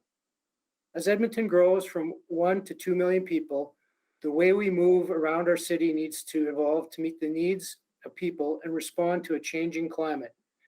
The outcomes of the report will advance the city plan and help achieve the goals of the safe mobility strategy by providing a safe and reliable winter mobility network for all users. Our goal is to help City Council find the balance of service levels and impacts that best helps Edmontonians get where they're going, no matter how they move. We're taking an intentional approach to listening and learning through this winter season so that we can have a conversation in April about finding that balance that meets everybody's needs. Thank you, and we're happy to take questions at this time. Thank you. Thank you for that report and for that update to everyone involved there. I just very quickly, I think it was Councillor Tang that selected this, so I'll go there in just a second. But I just want to confirm with administration, the intent here today was to bring an update on essentially the two pilots, the snow blading, the residential blading pilot, and the windrow removal pilot. Is that fair to say? That's correct, Councillor. And because we're having that more fulsome conversation in April, maybe we want to try and limit our conversation and our questions to those two pilots, and consider this a bit of an interim report. Is that essentially what you're hoping for, Mr. Seabrook? Yes, Councillor, we are hoping to have a conversation in regards to the learnings from this winter and any updates in regards to the work that we've done, with the understanding that we will be bringing back the detailed, more fulsome document in April for Council's consideration. So, Mr. Seabrook, I don't want to sound overly critical with this next question, but in the past, that April report has become a May or June and even 1 year in August report. So are we prepared to actually have this conversation in April? Because oftentimes I think we forget, in the heat of the, if you pardon the pun, of the conversation we're having in January, when we get to that nice spring day and we actually have this conversation. So are we going to hit that April date? Yes, Councillor, the intent is that we hit the April date with guidance at that time so that we can come back again before the council break to get the final direction, so that if there are any resource requirements or budget requirements, we can have that work done in time for the fall budget submission for the 23 to 26 budget. Okay, so we're looking at two fairly comprehensive conversations coming. Correct. Very good. Thank you, Mr. Seabrook. Appreciate those answers. Councillor Tang. Great. Thank you so much, Mr. Chair. And thank you. I just want to really echo some of the comments in Mr. Corboat's opening address. Just really want to thank all the staff, very conscious at working around the clock and been very responsive. So thank you for all your hard work. I want to just clarify, when we say the standards for a windrow, that's outlined in the procedure, are we talking about that 30 centimeter standard or criteria, that if it is above, we remove it, or if it's below, we leave it? So when we talked about windrow standards, Councillor, there's a couple. There's actual windrow removal on arterial roads, and that is more tied to a lane width measurement. In terms of residential areas, when we would do blading and there were windrows that were resulting, the existing policy identified a 30 centimeter height for clearing for driveways and other access points. But the conversation we're also talking about, and we'll be talking about in April, is in regards to complete windrow removal in residential areas. Right. Okay. Gotcha. And I just want to also clarify what is a windrow. When you have a cul-de-sac and kind of all of the snow is kind of piled in the middle, and I've seen mountains that are way higher than 30 centimeters. Is that going to be part of the consideration too? Those we wouldn't classify as a windrow, but they are part of it. We mentioned that the second component of the 4 bodies of work is residential and cul-de-sacs. So how we deal with cul-de-sacs is also part of that conversation. Wonderful. Okay. I think sometimes folks write in about kind of windrows in their cul-de-sac when technically, we see them as a sort of a different category. I'm curious in terms of the parking ban that was instituted during this period. Do you have good data on compliance? Perhaps I'll ask Mr. Harrod or Mr. Grant to speak to the observations around compliance. Thank you, Gord. Initially, like I mentioned in the presentation, we haven't seen a great amount of compliance, and through our enforcement piece, we've issued over 1,500 tickets this year. Our comms teams have been out there continuously sharing with residents that it's coming, as well as neighborhood signage. But overall, we haven't had great compliance, but I don't have any numbers for you directly today. That's okay. And then how does that ticketing rate compare to in years past? Yeah, I can speak to that and help out, Gord. It's Keith Scott with Community Standards. So generally on snow bans, we see anywhere between 800 to 1,000 tickets on average written. So this year again it seems to be a steady notion that we don't get a lot of compliance with a $100 ticket. People just seem to either not listen and just continually have their vehicles parked. But just to add, Councillor, also, this is the first year that we've done a residential parking ban. All of the other years prior that Mr. Scott referred to were basically on our collector roads. This is actually within the residential areas. Gotcha. Okay, thank you. This came up a few times, but I was wondering if you can expand a little bit more on the assisted program. And was this happening concurrent to this period of blading and removal? So, Councillor, at this point, we don't have an assisted program. We've had conversations about what that could look like. We know that we do have an assisted waste program for those who need assistance, and that's been some of the feedback we've heard this winter through various conversations. So when we come back in April, we would include that as part of the suite of additional services that might be options. I see. Okay. I thought that in April you would bring back some information about how it was applied, but okay. No, I appreciate that. And then just one last question about what to expect for the April report. In terms of the GBA Plus, I think in some of the reports we've seen GBA Plus as a completely separate kind of document with a lot more in depth. Will you be doing that, or is it kind of sort of the standard what we have currently? Well, I think when we talk about GBA Plus with respect to snow and ice control, we're looking at how snow and ice control is delivered in a way that meets many needs of not just vehicles or those without accessibility challenges. For example, if we're talking about a GBA Plus lens, we might look at those who perhaps need transit or are more dependent on transit. How do we make a snow and ice control program that supports that whole systemic need of supporting transit as well? So when we talk about GBA Plus, it will be kind of embedded in all of the different solutions that we're going to be providing. Okay, great. Thank you. Thank you. Councillor Wright. Hi, thank you very much. And I too just want to say thank you to all the snow and ice crews. They are doing an amazing job given the fluctuating wacky weather that we've had. But I just, with that assisted snow support, I've understood from a few community leagues that there have been grants provided to the community leagues to sort of connect people that maybe need some help with the snow removal, to connect them with people that are volunteering to do it.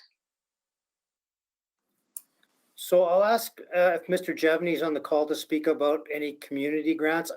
One of the things that we have done as a pilot in I believe it was in 2020, we worked with some community groups and provided them with surplus equipment that they could use at their disposal to do a bit of their own snow and ice control.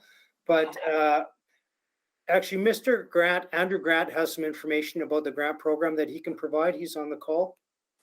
Thanks, Gord. Yeah, we've been having conversations with the community leagues around that grant program and looking at how we can further expand that and bring that information back to council for our April report. So we're just working through what's available right now.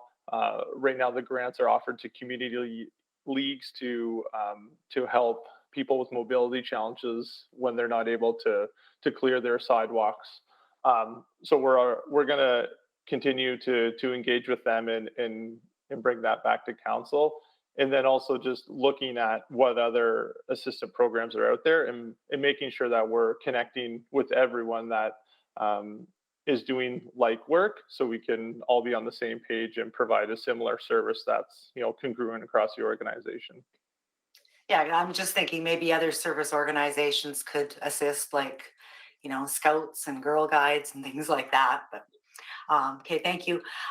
And getting over to the neighborhood signage, I'm wondering if this might be a cause of some of the non-compliance with the parking ban. I've heard some constituents say that the signage has been up for too long and it's too general. Is there a way to maybe make it more specific to a part of a neighborhood or a community so that people do know exactly when to move their cars, not just have them move for the whole month? Thanks, Councilor. So that is something that we've also been hearing around our signage. So our signage in those residential areas is placed to, you know, kind of remind people that the work currently is underway. We're planning to move into those areas. And then further information can be found on a specific date where our operational teams will be in those residential areas to clear down to the bare pavement as part of the pilot. Our goal is to only kind of disrupt those neighborhoods for, you know, a maximum of 72 hours. Because obviously we don't want to inconvenience people, and we want to make sure that, you know, we're providing them a spot to park once our teams are through. So, you know, we hear you, and we'll be looking into seeing if we can make any alterations to those signs for the upcoming season. Okay, thank you. And then I've also wondering about the process to ensure that service standards and service levels are adhered to, whether it be by city staff or contractors. Like, what's the process? Like, does somebody go out and actually check that the roads are done, or? Yeah, there's a number of different processes depending on, you know, the type of inventory that we're maintaining. With our hired equipment specifically, as it's dispatched out, obviously there's teams of inspectors that, you know, follow and work directly with those contractors. And then there's a similar approach with our internal staff as well. So, you know, we have a lot of equipment and a lot of resources and a lot of people on the road in a 24-hour period. And all of our supervisors are inspecting the quality of work, documenting that, and making sure that level of service is adequate. You know, we're not perfect, and that's when we do advise people to call 311 if they do see something that isn't aligning with our service standards. But we do have oversight and supervision on all active work throughout the 24 hours in a day. Thank you. And again, I do appreciate the work that you guys have been doing. Thank you. Thank you. Mayor Sohi. Well, thank you, and sorry for being late. I also want to thank all our frontline crews, public and private, as well as Gord, your team. It's not been easy last 2 months. It has been frustrating. I don't think frustration is because of the people involved. I think frustration is more around policy and what where we're lacking. I have few questions related to when you come back in April. Would you do a comprehensive analysis of the impact of climate change on our policy, and is it really up to date to respond to the impact of climate change? Because we have seen these fluctuation in the temperature, freeze thaw, and the amount of snow and other variables. So that's one question. Your worship, will definitely update the policy and make recommendations in terms of what are the not only the tools but the processes we can have in place to better to be more flexible to adapt to these changes. Because as I mentioned in a presentation, we are seeing this more, and this may be much more common and not the one-off. It might be what we have to deal with all the time. So the program that we build needs to be, very flexible and give us a wide range of tools, as well as the ability to pivot should weather change, should needs change. Because I think that's what we saw, and what we're seeing this winter is certainly, the residential blading has positive impacts, but also creates challenges when the weather shifts so dynamically, and then flooding becomes an issue. So the recommendations we have will definitely identify some options to be more flexible and nimble. And we'll also, what we'll look at is what other jurisdictions are doing, because we're not alone in this battle. Okay. And the second question is how would the experiences of citizens and the feedback they have shared with the council members, and feedback they're sharing with the 311 and the frustration with 311, how would you incorporate that into the report? Because when I look at the calls that we got into my office, a lot of frustration from seniors, a lot of frustration from people with the disabilities. They can't move around, they're stuck in their homes, and a large number of calls around windrows and the impact of those windrows on sidewalks and catch basins and all that. So do you think you have enough time now to up to April to incorporate all that feedback into the report that you will bring back? Your worship, we're definitely capturing all of the feedback we're hearing, whether that be through 311 inquiries or inquiries coming through councillors' offices, or direct conversations with some of the stakeholder groups. And all of those pieces of feedback will be assessed, and we will use that to identify themes. And from those themes, what are those gaps that we've identified from the feedback, and what might be the potential alternatives to address some of those gaps based on what we're hearing from all those different groups. Okay, that's good. And my last question is around communications. It's very important that people know what is going on and where we are in the process. During last 2 months, I think it's been difficult for people to understand what is being done. I think, or not just even knowing what our policy is and how we prioritize. Priority 1, priority 2, priority 3, and priority 4. I think we need to up our game on communications. And I hope that you will keep that in mind, some strategies around that when you come back in April. Definitely, and perhaps Ms. Owen can speak to the communications component as well. Happy to. Certainly not waiting till April. Once the deluge of calls was coming in, we immediately upped our game in terms of much more frequent communications through the media and directly through social media, doing our utmost to explain the status of our clearance efforts. But you're absolutely right, Mr. Mayor. In addition, in April, there will be an analysis of where our communication shortcomings may be, and how we can shore those up for the future. Okay, good. And good luck, and looking forward to that report in April. Great. Thank you, Mayor Sohi. Councillor Knack. Thank you, Mr. Chair. And excuse me again, just my thanks to everyone who's been out doing this work. I've had the chance pretty much every weekend to go out by a different mode of transportation to check on different communities throughout the ward, and it's been encouraging to see the work that's been happening, recognizing that there are different challenges that we deal with every year. And I should probably note as well, I appreciate there is great frustration with the windrows. It isn't different than what I experienced in my first term on council, but I think how folks want to respond to it has changed. So I look forward to those future conversations. So just a few quick questions for today. You mentioned about the snow storage sites. If we wanted to remove all the snow tomorrow, the question would be, you've mentioned that we don't have enough. What's the process to create more snow storage sites if we were going to go down that path? So, Councillor, thanks for that question. I think part of what we would need to do, first of all, is identify the service level that we want to deliver, and that would really identify what the need would be in terms of snow storage sites.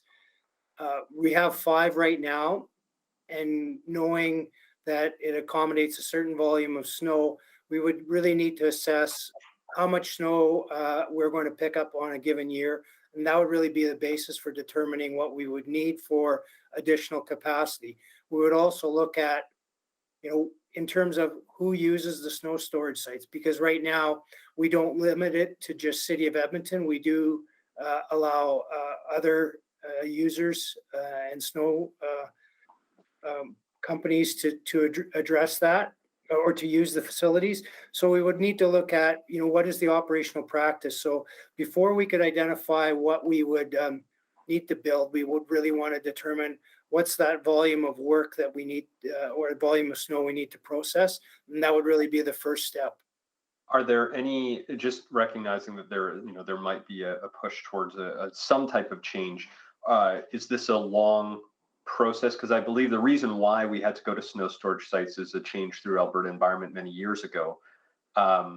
So is there anything we should be starting on, or is it a relatively quick process if we decide to make a change? Well, Councillor, there are some approvals that we need to get through the province, and perhaps I'll have Mr. Grant just speak to that aspect.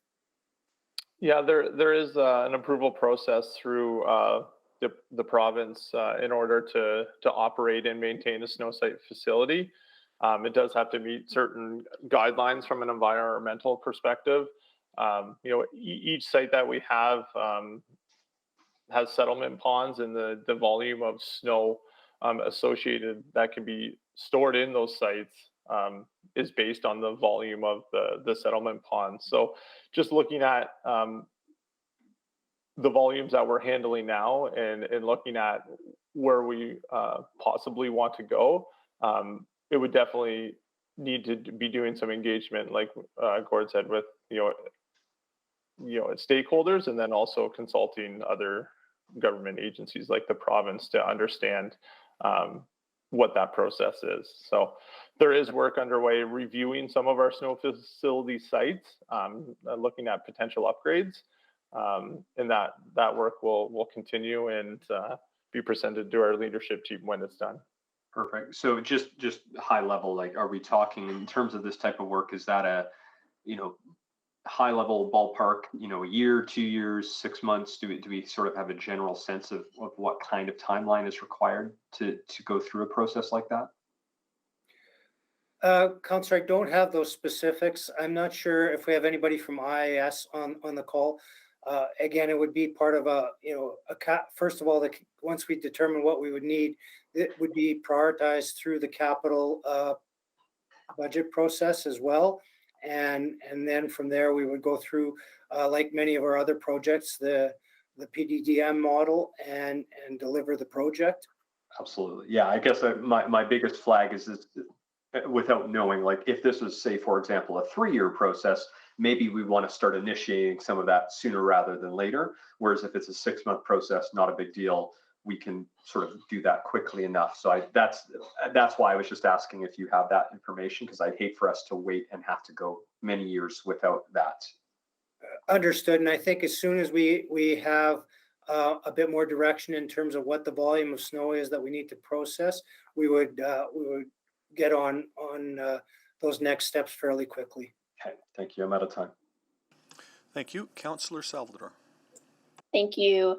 Yeah, I'll just start by echoing my gratitude for our snow and ice crews and to Mr. Seabrook and his team for all of your work on this. I have a few questions and I'll try to get through them really efficiently here. So the first one is, quite prevalent here in Ward Métis, where we have a lot of tree-lined boulevards in our mature communities with front access and sidewalks that kind of cross over those boulevards to get to street parking. So just looking for some clarity there. Are those actually considered sidewalks? Because I've heard some conflicting reports on that. Sorry, Councillor Salvador, are you talking about the sidewalk that leads from the main sidewalk to the street, like the one adjacent? Yeah, that No. crosses over the boulevard. Yes, those are not considered sidewalks. Those are privately maintained pieces of sidewalk. This is something that we hear quite a bit as well about frustrations from citizens because our teams don't clear those. So this is something that we're going to take back once we've completed our residential cycles and look at.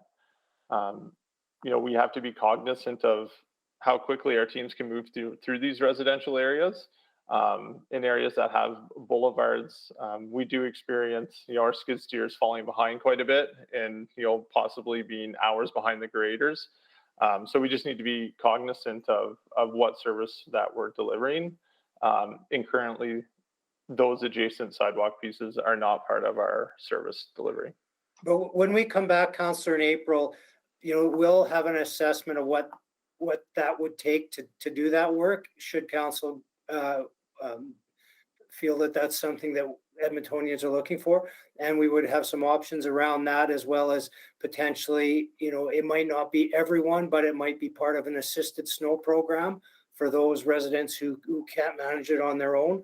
So those would be some considerations we'll bring back in April. Right. Okay, that's great. And thank you so much for the clarity there.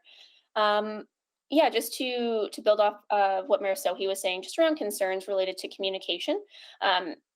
Not so much on the sort of broad policy side, but even communication as to when bans are in place. And that sort of relates to compliance issues around people moving, not moving their vehicles as well. And I'm wondering, when this comes back in April, are we going to get a picture of some alternative or maybe additional means of getting that information out there? I know we've gotten a few suggestions to our office, maybe using the WasteWise app, for example. Will that be contemplated? I'll jump in and then I'll ask Ms. Owen to speak to it a bit, but the observation around the WasteWise app is something we've been talking about, how we could apply that concept to snow and ice. Certainly it's very effective with the waste program. What we need to do is just develop our process a little bit more, nail down what the snow and ice control process is, and then the app, I think, would really support the program well, but perhaps Ms. Owen can add a little bit more to that. Not unlike the snow clearing tools, we have to look at all the communication tools that are available to us. We know that 56% of households have downloaded the WasteWise app. So an equivalent app for this program is certainly something that we are looking at. It has lots of merit, we believe. Okay, that's fantastic to hear. Just a few more here. So I'm also wondering if we've been doing any sort of engagement with frontline workers who are actually doing our blading and snow removal. They have some pretty valuable expertise, I would say. Is that being incorporated into our learnings? Yeah, absolutely. We have a number of different things that we do with our frontline staff, from site visits on a regular basis. But we also have a snow and ice working group where we have sessions with anyone on our frontline teams that want to participate. And we communicate that out with our internal communications team and as well through our out of scope and in scope supervisors to make sure that, individuals are available to provide that feedback so we can take that back and utilize their experience in the field while they're out there plowing, because there's huge value in what they're seeing and what they're experiencing out there. Okay, fantastic. Well, I have just a few more, but I'm going to come back for a second round. Thank you very much. Thank you. Councillor Rutherford. Thank you, Mr. Chair.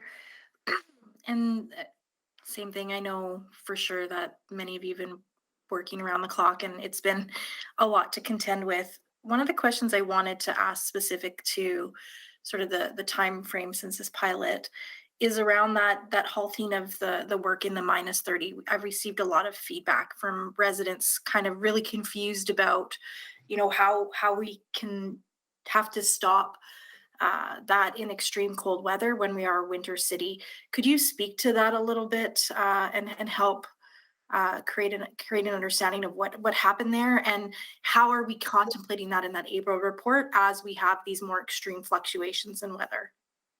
So I'll start and then I'll ask Mr. Grant to just jump in. But I think that's when I was responding to the mayor's comments about what we need to do about being flexible. I think that's kind of what we want to make sure is that we have a program that's flexible enough when the weather changes that significantly. But in regards to what specifically occurred this winter, I'll ask Mr. Grant to just provide a little bit of context around why we had to restrict operations for a period of time. Thanks, Gord. Yeah, there's a number of different operational reasons why that decision was made. And it's really important to understand that we still were operating 24/7 on all of our roadways. You know, we had full shifts and crews in our districts operating. So when we, decide to suspend all non-essential work, that's work in the residential areas, understanding that, the residential areas, due to the extreme cold, were smooth, navigable for citizens because it was so cold. There was a nice snowpack there. And what we were trying to make sure was happening is that we weren't damaging equipment, like all of the graders and skid steers that support us during a large snow event. So if we would have experienced a large snow event, we would have run the risk of not having adequate equipment to resource that emergent snow removal work. When we see continuous cold snaps like that, it is very hard on our equipment. We see a lot of breakdowns, major breakdowns that take a substantial amount of time to repair.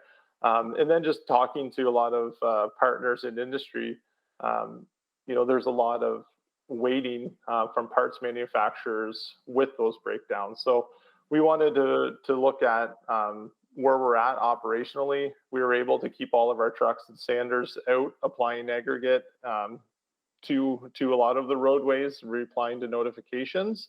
But operationally, the decision was made to suspend those non-essential services to make sure that we were positioned in a place where we could execute a full-on snow event in the event it happened.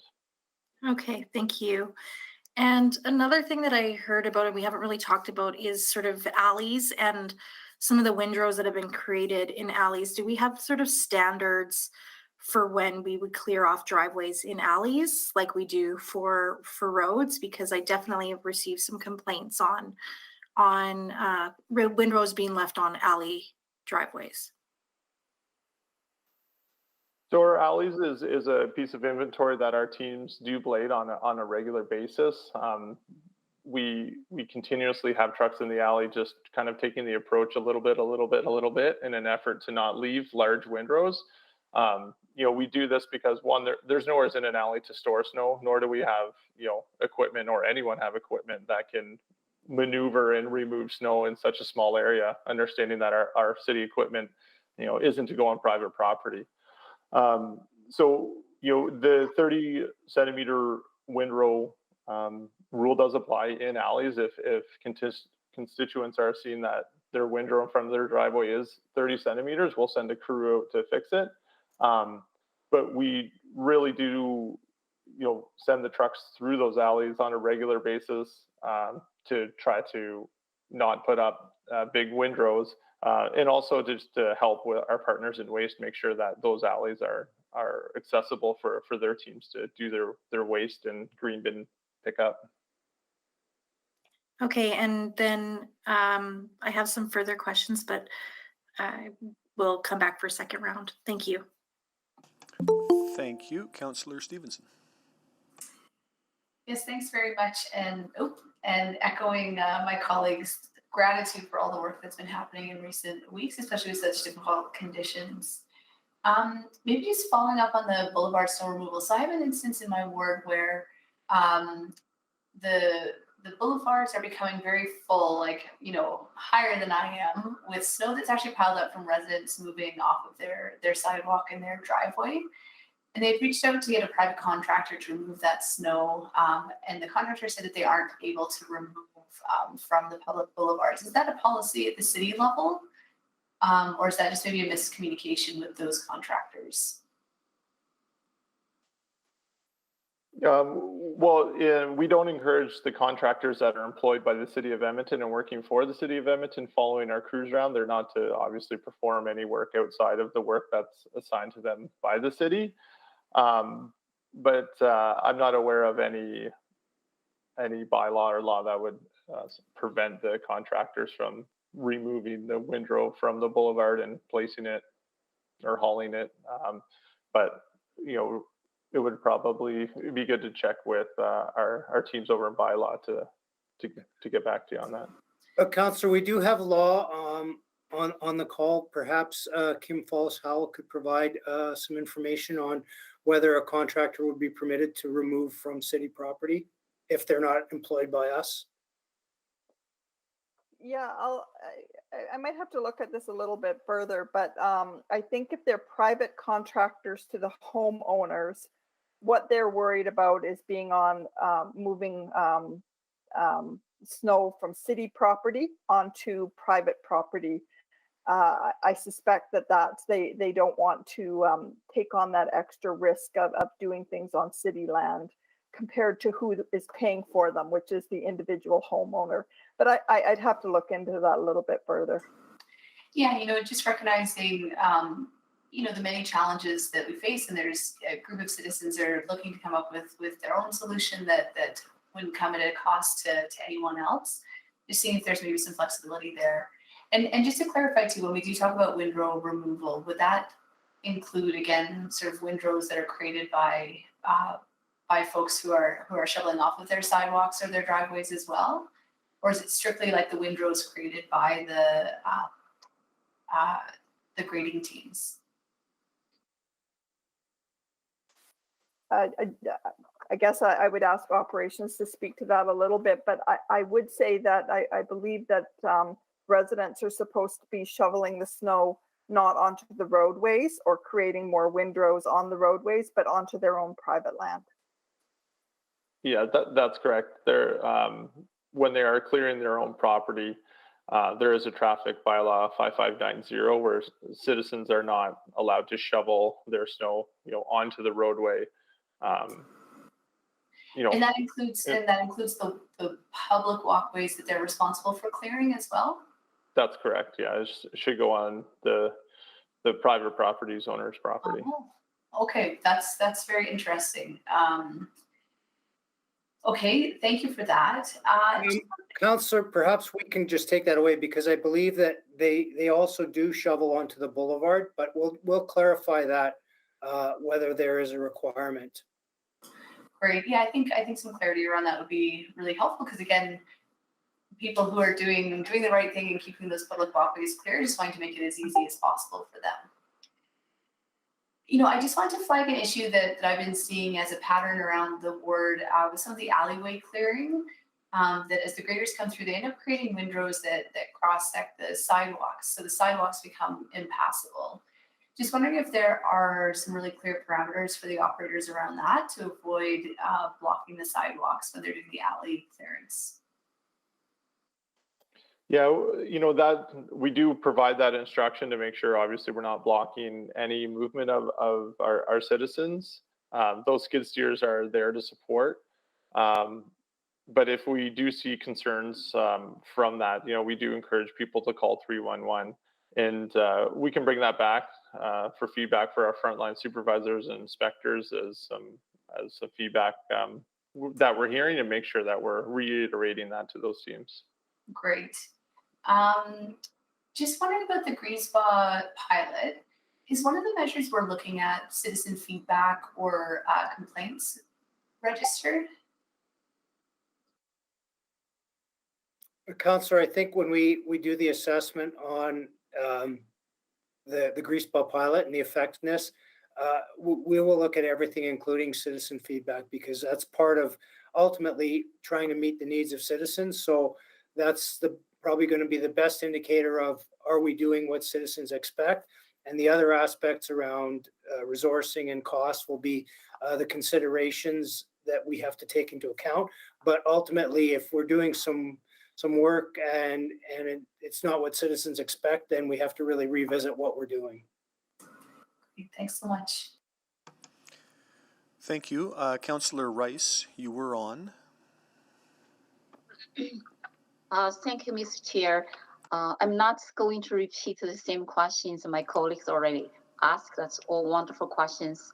And before my question, I would like to share 2 positive points. The first one is about the first pilot is the snow removal. I heard lots of positive feedback regarding snow removal pilot project itself. So I just want to all our team to know this positive feedback from our residents. Thank you very much for that.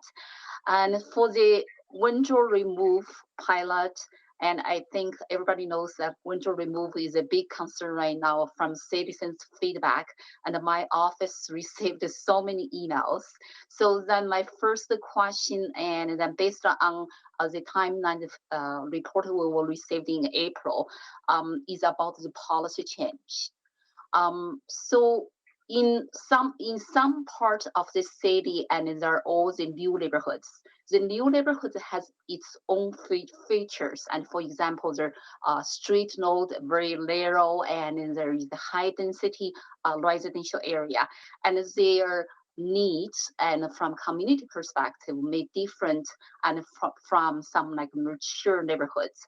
And if we're going to look at the analysis or report in April, is there any possible and for us to come back and look at the policy change for the service level in some like newer neighborhoods, and specifically the construction is totally different and from the mature neighborhoods. And so that is my first question. Is there not that factor could be included and in our analysis, and to serve and address the concern specifically from southern side of the Edmonton. So, Councillor, you raised a good point, and that's what we've been observing this winter. There's certainly different impacts depending on the design of the neighborhood. So, in the areas where we have boulevards, we're seeing less challenges with the windrows. There still are some, but certainly we see more challenges with windrows in areas where there are no back lanes and there are no boulevards. So when we come back, what we'll do is part of the gaps we'll identify, will indicate, what maybe needs to happen in one type of neighborhood design versus another, and what those options can look like. So certainly we will make recommendations in terms of what best suits the design of the neighborhood. That's great. I think that's what address so many concerns and from our communities. And then I just want to mention another very positive point. And then because I drove around in the community and almost every day, and then one day I saw like so many windrows and on the streets. And then the next day afternoon, and when I was walking and in the neighborhood, and I saw all the windrows and some street gone. So I just want to say that efficiency response is so amazing and is incredible, and for so many our residents to saw that. And thank you very much, Gordon, for your work, for your team's work for that piece. And then also there's some like communication, and because some residents say some area windrow and moved right away for some on some street, not the entire community, and some area don't. And from that public awareness or the public understanding or citizens feedback perspective, is there any way, and then as a from council perspective, we can receive the constant message, public message, we can share it and communicate and with the community during a specific winter time and when the snow removal and winter removal happened. I think that would help us to reduce some confusion or reduce some like the mistaking and for the city's action and we are doing. So, Councillor, we've tried to provide a number of different pieces of information to your offices to support you. But if there's additional questions or information that's lacking, we're certainly available to meet with your offices individually to provide you with additional information or support should you need that. But we tried to have a starting point for all of council, and if there are specifics, we can certainly work with you on that. Okay, thank you. My time is out, so I will come back for the next few questions. Thank you. Councillor Hamilton. Thank you. I just had two questions. And forgive me, I popped on late, so I might be, this may have been covered already. So Mr. Chair, please govern accordingly. The first one was, I'm hearing that, so in some neighborhoods, knowing that Ward Superior has quite a mix of your mature, developed, and sort of newer neighborhoods, the windrow policy is working for some of those neighborhoods, and it's really not working for specifically the newer neighborhoods where the areas between driveways are very minimal and there's not a lot of on-street parking. So I'm wondering if in the April report, it might be contemplated that we nuance our snow removal policy because the shape of our city isn't uniform.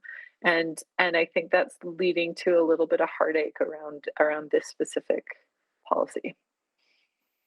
So, Councillor, that's definitely something that we've observed this winter. And when we bring back recommendations in terms of options, we will definitely have a suite of options that will acknowledge the fact that there are different requirements and different designs depending on the design of the neighborhood, the age of the neighborhood, and what the circumstances are. Because we know that some areas are working well and others are definitely more challenged.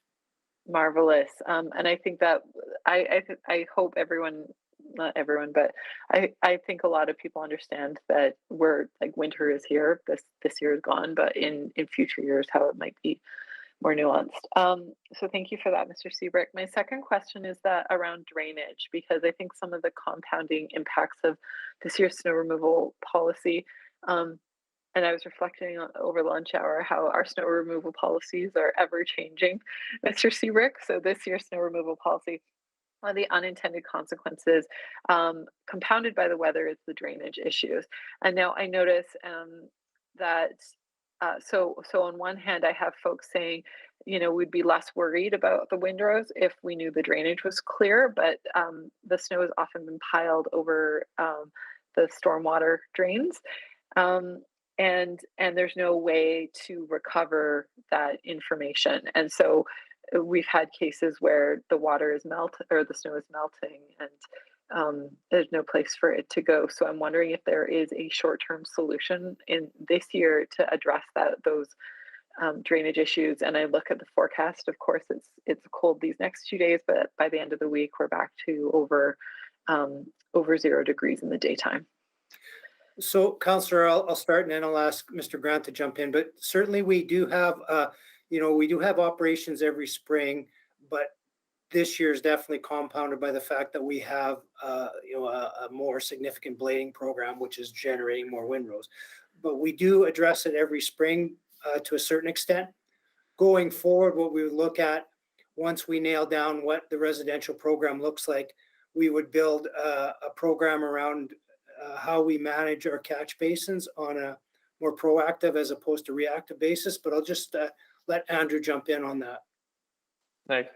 Yeah, this year has been challenging in so many ways, and definitely dealing with ponding and flooding issues at catch basins in the middle of January isn't something that we're anticipating. But that is one of kind of the trade-offs with the residential. So normally this is something that we deal with in the spring, but never to this severity because the warm the warmth from the actual drainage systems usually comes up and melts its way through fairly easily. So we've been working with EPCOR and our GIS team to just look at that GIS mapping of every single catch basin in the city. And we're having teams go out and open them up in between snow events when they have time. So they'll be continuing that work the rest of the winter. So currently we've received about 1,150 notifications around flooding or ponding concerns. And we're about 50% of the way through those notifications. So we're going to continue that work, and then moving forward, if we're going to continue to work in the residential areas, we'll be putting together a process to identify those locations and identify them for our operators so we don't plug them. Thank you. Citywide. Thank you. Very quickly, I love to hear about GIS, but we closed that option in 311. Is there a way to reopen that question for people reporting flooding in 311 app? Thank you. I don't know what question you're referring to. Well, I'll start the second round. Okay. And it's my understanding that complaints around drainage can no longer be made on the 311 app. And so can we reopen that? Because my related question on the drainage is understanding that you are working your way through the list of complaints. Are we going to proactively try to open up some drains so as to forestall the next crop of complaints? We need to open every drain. How are we going to open every drain? We'll look at that 311 component, Councillor. Okay, thank you. And are we going to proactively try to hit every catch basin, or are we just worried about the ones that are being complained about? We're going to take a pragmatic approach towards that work. We're going to prioritize the ones where we have notification base and we have those locations, and then from there we'll start being proactive and just work on the ones on arterials and priority roadways, and try to work our way through the inventory. Okay, thank you. And then again, related to the pilots, the blading pilot and the windrow pilot. And with respect to windrows, in a number of instances, the windrows have covered part, if not all, of the public sidewalk at the front of the property. And with the unfortunate recurrence of freezing rain, they become glaciers. So where do we stand on fining residents for not keeping that sidewalk clean when it's virtually impossible to keep that sidewalk clean? Yeah, I can answer that one for you, Gord. So the expectation is that property owners need to have their sidewalk in front of their property or abutting their property clear of snow and ice. When officers go out there and do the enforcement, there is consideration taken in as to what they've done to remove or to try and remedy that sidewalk. Could include gravel, sand, just something that would make that sidewalk safe. Now, we do struggle with thaw and freeze cycles and the effectiveness of maintaining that. But there is also a requirement that when windrows are placed up there, that there is still a 30-inch gap on the sidewalk itself to allow for mobility through there. So it's not an easy answer, Councillor, when it comes to that subjectiveness of it. However, our officers do a really good job of communicating that and trying to get compliance with the property owner. So, Mr. Scott, I'm going to express a considerable amount of apprehension with that answer. Okay. In my neighborhood and the neighborhoods around it, there is no way to get a 30-inch width between the base of the windrow and the front edge of the property and provide any sort of path. In my neighborhood, the ice is as much as 6 inches thick because of the stranded melt that has become a sheet of ice. It is not going anywhere for months.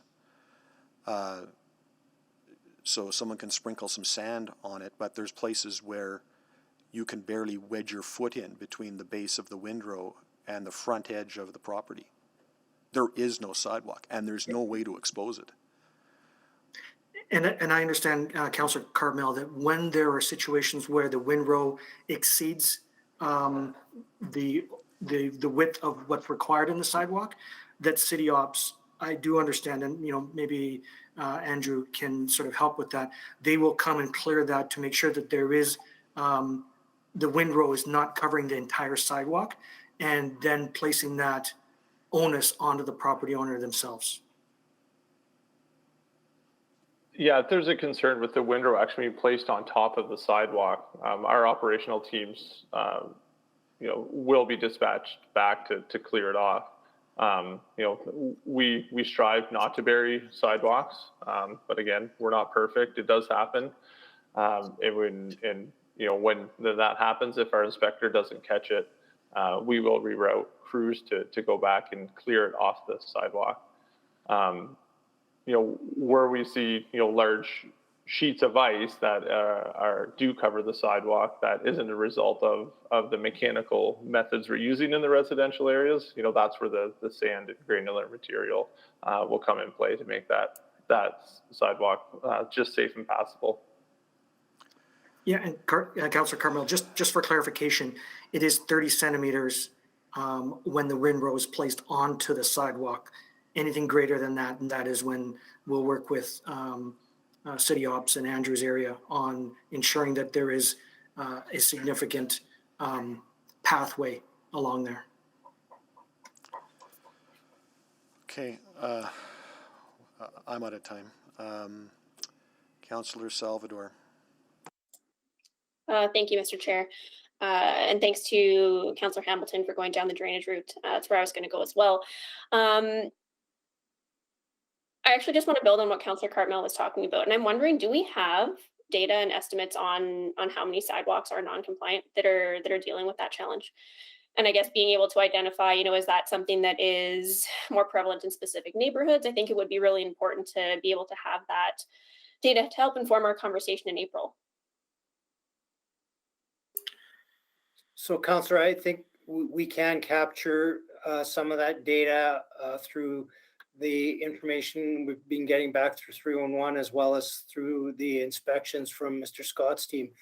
But I think going forward, certainly we do know that there are particular designs of neighborhoods that are more conducive to that type of issue. So in areas, again, where there's no boulevard, where we are plowing to the side and there's no place to put the snow, and the windrow does go onto the sidewalk to a certain extent, then those are the areas that are definitely more prone to it.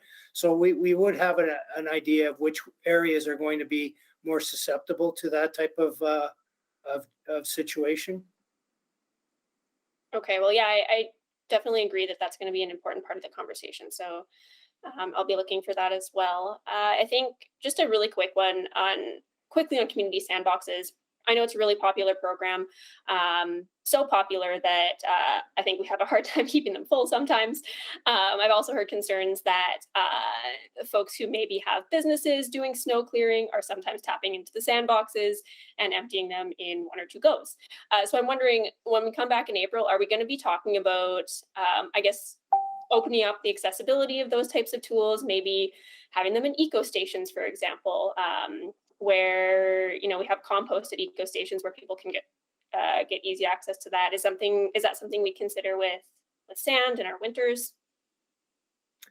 Councillor, yes, to all of your comments. We have to, if we're going to deliver a community sandbox program, I think we can really up our game and build a more comprehensive program. This has been a program that's kind of been evolved and started out as something that we saw as a a bit of a nice to do, but certainly it has a lot of value and is very is in high demand from a lot of different communities. But we are seeing exactly what you said about some abuse of the system. So we need to build a better system. We do have some locations that we are operating out of our yards where we do have those facilities available that we can have greater oversight.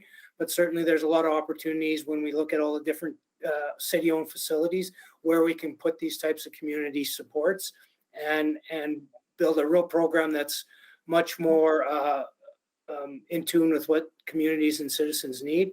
And that'll be part of what we'll present in April. Great. Okay, well, fantastic. I'll yield the rest of my time, and thank you for all your answers. Thank you. Councillor Rutherford. Oh, pardon me. Sorry, Councillor Rutherford. Councillor Principe on the first round.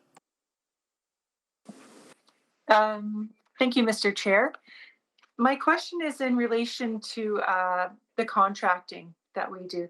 Now, in the alternative approaches to snow and ice control in August of 2020, I read that there were going to be, or considering 30 contracts down from 180 contracts. Where are we now? Where do we stand now with the number of contracts for snow and ice removal? So I'll ask Mr. Grant to provide a little bit more detail, but basically what we had tried to do was not reduce the contracted work, but more reduce the number of contracts that were out there. I'll ask Andrew to provide a little bit of more information in terms of what we did and what we accomplished. Thanks.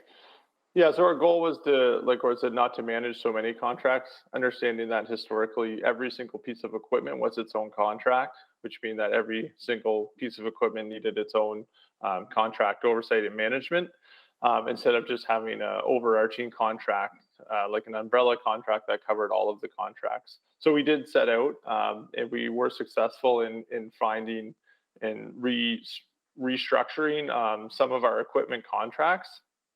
I wouldn't say that we hit the targets that were outlined in that report, but we have made good headway. So I think we have 21 equipment contracts throughout the city, and then there's just an open yard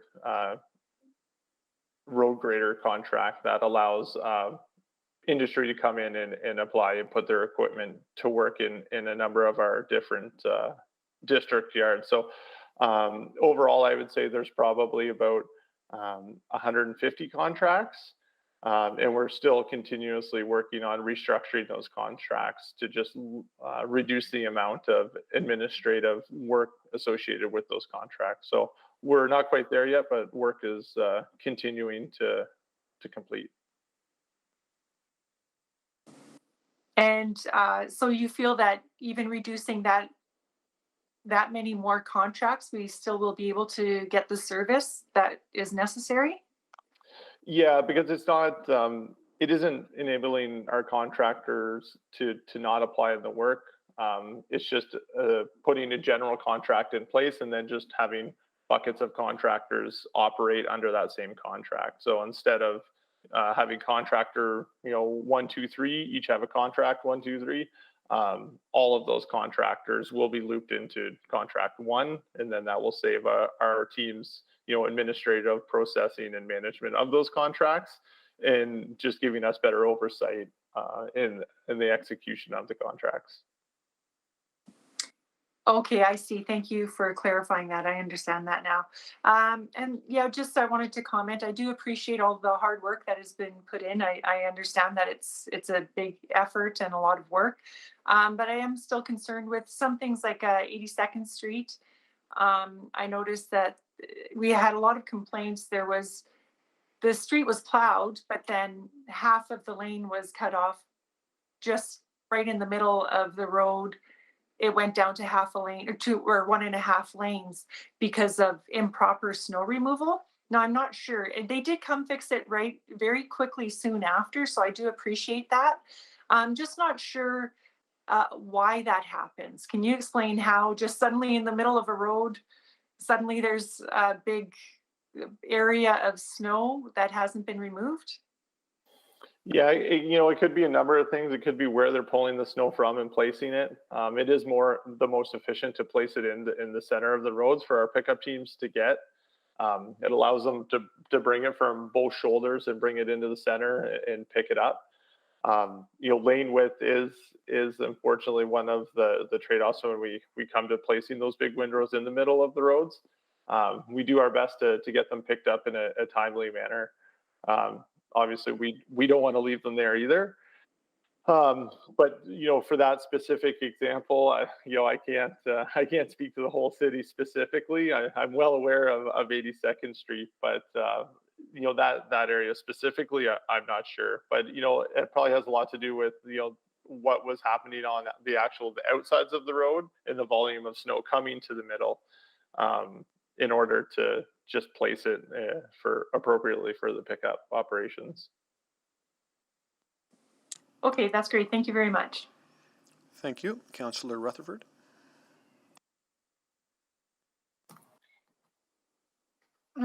Yes, thank you, Mr. Chair. I really appreciate this conversation today, and I just have a couple questions. One of the things I think I'm seeing, even as we've done this pilot thus far, is that maybe that prioritization isn't working in terms of, are we actually able to deliver on our practice what we've put in policy? And what I'm hearing a lot of even today is a lot of having to go back out and redo the work rather than doing it the first time. And I'm worried about the amount of money that could be costing us, and and the perception of even the inefficiency of doing that. So I wanted to just ask, as we're getting to this April report, are we really going to look at how we can make sure that, whatever the resourcing requirements are, that our policy completely aligns with making sure it's reaches the capacity of what we can do in practice? Councillor, I think one of the things that we're definitely bringing forward in April is, I guess, what resources are required to have a certain level of certainty to do the work. So say, for example, if our metric is that we clear an arterial in 36 hours, we will look at, based on our performance in the past and our resource availability in the past, what level of certainty did that give us? And if we want to have a higher level of certainty of meeting a specific target, what's that appropriate resource requirement? So when we come back with the options, we'll also have the different alternatives in terms of, if we want to have 100% certainty versus 80% certainty, what does that look like? Yeah, well, and I would say, the more certainty, the less risk we open ourselves up to as a city, for sure.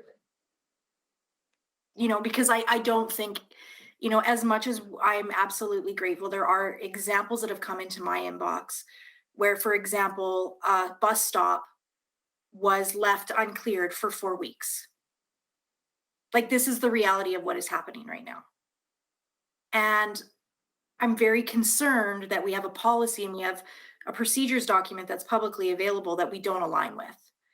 And so I just want to make sure that whatever we do and whatever we decide, we can actually deliver on that and find out where, and I echo Councillor Principe's sentiment, right? Of like things being left in the road in places they're not supposed to be, in terms of windrows and back alleys that aren't cleared properly, in terms of Councillor Stevenson with sidewalks being impeded as those, and it's not a critique in terms of not acknowledging that we're doing the best we can, but it's also, here to say we must and should do better. And I know that that's part of the conversation we're going to have in April, but I really wanted to highlight, that alignment for me is really important. And with that, I think, as we talk about identifying those service gaps and that equity lens, we really need to be talking about accessibility. And accessibility beyond just, I've heard a lot of conversation about age, and I've heard a lot of conversation about people that have mobility issues. But I've had a few really unique inquiries come into my office. For example, one resident in the ward who is seeing impaired, and so cannot see color distinction, white on white, in terms of height. And so it's very dangerous for him in this kind of context. So I just want to make sure that, we're highlighting other accessibility issues beyond just, kind of those standard that I think we're defaulting to, which is age and mobility. We hear you, Councillor, and I think that's part of, that stakeholder engagement involves, for example, the Accessible Advisory Committee and others that can inform some of those other considerations that maybe aren't top of mind for us. Perfect. Thank you so much. And again, I know I'm giving some feedback that's hard to hear, and it's feedback for myself as well. But that does not negate the fact that I've said to you many times, and I'll say again, this has been a tireless effort, and your teams have really stood up and done the best with a very hard situation. So thank you. Councillor Wright. Hi, thank you. I just have questions in regards to what's the feasibility of using our green spaces for snow storage, or is there environmental concerns to put it on a sports field? Councillor, you're exactly on point. There are restrictions. Once we pick up the snow, we have to process it. We did at one point in time, years back, put snow on open fields, and that process had to change based on environmental guidelines. So that's why now anything that we pick up has to be processed at a snow storage site. And at the snow storage sites, we do have a treatment of the snow melt so that when it does melt, we are taking off the contaminants as well. So you're exactly right. It is an environmental aspect. Okay, good, thank you. And I also want to thank you for recognizing the diverse designs of our neighborhoods, especially those where there's narrow streets. And I'm just wondering what the direction was this year as far as putting up the windrows. Was any direction as far as just on one side of the street, or should they be on both sides? Because the ones that have it on both sides have created, I guess, a hazard for emergency vehicles to be able to get through. So I'll start and then I'll ask Andrew to jump in. I think what we've tried to do is on a site-by-site basis, minimize the impact. So if we know that there's, say, open space on one side of the road and no residences, that's where we would push the snow to. If there's residences on both sides, then we've tried to balance it depending on what some of those site-specific requirements are, whether that be driveways or other things. So, Andrew, I don't know if you want to add to that. Yeah, no, that's right, Gordon. Like we do prioritize areas that have green spaces to reduce the amount of windrows on in front of people's houses. But in areas where we do see tight inventory, we do try to split it evenly.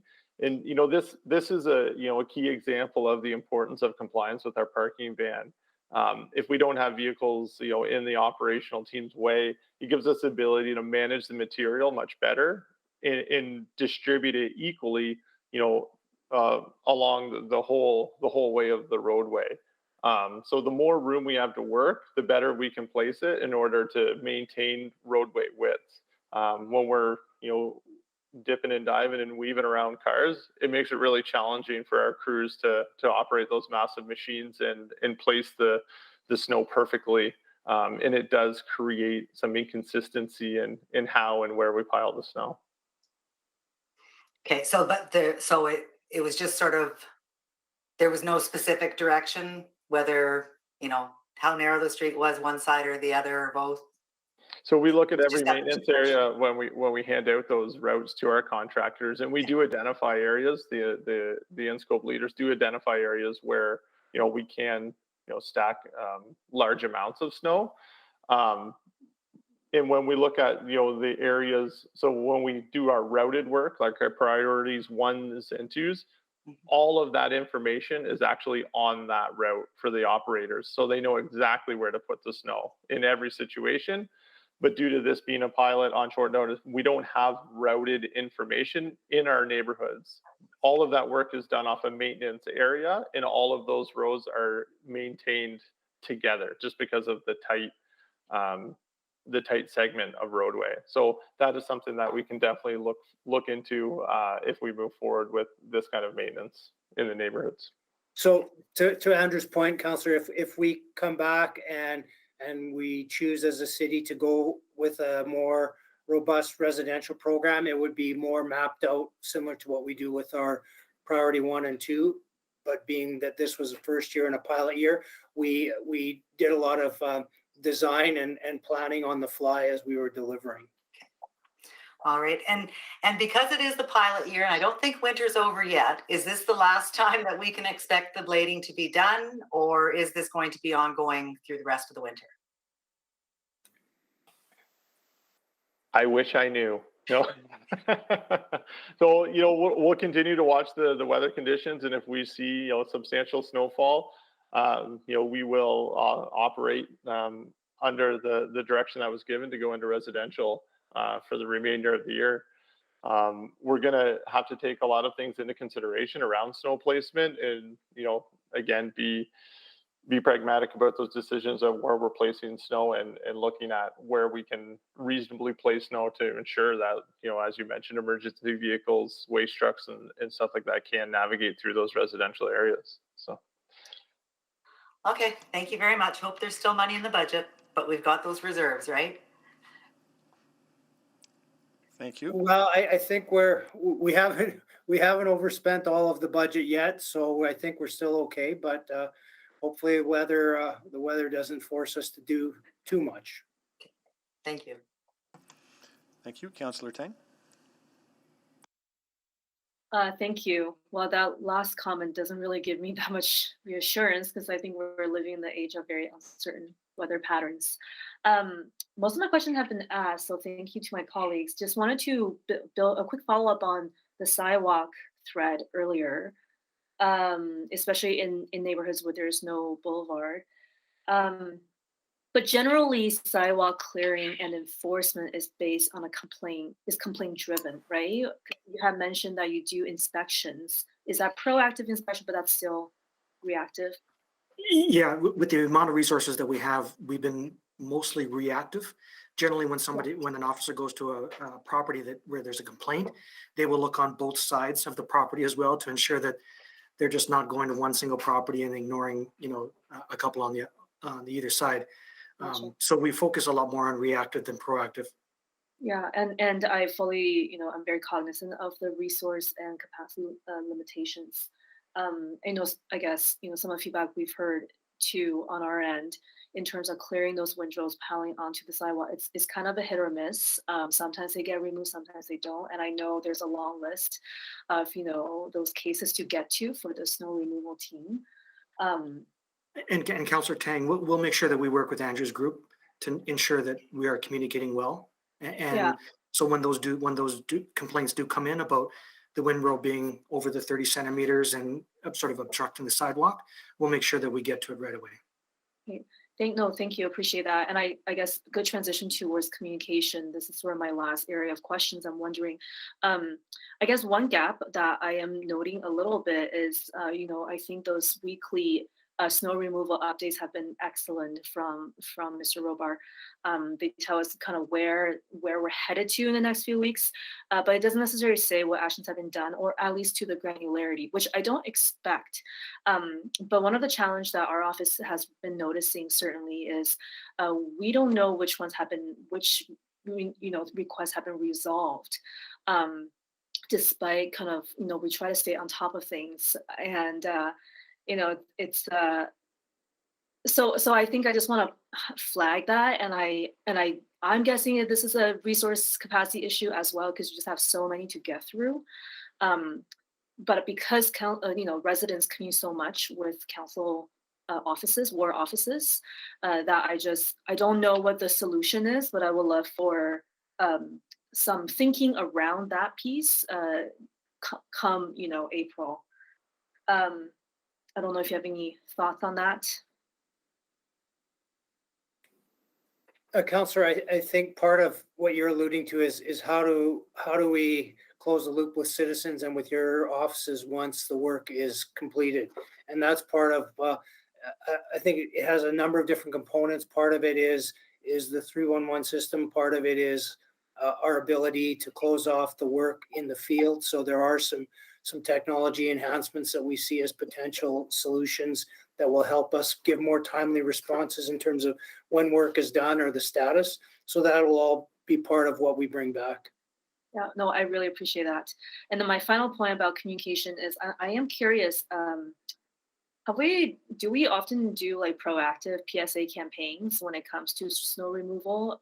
This has come up, at least a couple times in my conversations with particularly members from the accessibility committee, just in terms of a bit of a proactive ways to kind of, remind folks about, taking care of what the pieces that they're responsible for. That takes everyone. City plays a huge role, but it does take everyone.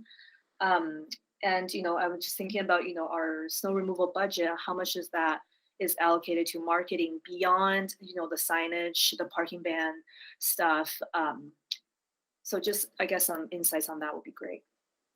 There is a considerable social media and traditional media proactive component to our snow and ice communications, multifaceted, using many channels. And yes, there is a budget apportioned to that work to support the operational work that our colleagues are doing. Yeah, and so I think some of these community members have shared some very interesting ideas, and I understand that's not the first time that these ideas have come up in terms of a really, I guess, a bigger PSA campaign beyond social media posts. So I'll just flag that here, as I think we all know communication is huge. So thank you. Appreciate all your feedback. Thank you. Councillor Paquette on the first round. Oh, thank you, Mr. Chair. And thank you to everyone who works so hard. I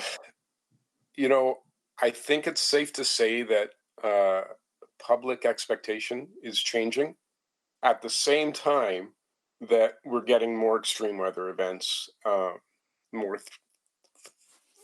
thaw and frost and all of those things that add to the complexity here. So in regard to the pilot, I'm just wondering if you were to give us any sort of main takeaways that you got at this point, with those two factors in mind, and with the fact that we're going to be having a serious budget debate about our snow and ice allocations. I'm wondering if you could sort of speak to that.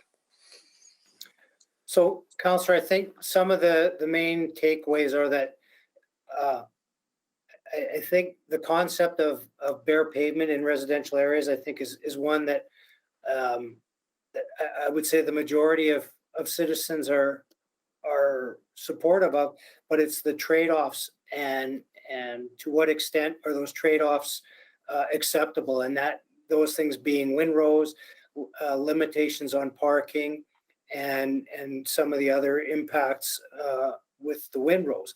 So I think the debate and discussion will really have to focus on if there's a desire to go to bare pavement in residential areas, what's an acceptable trade-off, and if there's a certain level of trade-off that can be achieved, but there's additional costs, what does that look like? Because the windrow removal, although we don't have the costs in yet from the greaseball pilot, we know they will be significant in terms of the overall cost to do that. So if the desire is to go to bare pavement in residential areas, but the windrows need to be removed, then that becomes a really a big discussion in terms of can the number one, can the city afford it? Number two, is there another alternative that maybe is something that would satisfy the majority of people's needs and still accommodate the mobility component? And I think that's probably one of the biggest things we've learned this winter. Yeah, and that's just it, finding the balance. Winter is always frustrating. There's always people getting stuck in the snow. There's always, it's just never ideal. That's just the facts. We could provide full service. I think that we saw the amount that came back in the report was upwards of $250 million per year to provide full service. And I just want to get your thoughts on this, because it actually scans with a place like the City of Montreal, which has less than half the roadway that we do, and yet their budget is double ours. And so that would put, for example, the City of Montreal, as far as area to cover and cost to do it, in line with what that report was. So I'm just, I'm wondering, based on this pilot, these discussions, are we putting them in context for the public? Are we helping bringing the public along at the conclusion of this pilot, will we be able to communicate with the public what the real cost of service is, and what is that acceptable trade-off? So, Councillor, I think you raised a really good point, and that'll be having, those conversations in a way where the public is informed about what the trade-offs are and what the costs are, because you raised a good point.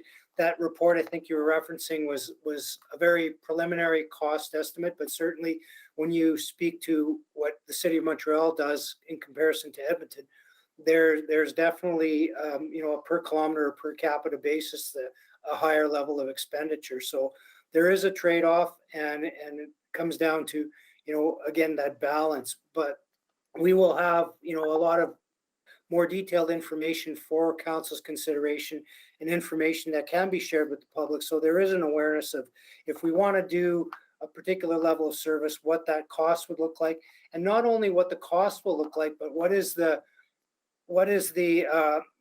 actual ability to deliver that service, because some of those levels of service mean that not only we have to increase our resource level, but industry would have to increase their resource level as well, because there is a certain amount of capacity even in the private industry.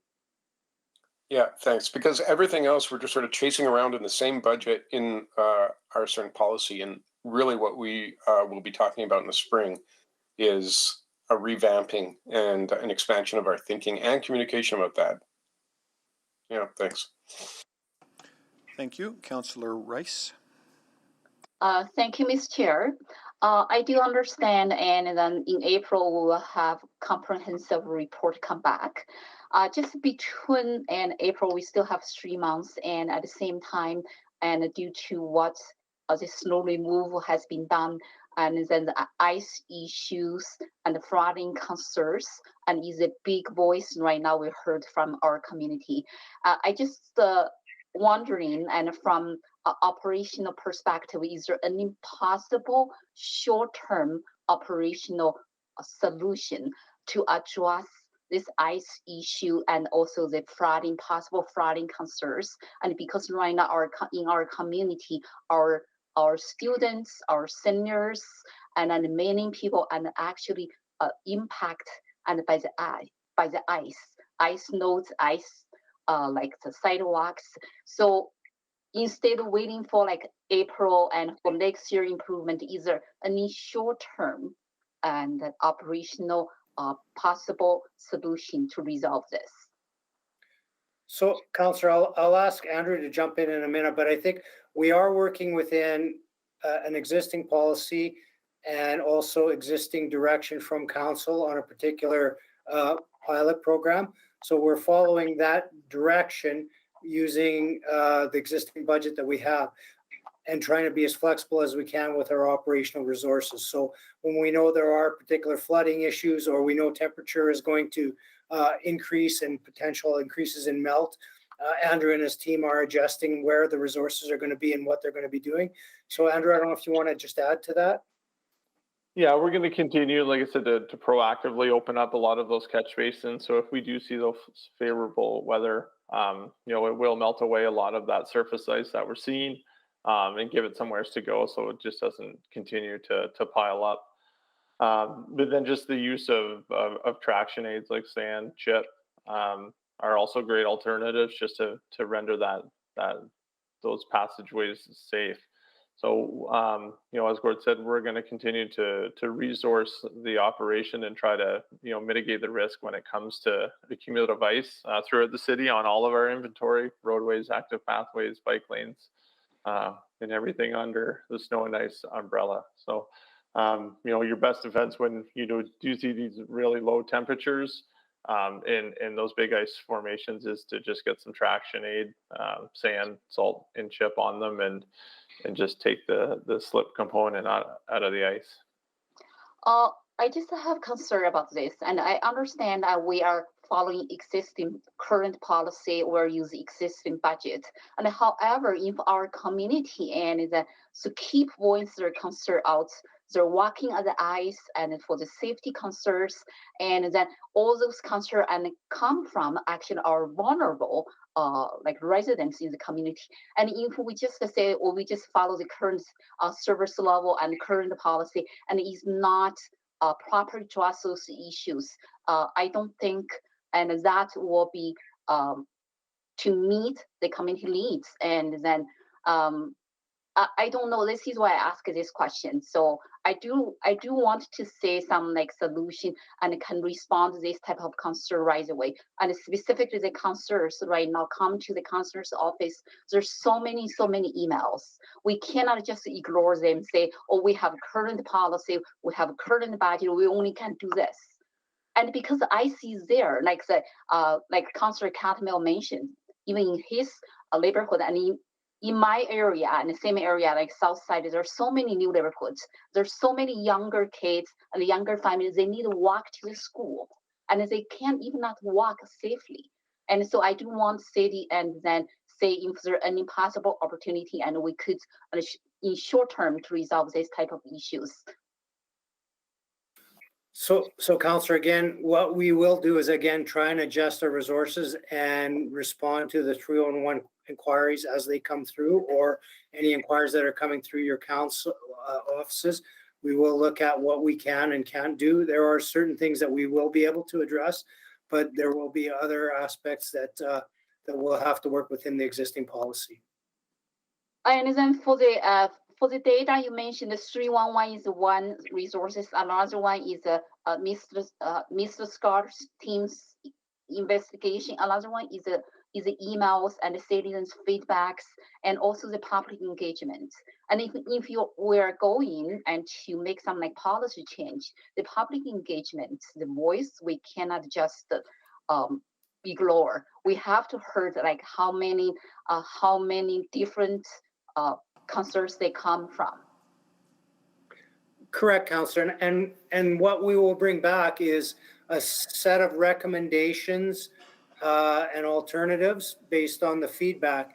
And at that point, we will present those to council, and depending on the direction that council provides us. But again, it will be a balance of, you know, what the city wants to do in terms of affordability and services, and balancing that. So all of council can weigh in on what are the priorities for the city as a whole. Okay, my time is out. Thank you. That completes our questions on this item. So I will move that we receive this report for information.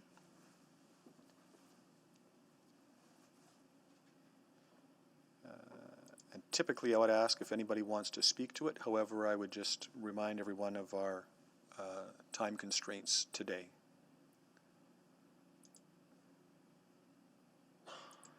Okay, then let's please vote on receiving information of this report.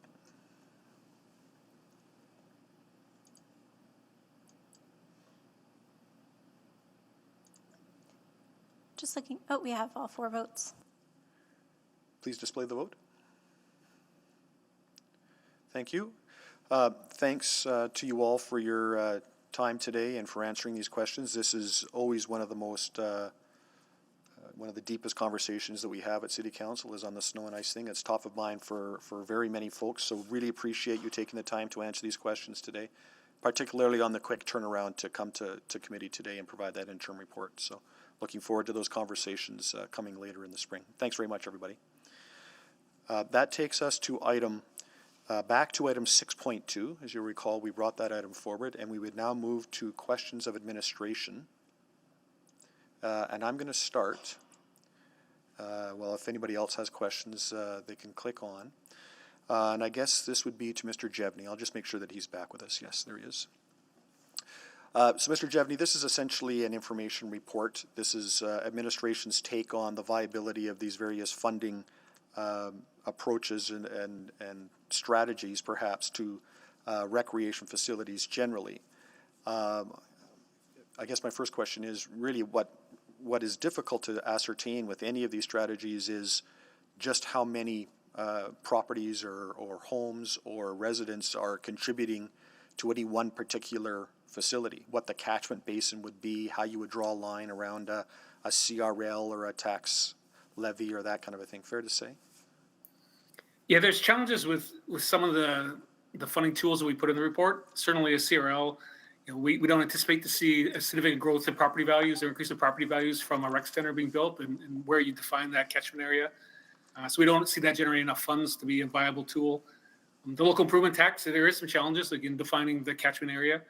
Some amenities are fairly straightforward and would likely fit within the 5-kilometer catchment area we define in our approach to rec facility planning in Edmonton.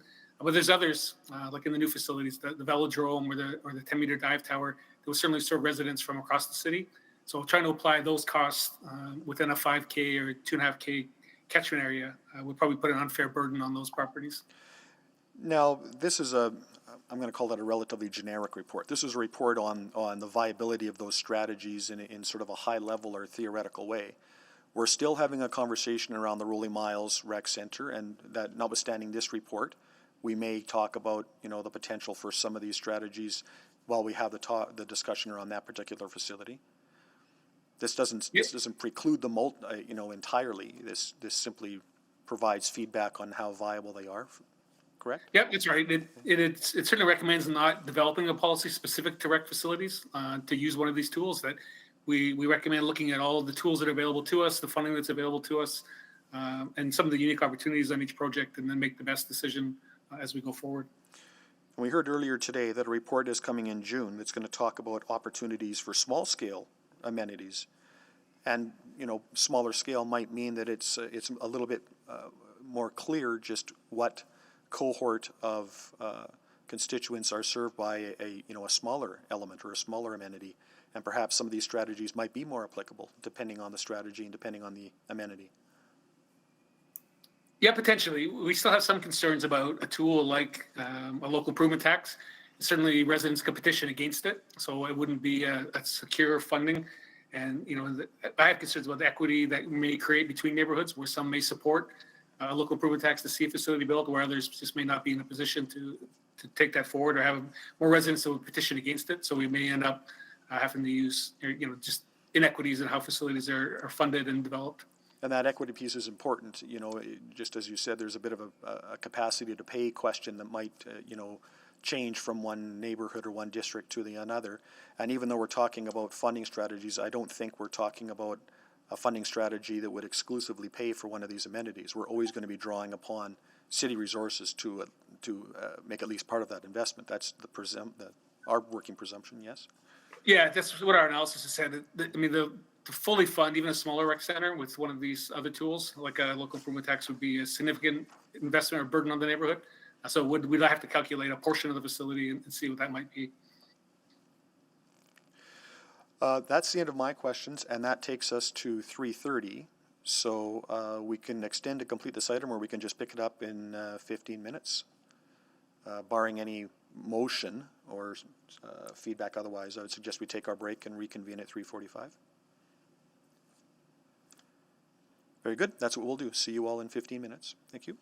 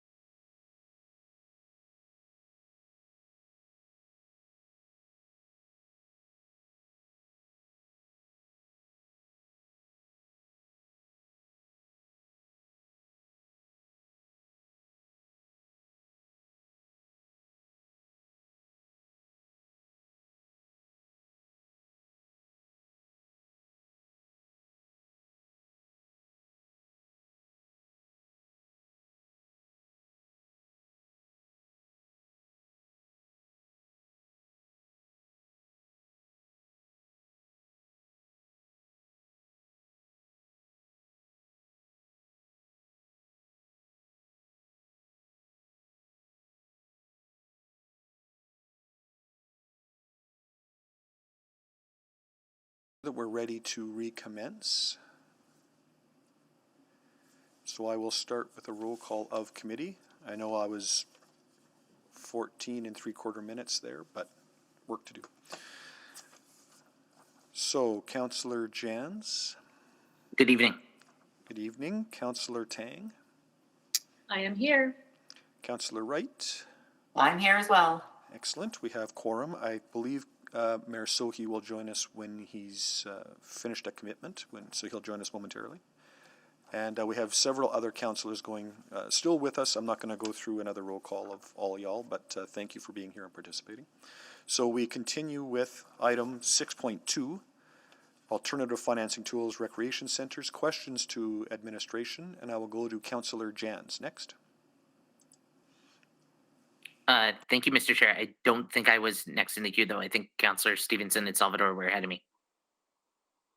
That's correct. The committee members go first at committee. So it's your turn. Yep.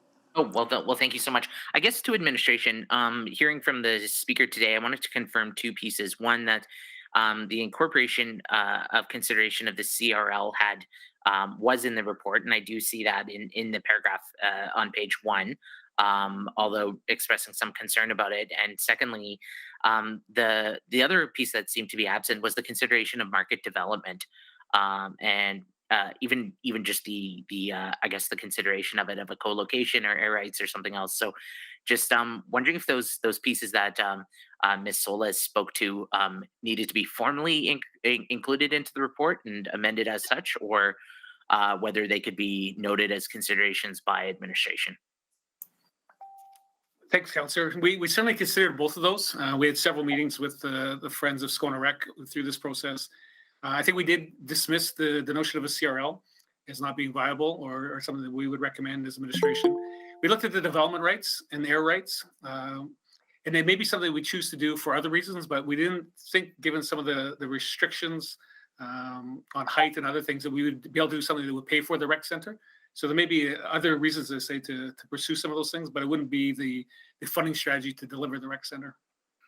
So it could be a consideration in, say, a future project, like I don't know, a East Glen or Oliver project or something like that. But in this specific instance, it was ruled out. Did I hear you correctly? Yeah, that's correct. We do think, the opportunity for air rights might be something we pursue in an area like Oliver. They may have more, it may be more viable there than on this site, or even at East Glen, where the air rights may be quite limited. So the notion of not having a policy that says that's how we pay for rec infrastructure, but consider the opportunities on each site and each project as we go. Okay, yeah, thank you very much. Thank you, Councillor Jans. Councillor Stevenson. Yeah, I had a similar line of questioning to Councillor Jans, just in terms of that co-development or mixed use site, but take your point that that's maybe more appropriate in some areas versus others, but certainly something I hope we continue to explore through some of our earlier motions. I did want to dig in a little bit more to the offsite levy conversation.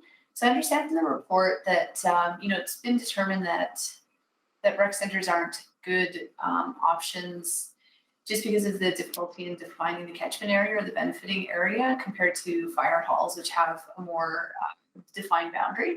Just wondering if we could dig into that a little bit further, though, just understanding that we do have sort of defined catchment areas for recreation centers, recognizing that there may be folks outside of that area that are coming, but just wondering if you could talk me through that a bit further.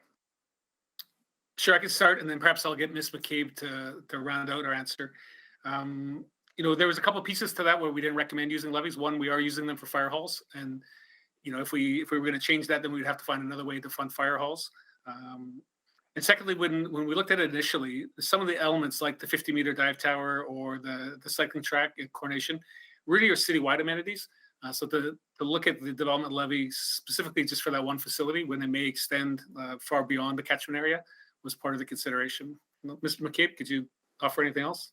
Yeah, for sure. There's a few things to consider. And I would say that we haven't determined for sure yet that offsite levies for rec centers isn't something we should pursue as a city. We've had some initial conversations around fire halls. Fire halls are implemented now. During the process of looking at fire halls, we were also looking at rec centers at the beginning, Councillor Stevenson, and we found some challenges with the defining the benefiting area. But that doesn't mean that offsite levies for rec centers are off the table yet. We're doing our growth management work, and we're going to be bringing an update forward to committee in Q3 of this year. And through that larger body of work, we'll make some recommendations about what's next in terms of looking at incentives, as well as things like offsite levies to continue to pay for infrastructure in the areas where we're looking for development to happen within our city. Great, thanks for that. I think that's a really important avenue to explore, and appreciate the work that's already happened. I think the fire halls set a good precedent in terms of exploring that further. And just so I understand as well, when I think about offsite levies, I really think about it in the suburban context and building new neighborhoods and new infrastructure there. Is it a tool that could also apply in let's say a redeveloping neighborhood like Oliver when larger towers are coming in? Potentially, it's something that we would absolutely need to explore in further detail, because offsite levies can only be collected from a property once.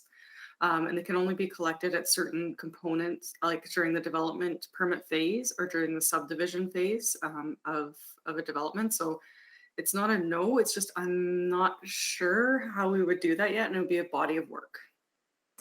Right. Okay. Well, thanks. That's great to know that that's ongoing work and exploration that's happening. Not just sort of like we looked at it, we're not going to look at it any further. It sounds like that analysis is ongoing, which is great to hear. Also, and Councillor, I just want to add, it is like the one other small nuance there is supposed to be proportional for contributions for new development. So I'm not sure how the province would look like that in terms of redevelopment within within existing neighborhoods. And if it's appropriate, perhaps Ms. Inkpin should add to my answer just to make sure that we've got clarity here. So yeah, it would be available during redevelopment, but as Ms. McCabe has suggested, you can't sort of take it twice from the same property unless certain conditions exist. So I would agree with generally Ms. McCabe's response with respect to the offsite levies discussion. okay, that's great. This is probably a very strange question, but I know that at initial subdivision for new neighborhoods, we are able to take the municipal reserve in the form of land, and there's quite specific parameters around how much land we're entitled to. Do we ever find that we have a surplus of land, like we're sort of land rich and cash poor? And are there options for MR contributions to be monetized, so given in cash rather than in land? We do get cash in lieu instead of land for some municipal reserve. And I wouldn't say that I see any reasons for that to be reviewed at this time. And with that, just thinking about a funding model for new recreation centers in new neighborhoods, if that's a direct link, or is it just sort of cash taken for general revenue in the cash in lieu instances?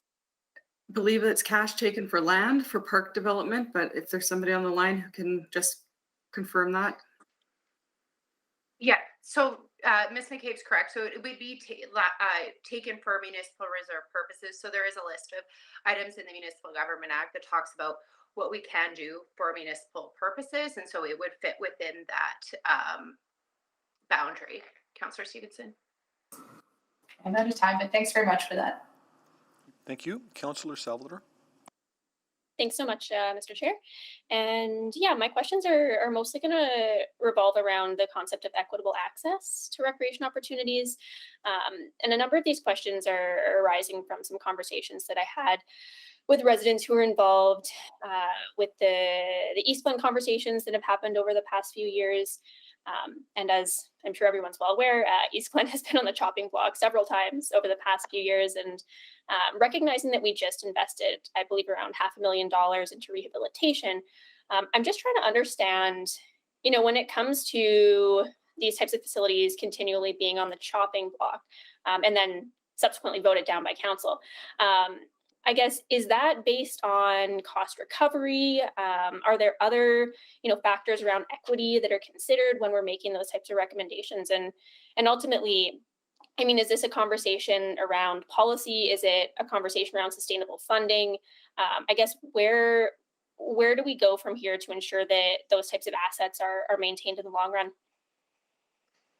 Councillor, in our approach to rec facility planning in Edmonton, we sort of lay out that each residence should be within 5 kilometers of a facility that has the basic amenities.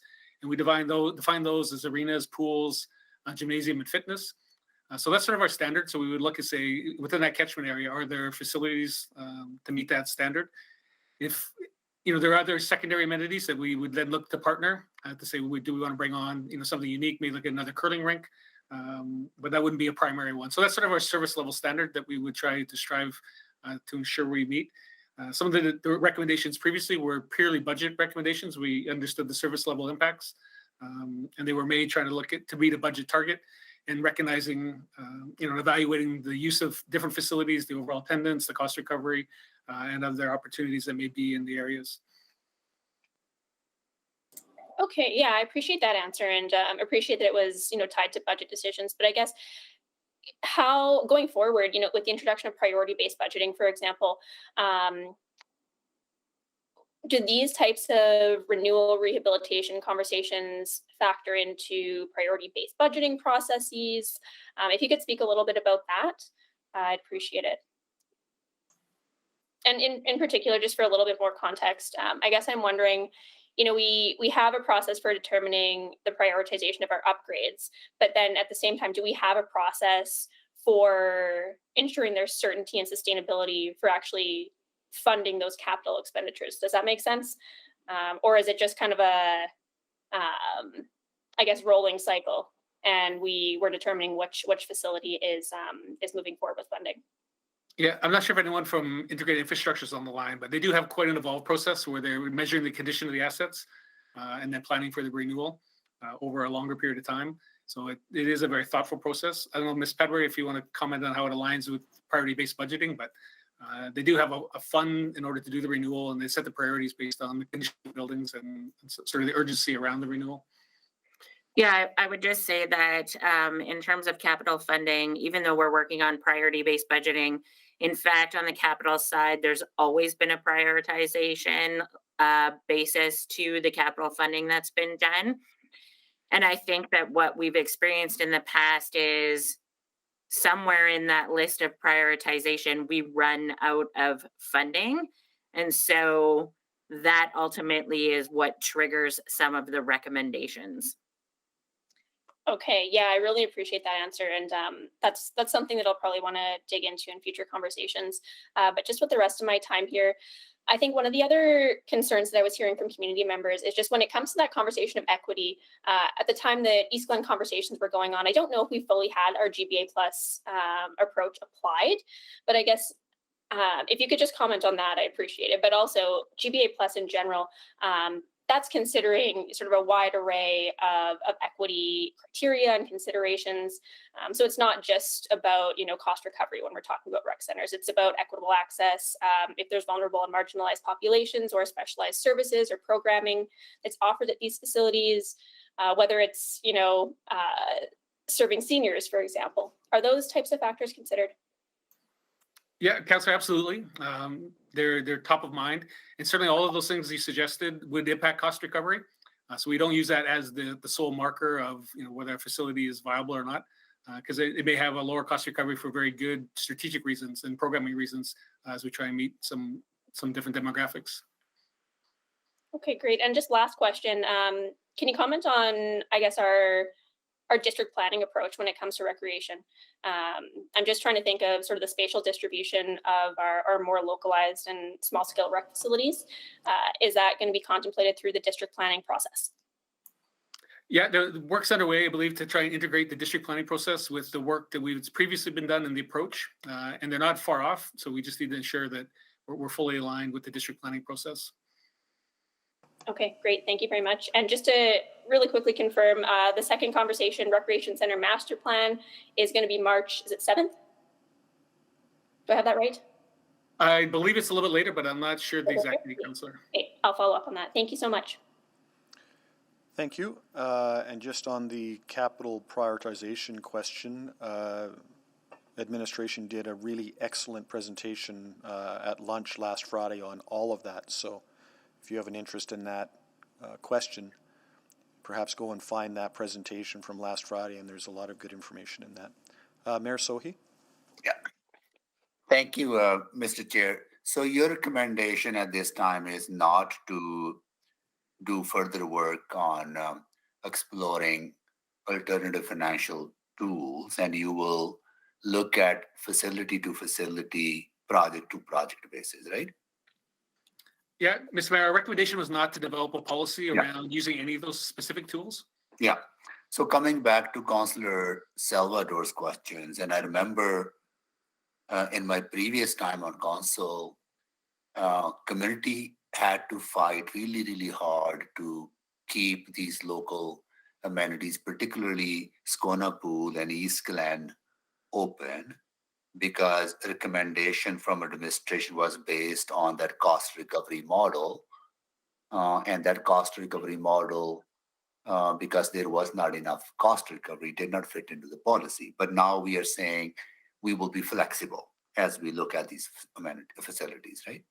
Yep, that's right, Mr. Mayor. We certainly still measure cost recovery, and it's an important measure, but it's not the only measure. It's one of many. And as we increase utilization of our leisure access program and have subsidized rates for minor sport groups, all those things impact the cost recovery. But they were still very positive as far as the overall use of the facility and the benefits.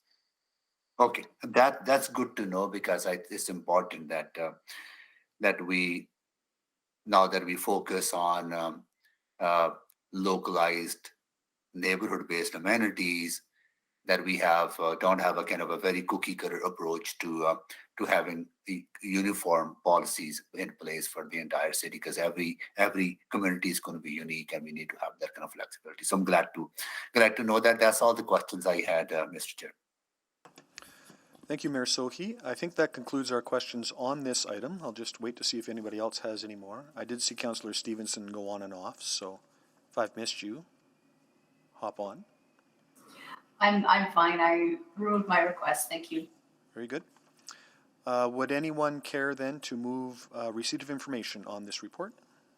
So moved. Second. Thank you, Councillor Tang. Don't need seconds at committee, but thank you for your enthusiasm, Councillor Chance. Anyone that cares to speak to it at all? All right, seeing none, then let's vote on receipt of information of this report.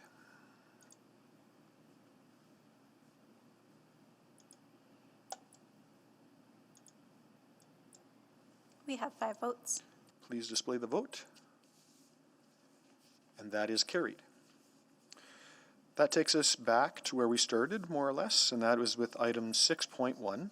We've concluded questions of our speakers, and we are now moving to questions of administration. So I will go to Councillor Jans, who selected this item. Go ahead, Councillor Jans. Thank you, Mr. Chair. May I move a motion at this time? You can. Thank you. I believe the clerk has the wording. It is the second motion of the two that I will move. It reads that administration implement a permanent and expanded program beyond the pilot project, including opportunities outside River Valley to allow alcohol consumption in parks and select designated picnic sites as permitted by the Gaming, Liquor, and Cannabis Act. The expanded program is to be done within existing budgets. I'll look to confirmation that they have receipt of that item. I think we see it on the screen now, so perhaps just confirm that's the motion you care to move, Councillor Jans? I do, yes. Would you like to take a moment to introduce your motion? Yeah, if I may, I heard a lot of positive feedback about the pilot project. I think that especially in this time of social distancing and trying to get outside and just enjoy the community, I think this would be a great positive development for many Edmontonians who want to go out and enjoy the outdoors and get outside. I think there's many benefits to this, and I'm interested in the debate. Certainly, this morning we heard many of the drawbacks regarding alcohol consumption, but I recognize that those drawbacks could be equally applied to bars, to patios, to Rexall Place, to the sports stadiums, and I believe at this time that is not the direction of council. We're not looking at moving forward with further restrictions, and as such, I think it makes sense to continue to allow this opportunity. So, yeah, I'll yield my time there, and I look forward to the debate. Thank you. So just as a reminder to all my council colleagues, you can ask questions of administration of this time or questions to the mover of this motion. So we'll go next to Mayor Sohi. Yeah, so to administration, you heard the concerns from the advisory committee members as well as from Alberta Health.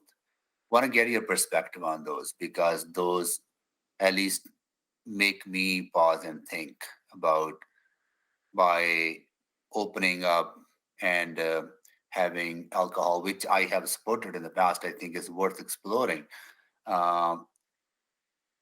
takes away the ability for other users to enjoy and creates uncomfort for them to enjoy the parks.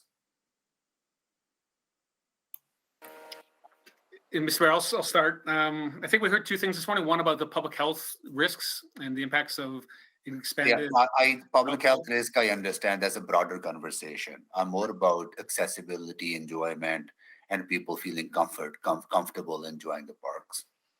Yeah, well, our evaluation really looked at the impacts on the park. As was pointed out, we didn't really do a full, just given the time we had, a full evaluation of the impacts on people who maybe stayed away from the parks because there was alcohol, how they may have felt about that, the opportunity to have their own recreation or that with their family in spaces that are alcohol free. So they're very valid concerns that were raised this morning.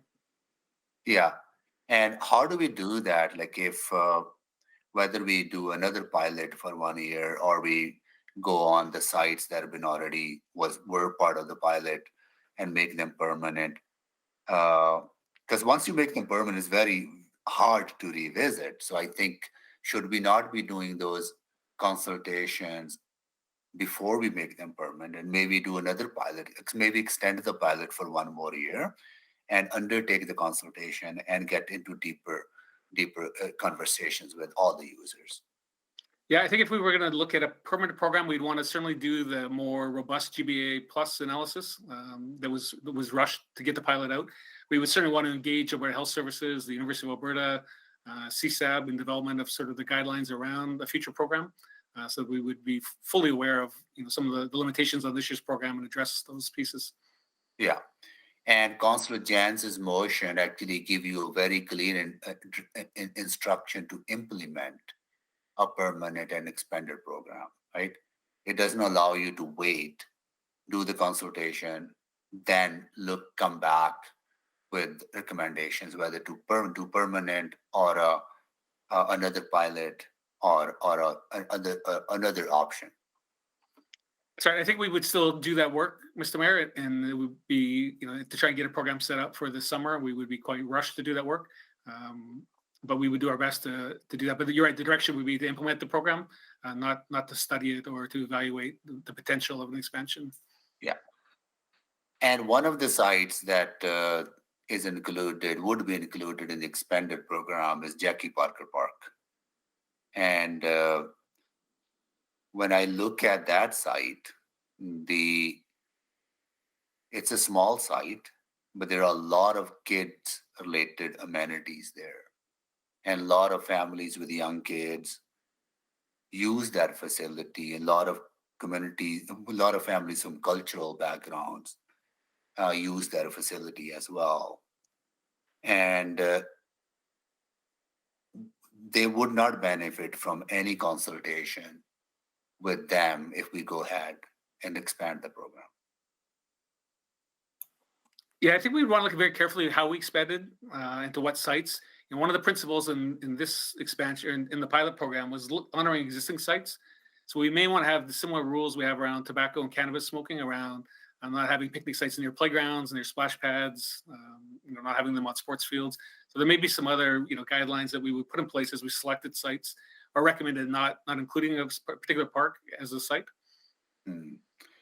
Yeah, I see the validity and the need to have flexibility for people to consume alcohol in parks. I think we need to listen to voices that we haven't listened to before, and those voices were quite compelling today, in my mind, at least, that they made some very strong arguments that we need to pay attention to, and I hope that we will engage with them. I don't think this motion allows us to do that. I look forward to Councillor Tang's motion as well, which is kind of awkward in a way that we have to talk about this motion without knowing actually what Councillor Tang is going to propose, right? So yeah, sorry about that. Thank you, Mayor. So I'm presuming you're done, sir. Yes, I'm done here. Yeah, thank you. There is always the room to offer amendments to a motion on the floor. So we'll see if that occurrence comes our way. Next is Councillor Wright. Thank you very much. I guess just going back to admin on just some questions. I've heard from constituents that there's more litter, more beer cans and bottles and cannabis package strewn about the parks over this past summer with the pilot. And I'm just wondering what sort of litter was identified in your analysis? And is there any additional cost for cleaning this up? Ms. Norman, could you respond to that one?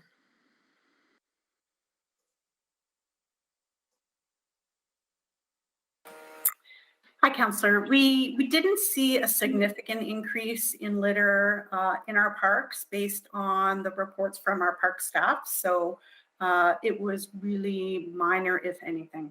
But I appreciate the public's perception on what they may have seen or experienced. Okay, thank you.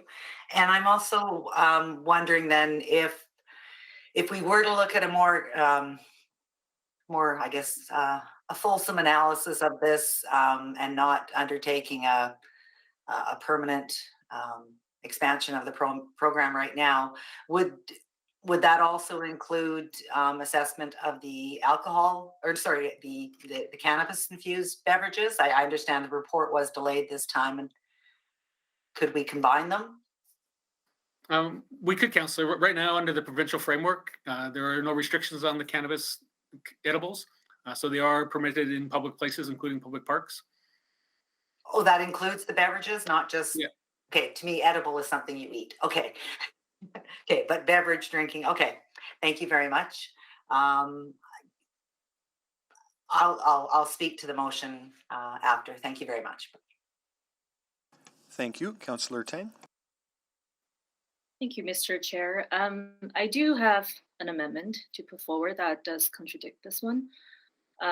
Should I put it forward now, or should I ask questions first to administration? Either is fine. You can still ask questions of administration after putting something on the floor. Okay.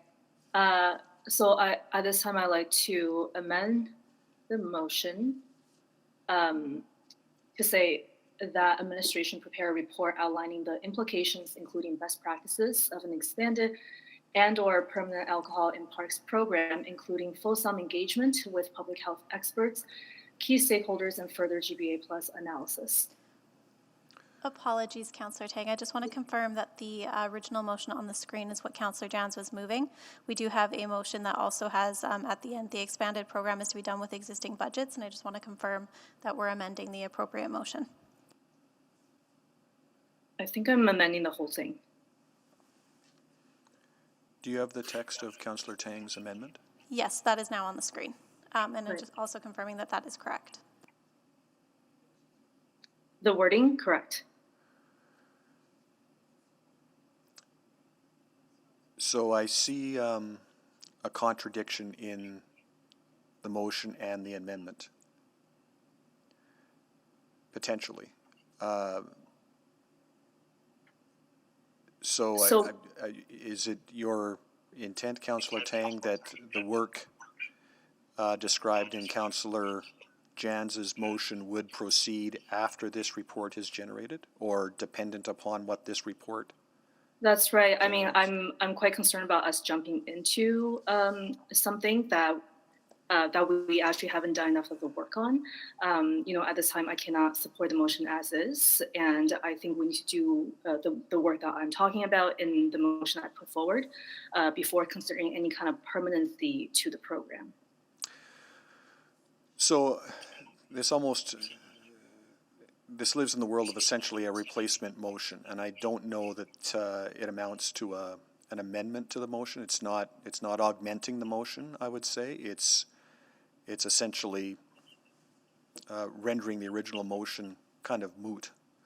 So I'm not sure that I can consider this as an amendment that's in order. If the motion on the floor were defeated, then you could offer this motion. You could also offer it as a subsequent, but because of the way you've worded the motion, it's somewhat redundant to offer it as a subsequent when the effect of what you're trying to move is to not proceed with any sort of pilot or any sort of consumption in parks until this report is done. That's correct. So at this point, I don't think I can consider this as an amendment that's in order, and we'll have to continue the conversation with respect to Councillor Janz's motion on the floor.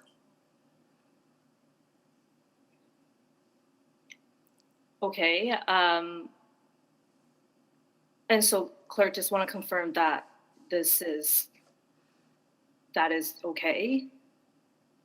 Because after several back and forth, I had thought that moving forward with an amendment would be ruled in order with this wording.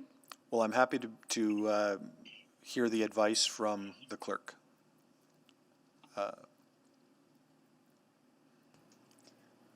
So, hi, Councillor Cartmel, can you hear me okay? Yeah.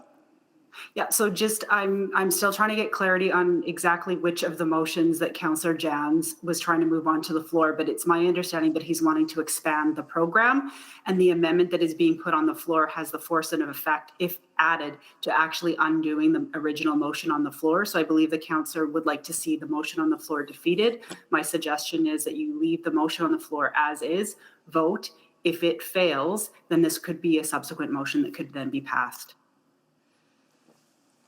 That's my take as well, so. Okay, fair enough. I'll come back for questions then. Okay, thank you, and I apologize if you've received sort of conflicting advice there, Councillor Tang. I was trying to hint at this before the lunch break, that it would be best if we could have arrived at one motion instead of two competing motions, but this is where we are. I get it. Yeah. It's okay. So next in our queue then is Councillor Stevenson. Councillor Stevenson. Yes, thanks, Mr. Chair. I guess I have a few sort of more general questions. I think what I'm really struggling with is that we know that there is drinking in our parks and beyond the designated areas.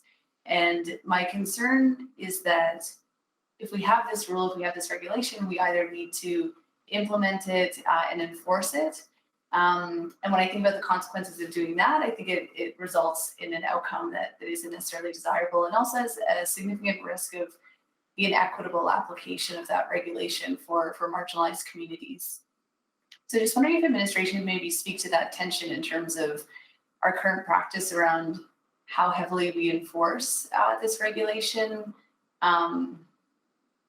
If there's value of keeping it on the book, recognizing that it's applied unevenly. I'll ask Mr. Jones to respond to that, Councillor. I think to try to address your question, I'd talk about just the way that we go about our parks enforcement altogether. And realistically, we would be driven by calls for service. Otherwise, we'd be patrolling our parks for all kinds of different issues, not specifically looking for alcohol use. I think it's important to note that our encampment response team has not issued any tickets in the last year for alcohol use in and around any encampment. And so I'd suggest that while I know I've heard the concerns about the inequities of how enforcement has been done, certainly we're doing our best to mitigate some of those concerns. And really look at, in the last year, we looked at the pilot sites and the sites adjacent to them that weren't part of the pilot. What this would look like in the future depends on whether or not there's an expanded budget, or if it's within the existing budget, because then we would have to look at, how we deliver our overall services with that group of peace officers, and what the priorities were with respect to enforcement and public safety. Yeah, well, I guess just on that, it really seemed to come out through the report that a challenge that your enforcement officers faced was a lack of clarity and, people thinking that drinking was permitted in all parks and then having to educate them on that. So just from an enforceability perspective, are there challenges with sort of having certain rules for certain areas versus just a consistent approach across all public parks? I can take a stab at that. I think I went out with my park rangers and they were able to show me sort of some of these locations in our parks. And I think this was put together, as Mr. Jevney said, fairly quickly last year. And in a way that we thought we could test, what this would look like with respect to behavior and paying attention to the rules. And one of the things that I think we struggled with was when one picnic bench got filled up with friends, some would move to the next picnic site over. And in some cases that was, a location that did not have the designation to be used for alcohol. And so it got into those conflicts because it wasn't an all or nothing. I think there are some ways to mitigate that, but certainly there was a lot of emphasis put on public education last year, and there were still lots of confusion. Great, thanks. That's a really helpful response. Just a question too, just from my understanding, in terms of the provincial legislation around the definition of a picnic site, how much latitude is there in defining what that is? Again, just thinking about consistency, certain parks in my ward, I don't think have a picnic table, although many people go there to picnic. So just wondering what the provincial restrictions are or definitions of a picnic area. Councillor, I'll try and respond to that one, and then we can clarify me if I'm wrong. I think we have some latitude on how we choose to decide how the city would define what a picnic site is. The legislation isn't clear on that, so I think we do have some latitude on how we would finalize the definition of a picnic site and which ones then we would choose to have in this program. I can jump in on that as well. I'll come back for another round, but thank you so much. Those were very helpful responses. Thank you. Now I had Councillor Salvador next, but I see Councillor Rutherford. So I'm going to go to Councillor Salvador next. Thank you, Mr. Chair. Yeah, I'll be really brief because my line of questioning was very similar to Councillor Stevenson's around what exactly we mean when we say a picnic site.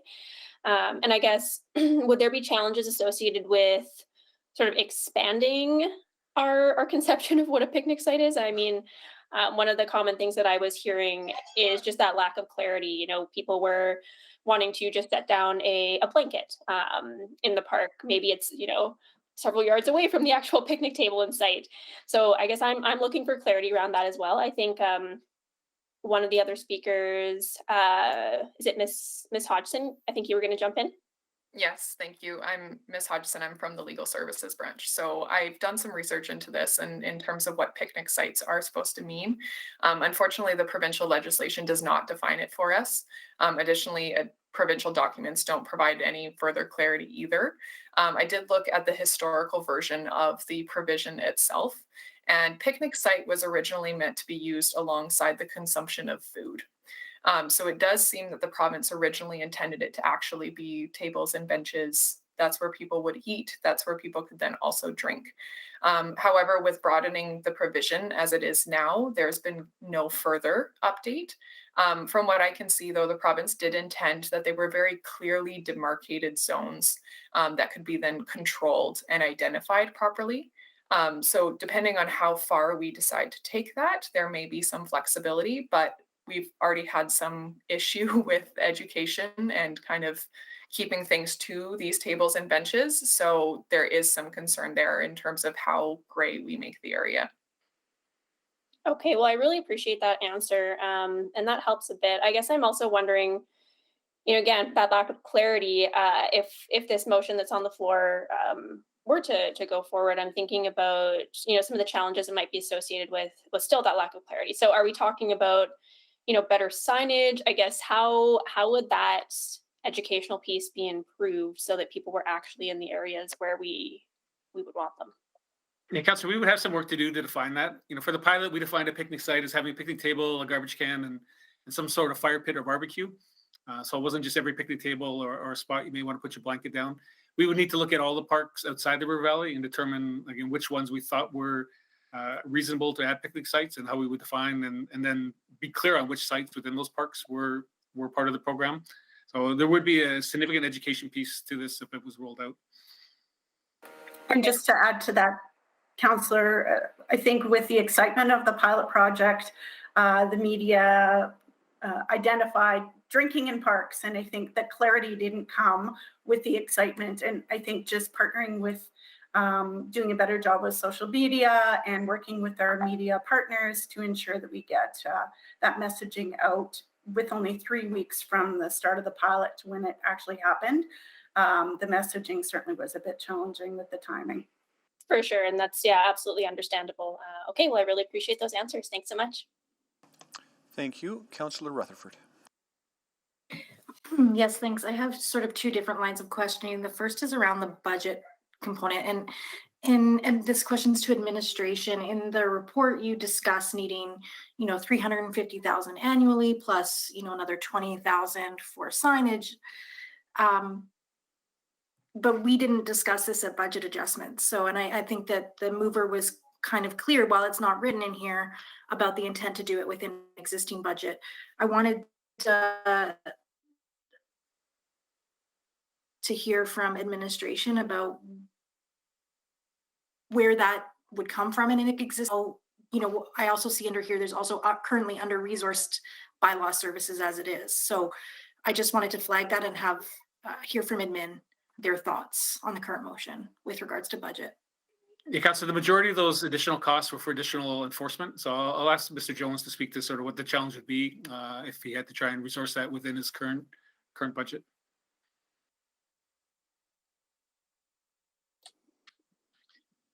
Yeah, thank you. I think some of the concern that we'd have within the current budget is that we've added a number of different services with the park rangers, including the encampment, the enhanced encampment strategy. We still have, trail patrols and river safety patrols and a number of other things that we have to do with a very small team.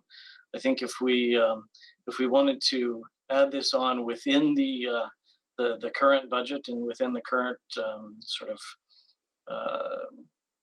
team size that we have and the equipment that we have, we'd have to look at where we would put in service reductions, and if the alcohol in the parks was the priority, or if there are other pieces of the park and river valley system that were the priority over top of this. So it's just one of those things that we'd have to put into some sort of prioritization matrix to try to get to everything.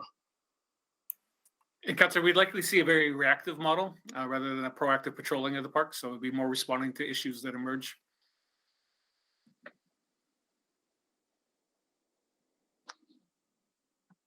I'm muted. Sorry. One of the issues that I found really compelling, so thank you for that. And I'm moving on to my next line of questioning. So one of the arguments I found really compelling from the public speakers today was around, the distinguishing between like patios or private properties in terms of the liability piece. And so I wanted to get some understanding around this pilot and around what level of liability and risk we are, because there is no pro-serve, there is nobody monitoring if somebody's drinking and driving. And so what level of risk are we as a municipality taking on if we have a permanent program for this? And what are your thoughts on that from a legal perspective? I guess that would be me. Go ahead, Ms. Hutchins, certainly. Mr. Jevney would like to. Okay. So as a city, with any sort of property that we own, we do potentially carry liability, potentially occupiers' liability in particular. So anytime we allow certain risks to exist on a property, we do have some level of responsibility to either make them clear to users of the property or mitigate them in some way. Of course, with the enforcement of bylaws, that's our intent often, is to mitigate the risks that do exist and do so through enforcement. But yes, we would be taking on some level of liability, allowing people to use liquor in certain areas. And actually the province talks about this when they passed when they've discussed the newest entertainment district portion of the legislation, is create a controlled area so that municipalities can decide how much liability they want to take on, how they can control these areas, and that feeds into the discussion. So yes, I think you've absolutely hit the nail on the head. There is liability that is associated with this. And increased liability. Correct. Yeah. Because there's increased risk. Correct. Okay, that's the two questions I had. Thank you so much. Thank you. On the second round, Councillor Tang. Thank you, Mr. Chair. I think the mover mentioned that there's been overwhelming support for this pilot program. So I just want to get a better sense on your engagement and the research. Do we generally collect demographic data on who actually uses the parks? Ms. Norman, you want to speak to our data collection? Thank you, Councillor. It is very difficult to collect demographic data on who uses our parks. We recently have installed trail counters to talk about the numbers of people and how they're moving, whether they're bicycling or walking, but the actual demographics certainly is very challenging for how vast and large the River Valley system is and parks outside the River Valley. Yeah, I can definitely appreciate that. I asked that because I'm curious how that measures up to those who actually took part in the survey and in the research. I mean, there's many groups that are, hugely missing for me in that data piece. But one group that I think hasn't really been talked about is actually, young families, which is one of the largest segment of Edmonton's population. Yet 75% of your respondents to the Insight survey do not have children. I guess I'm also curious, do we collect data on how frequently at least the bookable sites are? I'm curious how that rate of booking changed before and after the pilot. Again, we don't collect the demographic data, but we certainly appreciate the thoughtful comments from the speakers, and we recognize definitely the limitations of the survey with, as we said, the 3 weeks to implement the program. So we would be certainly happy to engage EHS, U of A, and CSAB if council would like administration to pursue allowing alcohol consumption in the parks. And we do have colleagues from communications and engagement if they have anything further to add. Sorry, on that question, I wasn't asking about demographic. I'm just curious about how popular these sites are in terms of booking. Did the drinking make it more popular, after the pilot? We did see the sites getting quite booked up, those sites that did allow alcohol consumption. So we did see an increase, yes. I guess if there's can be follow-up, I'll be curious how much greater the demand is.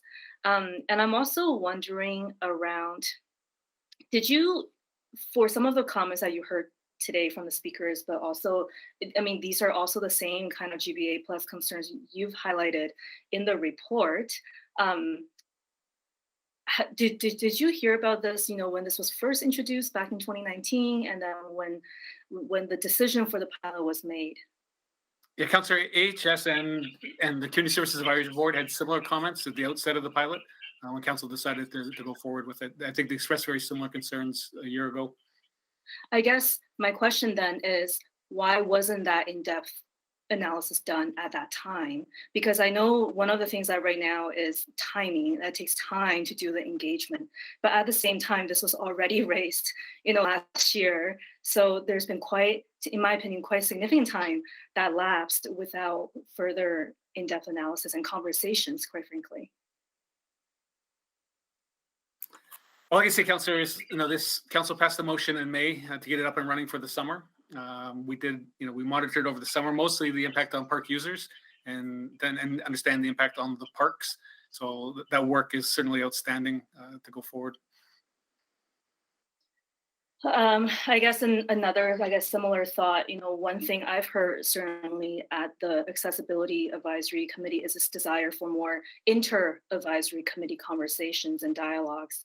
And I am a little bit curious back, when this was first introduced by the Youth Council, how much of that socialization or conversation happened with other advisory bodies?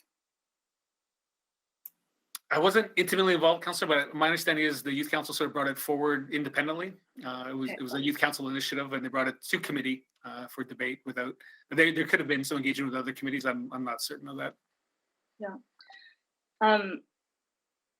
Yeah, I think that intersectionality piece is definitely very important and consistently missing. And I know certainly with some of our community members, they're thinking about how to,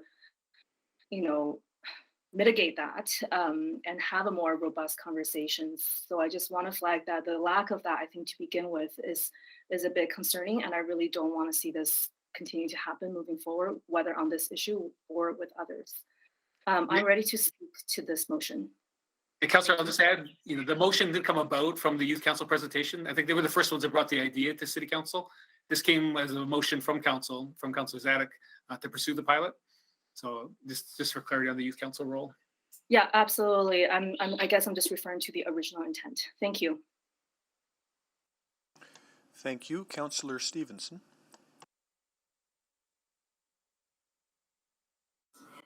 Thank you. Just really quickly, I again really take to heart the comments from speakers earlier today in terms of how we balance a range of different perspectives, and what I struggle with though is that it seems that in the absence of an ongoing pilot or program, it's very hard for administration to assess the outcomes and impacts of this. So just wondering if you could speak to me again, just sort of hearing from folks in the EHS in terms of they're not necessarily, from my understanding, being a huge amount of other research that looks specifically around allowances for alcohol consumption in parks and the impact that it has on community health. And then more specifically, just sort of studies that look at, the safety and welcoming nature of parks in the meantime. So just wondering if my assumption there is correct, that in the absence of an ongoing program to evaluate, it may be challenging for administration to come back with any new information. I think that's fair, Councillor. We would be challenged. I think what we could do is look at other municipalities where they are implementing the program and see what we can learn from their experiences. Okay, so there could be some other examples, but one of the best ways to test and learn and adapt, maybe from ongoing experience in the Edmonton context. To I think in particular we talked about. You mentioned the increase in bookings. I think just some of those before and after studies could be really helpful in our own context to really understand what the local impacts are, particularly who is currently using these parks, and then how that changes when the opportunity for alcohol consumption is introduced. Is that work that you think could be part of work going forward in terms of if a pilot was continued, just being able to capture some of that on the ground data? It could be. We don't have great baseline data on who is using the parks, how they're being used. We know anecdotally from our staff that are there, from users. So that'll be a bit of a check. And we have some data, and certainly on the picnic site bookings, but there are many people who don't book the sites, and they're free to use them. Right. So we could do some diving in, but not a lot of great baseline data that we'd be able to measure comparisons or changes against. Right, or potentially if it's sort of a phase, so that the existing pilot areas continue, and then potential future pilot areas are measured this season to sort of get that baseline, and then see what happens after that point if alcohol consumption is introduced. Great. I mean, I think to speak briefly to the motion, which I think I'm allowed to do, even though I'm not allowed to vote on the motion. I think that there are absolutely nuances and challenges in implementing this, but I think it is a positive way forward to ensure an equitable application of the expectations we have in our public spaces, so that different user groups aren't treated differently depending on their use of alcohol in public spaces. And truly, I think it is a way that I saw to bring people together, to animate our public spaces. I think for me, what's essential in the success of a program like this is ensuring there's ongoing data collection and feedback mechanisms to adjust and manage how different groups are impacted differently.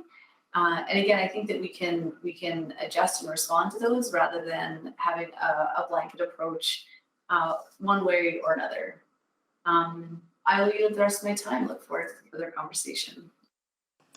Thank you. I would ask that we just stick to questions for the remainder of at least this round, and that's okay, Councillor Stevenson. It's time efficient. I'm not trying to pick on you or anything. I'm just concerned that we're going to start a queue of people that want to speak to it. I have Councillor Wright on the second round and Councillor Jans on the second round, and I wanted to make this comment that this is one of those citywide kind of issues that potentially only committee is voting on. So if there's other councillors that have a strong view to this, there's also the choice to requisition this up to council and allow all of council to express their views through a vote on this. So I'm feeling a little bit of that tension that the will of committee might not reflect the will of council, but I don't know that unless I get some feedback. So in a moment, I'm going to ask for people to speak to it, and I'd appreciate that feedback. Councillor Wright. Thank you very much. I just wanted to follow up with Ms. Norman on the number of sites that were booked. You said that they were booked because you could consume alcohol at them, or I'm just wondering, is that, or it could also be because our indoor gathering restrictions at the time were limited and it was just a space where people could come and gather with friends and family. Was the increased booking just restricted to these 7 sites, or was it across the city? Councillor, I think that's a very fair point. And we saw with the changes in COVID, certainly an increase in outdoor activity. So I don't have that exact data for you, but we can certainly follow up to compare those sites that were bookable with alcohol versus those sites that didn't have alcohol, to do that comparison for you. Okay, thank you very much. And I just want to speak to it when the time is appropriate. Thank you. So on the second round, Councillor Jans. If I speak, does it close it, Mr. Chair? No, it doesn't necessarily, but typically you get one chance to speak to it. So if you spoke to it now, which I'd rather you didn't, so that we get all the questions on the table first, and then you would have the opportunity to speak to it last as the mover. So I'd be happy to do so. Okay, thank you. Mayor Sohi on the second round? No, Mr. Chair, to speak. To speak, okay. Councillor Tang on the third round, more questions? To speak. Okay. Not seeing any more questions from anybody then, so I'll go back to Mayor Sohi on the second round, speaking to the motion. Thank you. Yeah, thank you, Mr. Chair, and also thank you in your efforts to try to build consensus on this, to have one motion. I am a little bit disappointed that after listening to speakers, that the motion that was proposed earlier on remained the same and did not include some of the input and feedback that council members have tried to convey through our questioning, so that attempt to build that consensus around that motion has not been achieved, or to at least have one motion. That's fine, but that's the right of council members. I understand, and I've been and asked this question to the speakers, that people who don't have the privilege of having a backyard, and if they want to invite friends over and they want to go rent a picnic a site and have alcohol, I think that is a very legitimate need that we need to figure out a way to accommodate that. But at the same time, we are a very diverse city, and there are very diverse needs and perspectives on this. And we have heard from some of the members of the community about their comfort level when they see alcohol being consumed in the park. I think we need to consider that. I think we need to pay more attention to that. I think we need to engage with those communities who do not feel comfortable, and how we allay some of their concerns and still have this this available for the people to enjoy. So I am struggling to support this because this motion does not allow us to continue to have that conversation.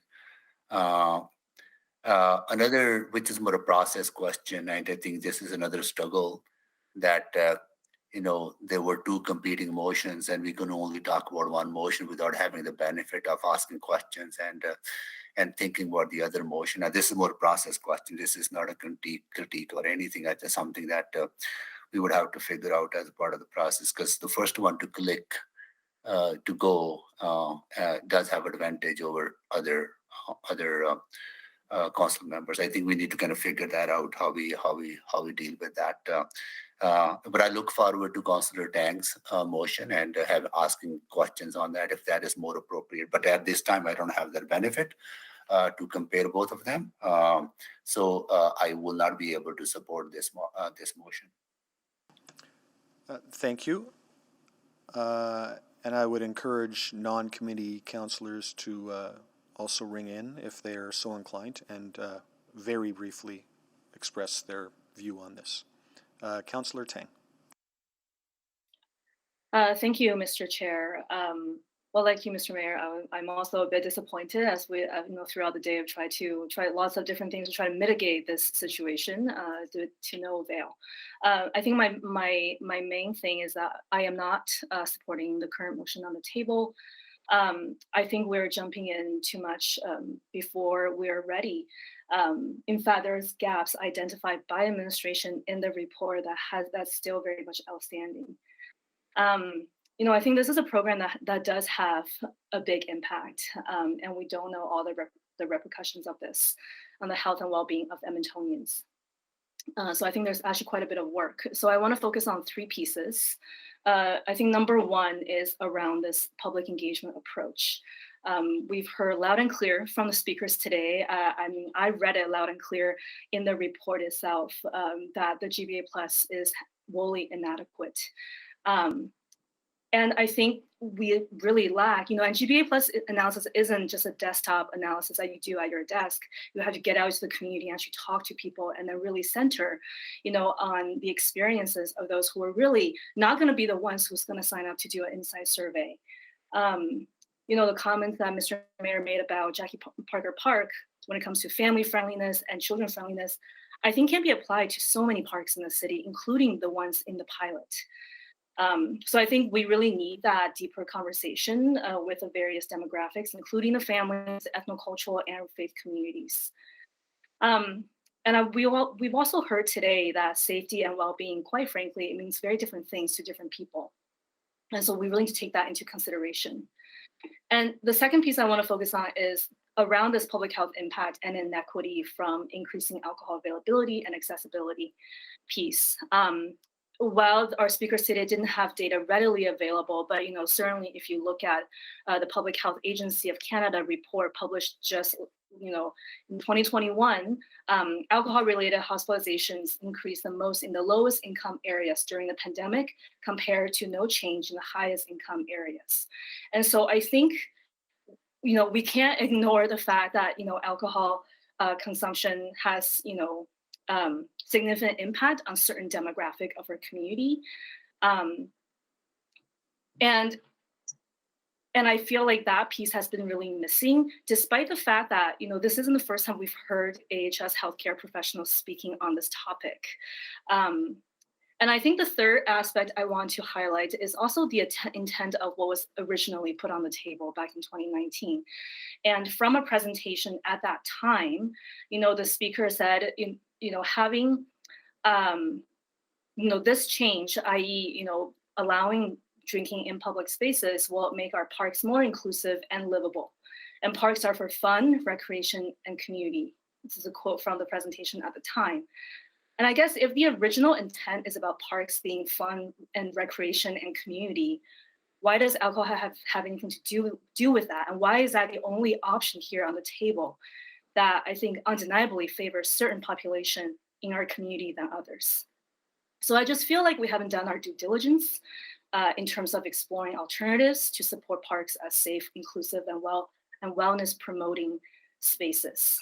And the report talks about inclusivity as a primary principle in this work. And unfortunately, I just did not see that.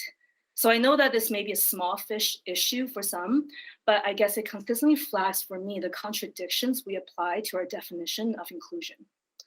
And I think the biggest irony for me is that we rely on public health experts when it comes to opioid crisis, when it comes to the pandemic. I don't know why we're treating this differently. And, we talk about GBA plus analysis. I don't know why we're treating this differently. And I guess there's just my final point is that I think there's such a cognitive dissonance when it comes to alcohol. For some reason, it's much more socially accepted. But I also, at one point, smoking in public space, smoking in indoor spaces is also widely accepted. And I think we made a lot of strides there in public health. And, I see this as a very parallel issue. Thank you, Mr. Chair. Thank you, Councillor Tang. Councillor Wright.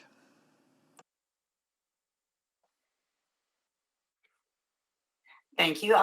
While I do recognize that the majority of Edmontonians are responsible in their alcohol consumption, I still think that we need to consider the whole societal impacts of these actions.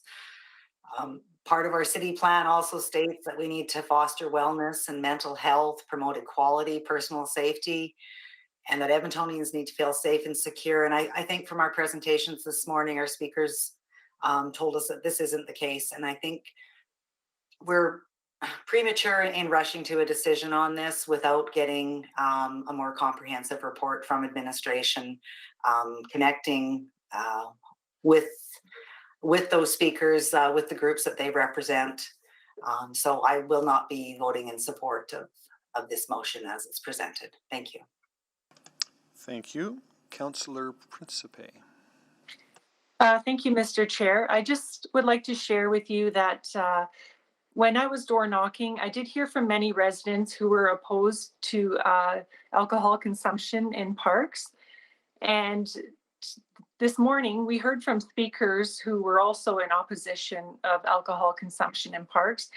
And we didn't hear any speakers in favor. Now, I'm not sure if, there is a large amount of people who are in favor and they just did not come forward to express themselves, or if this just wasn't the right platform, I'm not sure.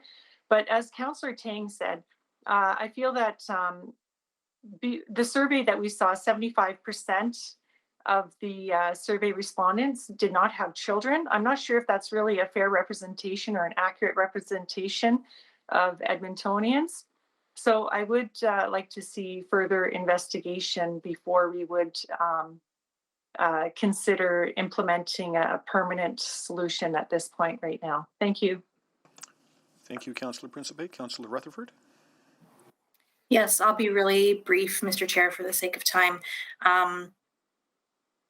I think that at first I was really convinced that this was something that, created that space. But as I heard from more and I dug into the report, I'm seeing that, I think this is too fast, too soon, and that we do have some gaps in our knowledge that we need to figure out if we're going to create an Edmonton for all.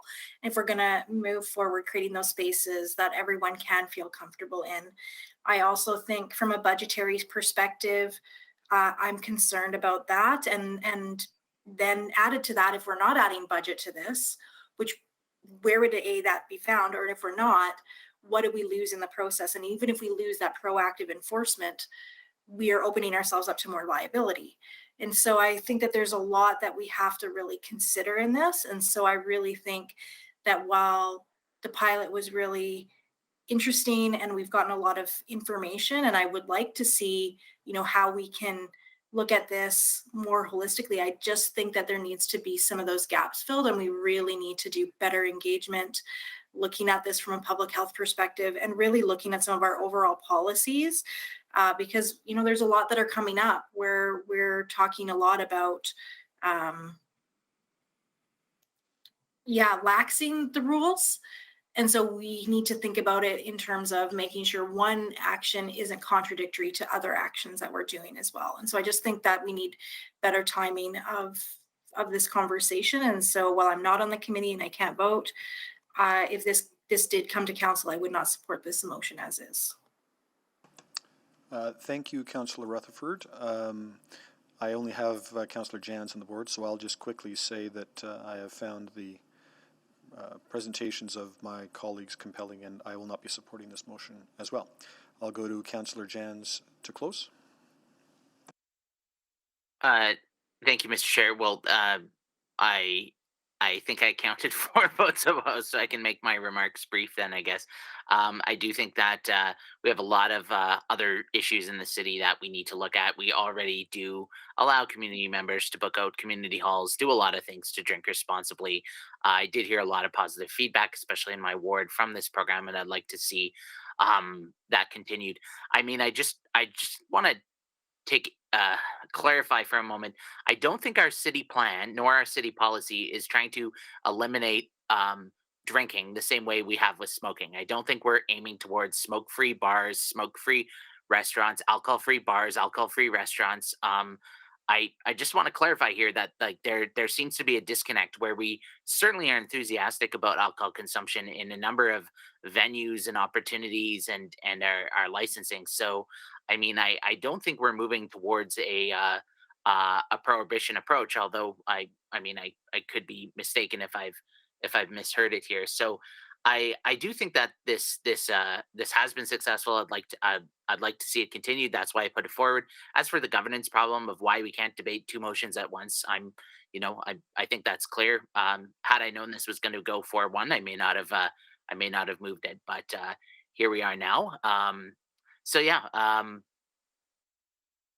over to you, Mr. Chair. Thank you. So I will now call the vote on the motion on the screen. Please vote.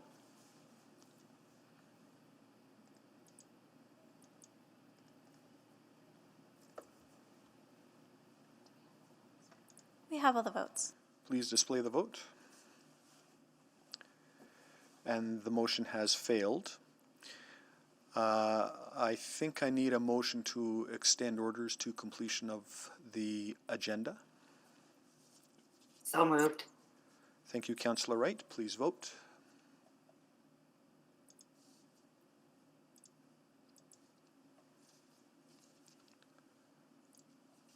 Just waiting for Mayor Sohi's vote.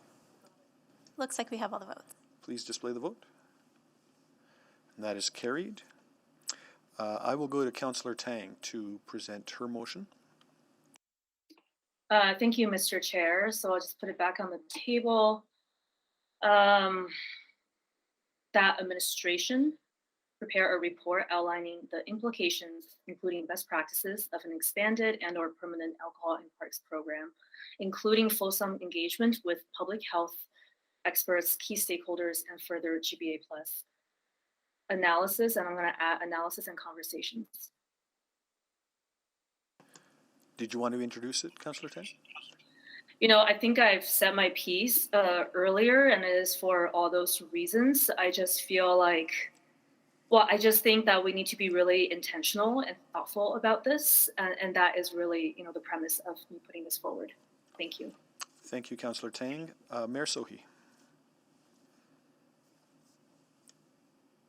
Thank you, Mr. Chair. Just a friendly amendment, if it's acceptable, hearing to our lawyers on the kind of a confusion on communication in the media because they just reported as alcohol in parks when actually alcohol is at designated sites in the parks. Maybe if we could add in the motion permanent alcohol at designated sites in parks. I think that will probably provide a little bit more clarity on what we're actually talking about, that we're not opening up whole parks for alcohol.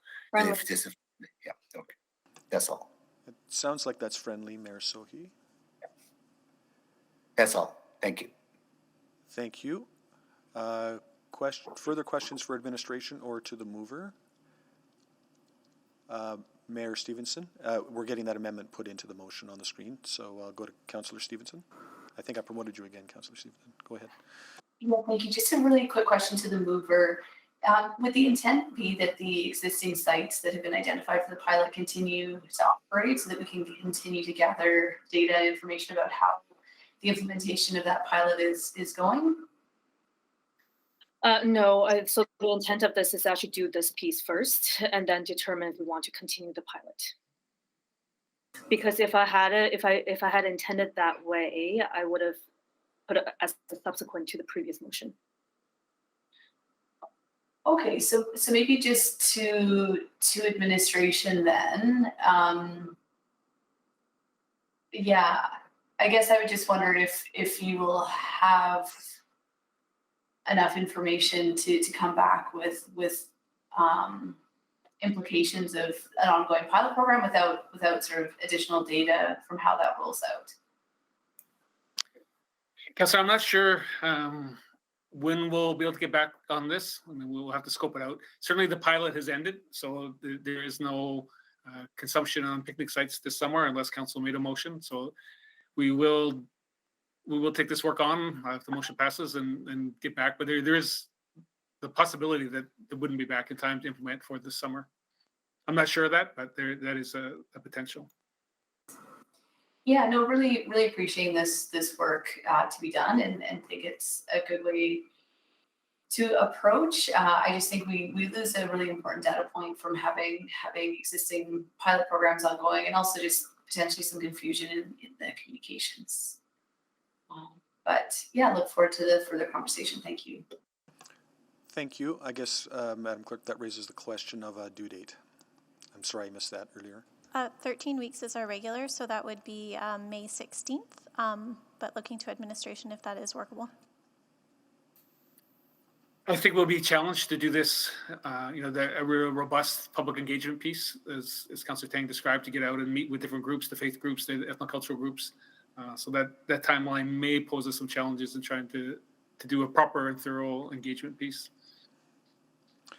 Mr. Jevney, do you want to take it as May 16th for the moment and then extend it as you see fit, or would you rather we put in a less definitive date or a later date?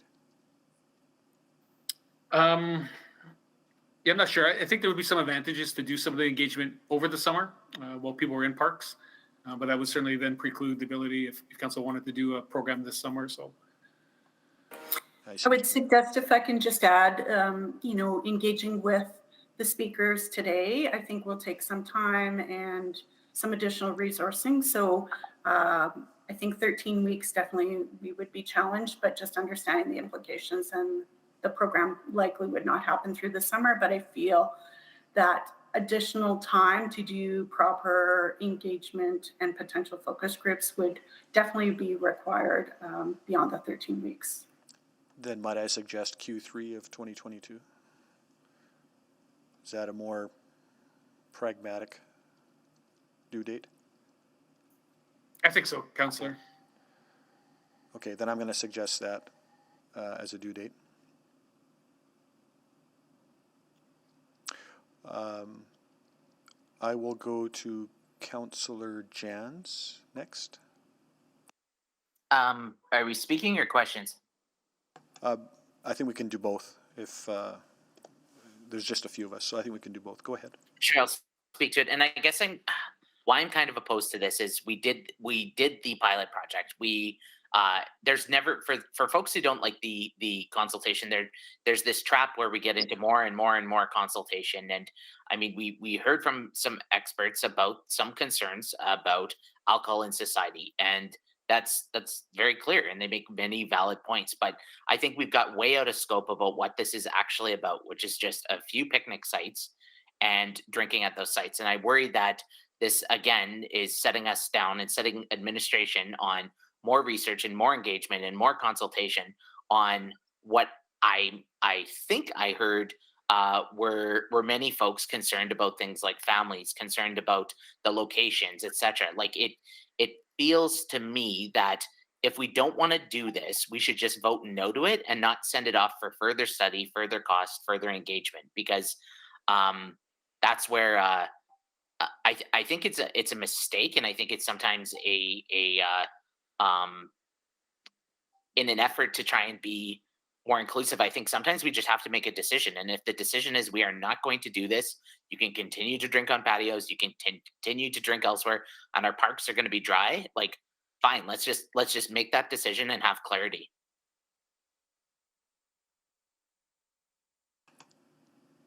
Thank you, Councillor Jans. Councillor Wright. Yeah, I don't, I'm going to vote supporting this motion because I think administration was rushed last year in providing just a little bit of analysis on it. So I think we do need a more comprehensive review in order to make an informed decision. Yes, I realize that we do allow drinking in other areas, and I don't want to become a prohibition province at all, or city.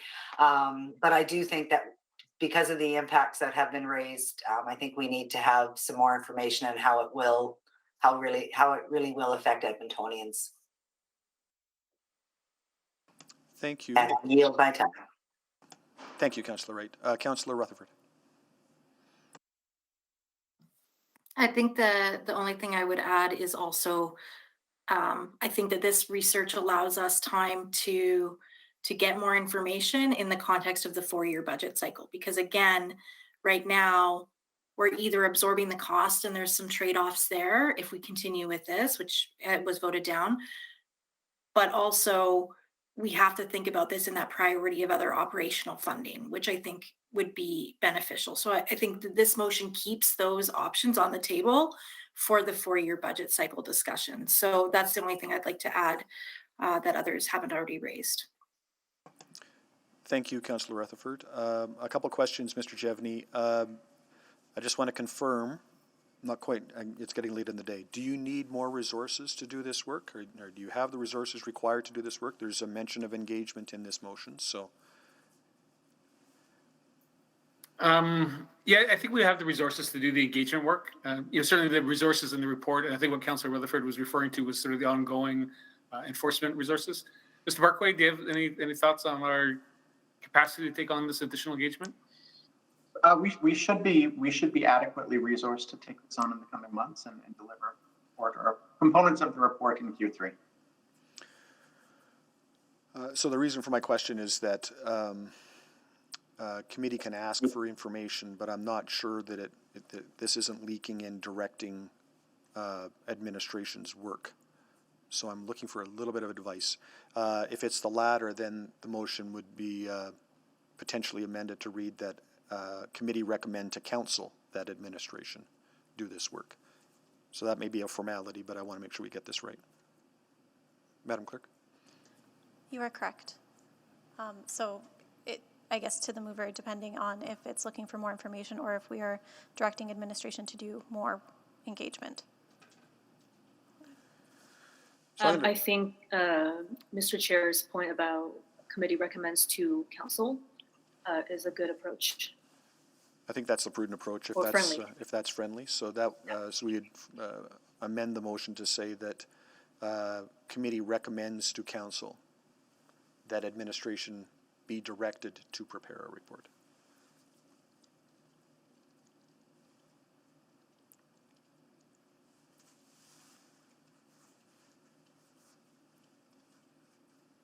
We'll just get that wording up for you. Okay. And those were all my questions. So I see no other questions. So once we have the wording, I think that concludes our speakers list, and we will go to the vote. So just make sure you understand that the motion reads a little bit differently on the screen than it did a moment ago. And so I'll just read it. That Community and Public Services Committee recommend to City Council that administration prepare a report outlining the implications, including best practices, etc., as Councillor Tang had presented her motion. So I'm going to call the vote on that motion. Please vote.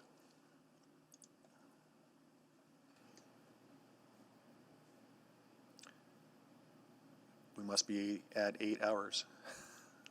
So I'm a yes. Thank you, Councillor Cartmel. We have 5 votes. please display the vote. And that is carried 4-1. So I think the rest of this will go fairly quick. Are there any notices of motion or motions without customary notice? And I was forewarned of none. So that takes us to the end of our agenda. We are adjourned. Thanks everyone for your participation. See you tomorrow.